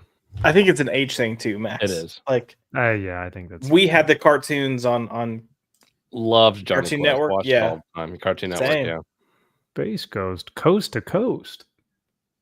Yeah, Coast to Coast was not the cartoon. Well, I mean, it was, but it was after the original cartoon. Correct. Okay. Which is weird because that's how I first got introduced to Space Ghost, was Coast to Coast. And I'm like, Oh, really? I was the opposite. I remember the original cartoon. yeah, I went back to the original cartoon, was watching that. I'm like, oh, so this guy just isn't like a talk show host and he's funny all the time. I'm like, that's what I thought Space Ghost was. I'm like, how do you make a comic book based on this guy who's a television show host? Yeah. Oh, good times. Well, I think, gentlemen, we have time for maybe one more book, or we just briefly talk about two, because there are really only two other books that I was going to talk about. That's Green Lantern, Absolute Green Lantern, and what a shit Fantastic Four Fanfare. Shit show. I mean, which- I would say if we're talking about one or the other, Absolute Green Lantern is the one to talk about. Agreed. Alan Davis is the only thing we're talking about in Fantastic Four. I don't know. I was about to say, dude, Fantastic Four Fanfare was bad. Yeah, Yeah, I was gonna like, say Alan Davis is the only decent bad. one, even in it's not that good. Like, what are we doing? Because Fantastic Four needs to be like Fantastic. otherworldly. Yes, fantastic. Like the threats, the adventure, the action, the intrigue. And what do we get? We get the Mark thing Waid talking about who's- himself in the beginning, ironically, about somebody yeah. throwing a temper tantrum. Actually. Yeah, pretty much. No, like, but for real, he just made a self-insert where they don't sentence him to anything. He just says, "Stop being a meanie pants and take charge of your temper." And the person that's going to watch you is Johnny. But I will say, just from if you're gonna do a stupid little short story that doesn't matter, I thought this was actually fun because for me it captures their relationship well. Where Johnny's going to pester the fuck out of Ben. Yeah, but that should have been a backup. Well, but that's what I'm saying. yeah. Like for and I what think it would have is, lent. Yeah, go ahead. no, just for what it is, it's fine. But we don't Yeah. need a comic featuring it. Agreed. Right, Like it fits into something like this, and I also think it would have helped having a different artist. I think Yeah. more Mm. Golden Age type Yeah. look to it would have lent, because that's what this is. It's just a fun, silly Golden Age sort of goofy little Silver Age story here. It's like Yep. that's what you need here. A little more light. It's like they put a serious artist on this thing. It's like that doesn't work. Because it's serious. No, it's Yeah. it's hammy fun. This story was, and then Yeah. The second one sucked too, though. I Yeah. don't know. But yeah, we don't need to talk too much about this because it was just bad all around. Everything that I love about Fantastic Four wasn't in here, other than, like you said, Josh and Kyle, the relationship between Ben and Johnny. So I do like Alan Davis's art though in the second story. Alan Davis. Let's. Oh yeah, sure. yeah, because it's got that kind of like throwback feel. to it. Retro. Yeah. Okay. Not gonna say Well- it's my favorite, but I It appreciate it. wasn't. Yeah. Yeah. Well, good talk about that one. Let's talk about Ultimate Green Lantern or Absolute Green Lantern. This continues to suck.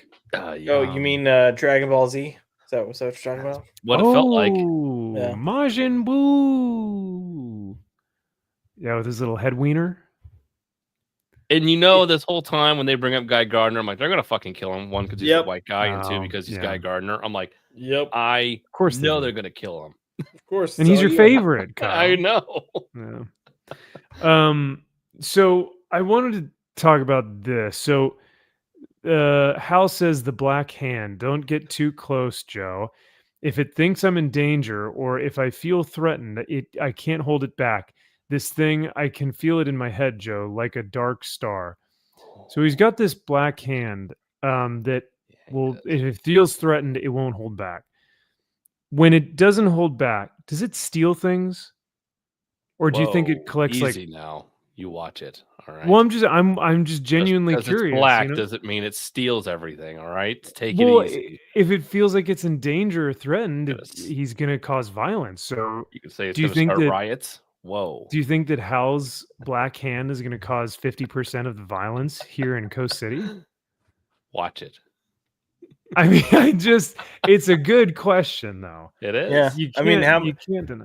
how many boxes of fiddle faddle do you think it snagged? Oh, Ooh. exactly, man.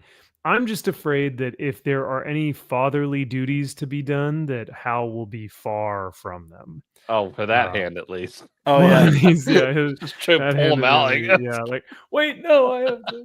Why is your black hand always carrying a jug of milk? Are those cigarillos? What are those things called? The fucking from the gas station that you get. Swisher Swisher Sweets. Sweets. Yeah. Yeah. Bro, why are you all of a sudden smoking Swisher Sweets? But this art sucks too. I mean, it's not so great. bad. It's yeah. not good. Oh. Like this. Oof, this faces. Come on, guys. It's This very is your like manga absolute- anime inspired, but it just does Yep. not work. But even for manga and anime standards, this is rough. No, Needs yeah. bigger eyes Yeah. Yeah. and more speed lines. I agree. Mm-hmm. MH says, keep Hal away from Apple stores. Jack says he gets exhausted because the black arm keeps stealing things faster than the white arm can put them back. Yep. Oh man. Sorry, my racism is showing. No. Hey, they wrote it. What are you talking about? Yeah. Yeah, I'm asking the real questions here, okay? Yeah. Also, I don't yeah. fully understand what's like going on here because we're clearly setting up JoJo Mullins as the like or whatever the fuck her name is, whoever it is, as like no, it's the hero. She's the Green Lantern, but we're also making the actual Green Lantern Abin Sur as this like godlike deity that's slaughtering the earth. Yeah. Literally killing people that aren't worthy. Right. That are without fear. So the one that JoJo should technically be with because of their power set would be Abin Sur. Mm-hmm. Right. What is it? Yeah, Abin Sur. Yeah. Yep. Sorry, getting a little woozy. Mm-hmm. Yeah, no, I feel you. But it's like he's bad, she's good, and Black Hand is bad. It doesn't make sense. Right. She got her powers from him. Yes. Right. Yeah. So yeah, why isn't that's like you're my conduit now, or you're my mouthpiece to this? Right, Go the and go puppet. forth and do, or like you're my Female Green sword. Surfer. Yeah. Right. Yeah, there you go. But he acts like you don't exist. Like, okay, next. Yeah. Like, all right, I'm Yeah. gonna judge you now too. It's like, what? Hmm. I don't know. Real quick, Kaiser is going to bed, so he says, "Good night, nerds. Love hanging out with you guys." Well, good night, nerd. Have a great rest of your weekend, brother. Thanks for hanging with us. We enjoy hanging with you, man. So Indeed. yeah, glad you were able to Oh, yeah. to be with us tonight. So enjoy. But yeah, sorry, I didn't mean to cut you off, Kyle. No, I don't understand what they're trying to convey here. It's kind of like the day the earth stood still here with this Yeah. Abin Sur, and I don't get it. Do you like Guy Gardner's new design No. No. for the time that he's alive? No. No. But he looks like Had- me. No, I'm kidding. Well, had they made him like leaner Yeah. and more Oh, like yeah. muscular, almost like a military type build, sure. Mhm. Yeah. But the fact that he's like bald, frumpy cop, I don't like. And none of these characters actually act like themselves, and that No, that no, annoys no. me. Like, I get that it's an Elseworld. I get that it's not what we're used to, but I still feel like your characters should resemble who they actually are, and then they should just be put in a different situation. Agreed. Um, Yeah, he didn't sound like mean, Guy that makes Gardner sense, at yeah. all. At There was all. no witty, No, no no. bullshit to this guy. Like, who the fuck are you telling me? Of course I'm Mm. worthy, you fucking asshole. Like, you know who I am. I fucking run this town, sort of thing. Like, yeah. yeah. Yeah. Even like you said, when and normally I feel like Al Ewing has the writing chops to be able to have the M- voice come out of the Max, character, but stop, Max. no, He's I don't done know. one thing that was decent. Like, keep in Venom? mind, Al Ewing is the guy that did Avengers Inc. and whatever the other. Oh yeah, that's was right. genius. Yeah. Brilliant. Brilliant. Yeah, this was just it's so bland and boring and nothing about it is just interesting whatsoever. Well, the Black Hand likes guns. We do know that. Hey, I mean, sounds about right. Black on black. I was about to say It looked like a high point, so it does make sense. It does track. got an extended mag on that bad Larry. Got a Yeah. piece of shit high point. It's a fucking 9mm that weighs 20 pounds. Yeah. Yes, yeah. Yep. No, I mean these are the questions that you have to ask because we didn't write it, you know. Nope. It's not us. There was a book that Al wrote back in like 2021, maybe. I think it was called When. Oh, it was a long title. It was like I know what you're talking something about. when the gods kill us, or when we eat the gods, or something like that. It was a space, like it felt like a space odyssey. From the last time I remember reading that, I thought it was kind of cool. So that's my recollection of Al. So, but that's the last thing that I read from him, other than maybe Avengers Inc., like you said. But shoot, what is that? Oh, it's gonna kill me. Al Ewing. I think it was Image. No, it was Image Comics.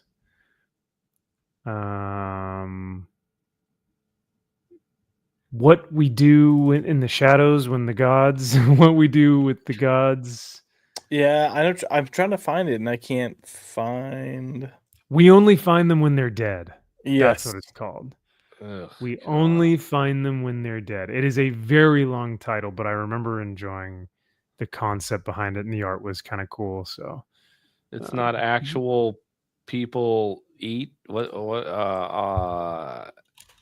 the rich. actuaries. or whatever. Yeah. Oh, you mean penetrating ejaculate? that one? Yeah, the one that Rock and Robbie loves so much. Yeah. Oh yeah. Yeah. God, what is that called? Like that's how forgettable it is that we It literally is. just talked about it and we cannot remember what it's even called. It is also Denny's camp, so I mean we can't expect much there. God damn it.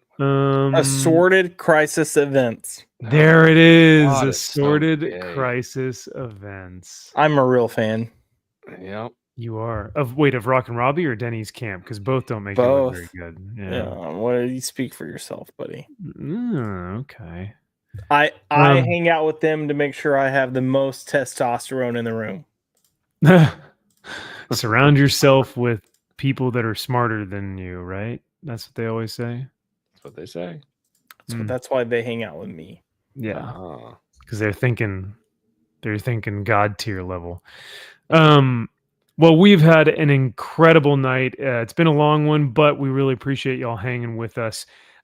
This has been a pleasure. I'm glad we got to do some comic reviews tonight, and I'm really glad that we got to talk about Resurrection Man, because I don't think I maybe stressed this enough, or I don't know if I expressed this enough.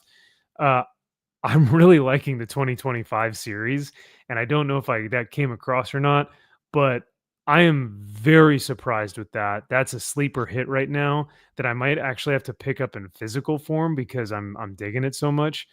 But we're only 2 issues in, and as Kyle and Josh have both alluded to, Ram V cannot finish. He has some trouble finishing.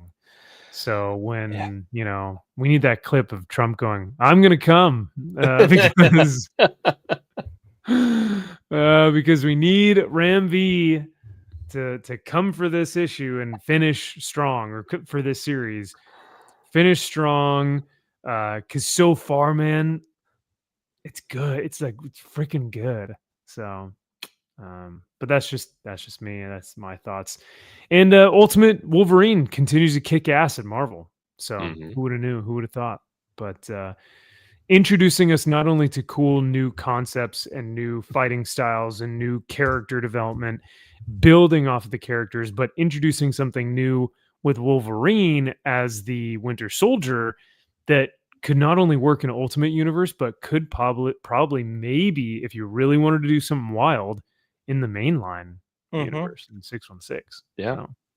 So, yeah. Other than that, you guys got anything else you want to share before we head out for the evening? No. Cool. No.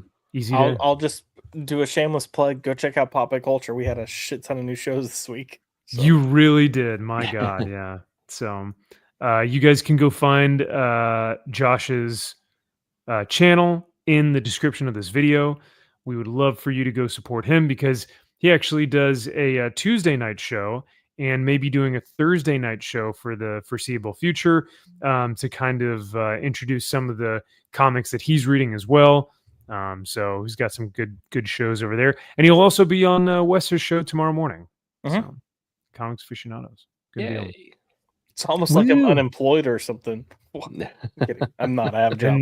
And what's weird is that you're not only full-time at your job, but you probably work more hours than, most people. So not for my day job, not so much. Oh, okay. Well, it feels like it because the shit they put you through. So yes, that can. That one, yeah. That's unfortunate circumstances. It's not normal. So do people like their jobs? No. Like I feel like there's someone out there who goes to work and they're just like, yeah, I like my job. It's whatever. Yeah. So here's the thing. I found that the people that are like that are the people that are working jobs that don't pay well and aren't crazy, but they're okay. Like I say this respectfully, and it's not a dig. There are people that I know here that make like $20,000 a year, and they live in Is that poverty. Sustainable? They live in poverty. Well, you get food stamps and everything else, but they kind of live in poverty, but they're okay because it's just a simple life. Yeah. They've got their little trailer or whatever they live in, and again, that's not a knock; it's just a reality. And they don't have cable. They don't necessarily have internet. They like you said, it's simple. Yeah. They're just and you can be like, how are things going? And Sheila fell and broke her arm the other day, and we took her to the hospital, but she's gonna be okay. It's just got to heal up, and we're blessed. That is 100% a good chunk of people in my area. So. But those same people are the nicest people. If you ever need anything, if you listen, 20,000 a year, and if you need something, they will find a way to get it for you. Or if your family member get ill, they're like, "Hey, we made you some dinners, and we're gonna get what do they call them? A food train. We're gonna get you a food train coming through. It's all good, man. Love y'all. I'm praying for y'all." Yeah, I respect the hell out of it, man. And I know. Yeah, there are some times where you're like, man, I wonder if life would be simpler if it were just, if I just gave up a lot of this stuff. I actually know some of my friends from college. They took on the monastic life of being a theologian, being a Christ follower. That they gave up all their personal possessions and then just lived a life of simplicity. And they were like, dude, it's so nice. It is so nice. It's just freeing. It's easy. It's just beautiful. And I was like, I respect that so much. and then And then you go, well, but no, so I respect the hell out of it. And I can see how it would be simpler. So, yeah, because we're ultimately when August comes around, then the NFL season starts, and I'm like, no. Or I see a Battle Beast cover from Simon Bisley, and I go, just like, son of a bitch, I'm back. Cool. You got me back. I'm back, baby.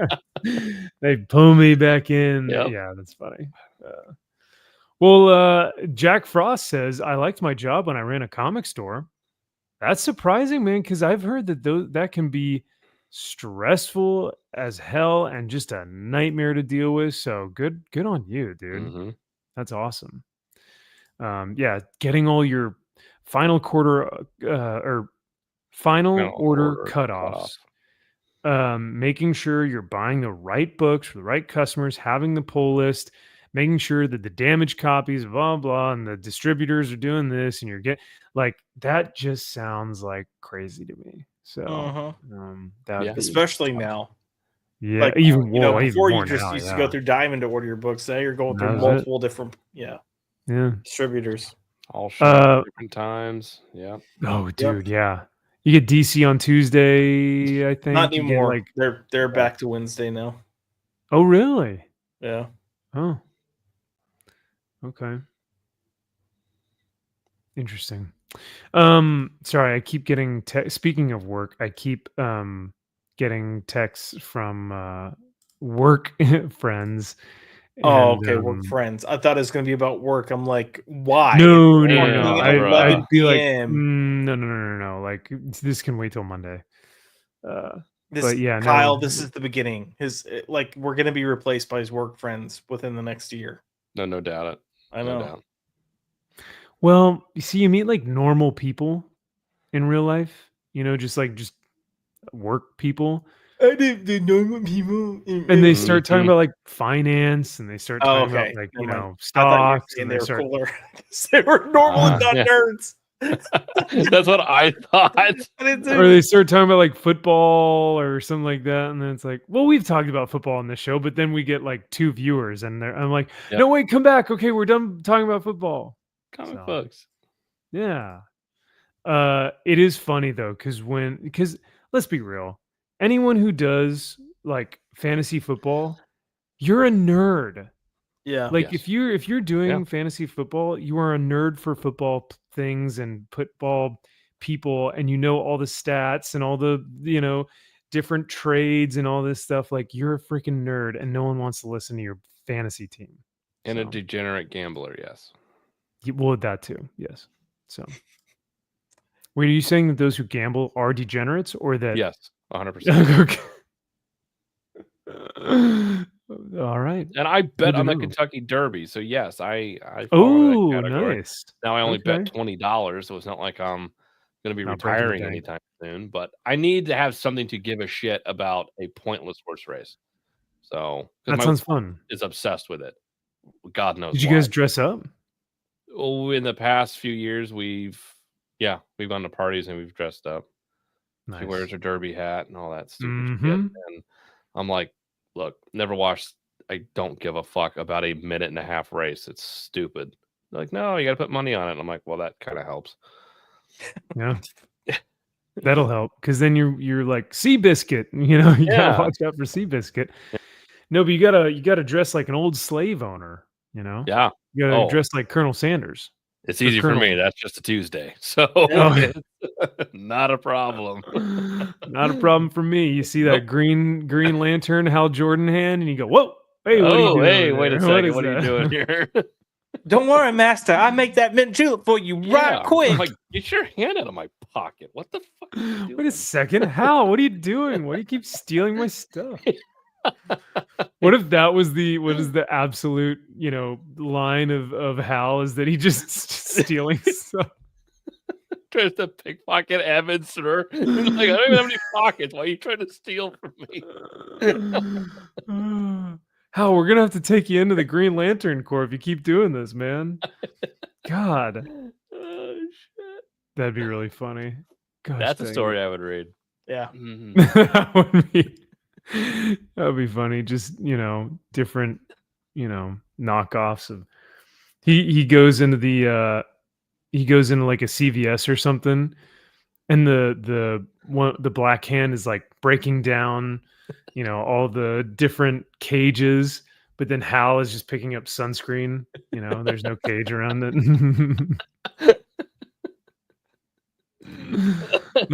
We should write a book. Ours would be great. See? There's something there. Oh man. All right. Well, now that we're shown ourselves to be terrible people, I will let you all go, but thank you again for a wonderful evening. This was a ton of fun, and we'll let everyone get to bed. But yeah, this was a longer stream. We really appreciate all the support, and for all the super chats. Genuinely, you guys are the best. Thank you for everything. We'll see you guys next week. Have a wonderful Mother's Day and a wonderful weekend, and we'll talk to y'all soon. Take care.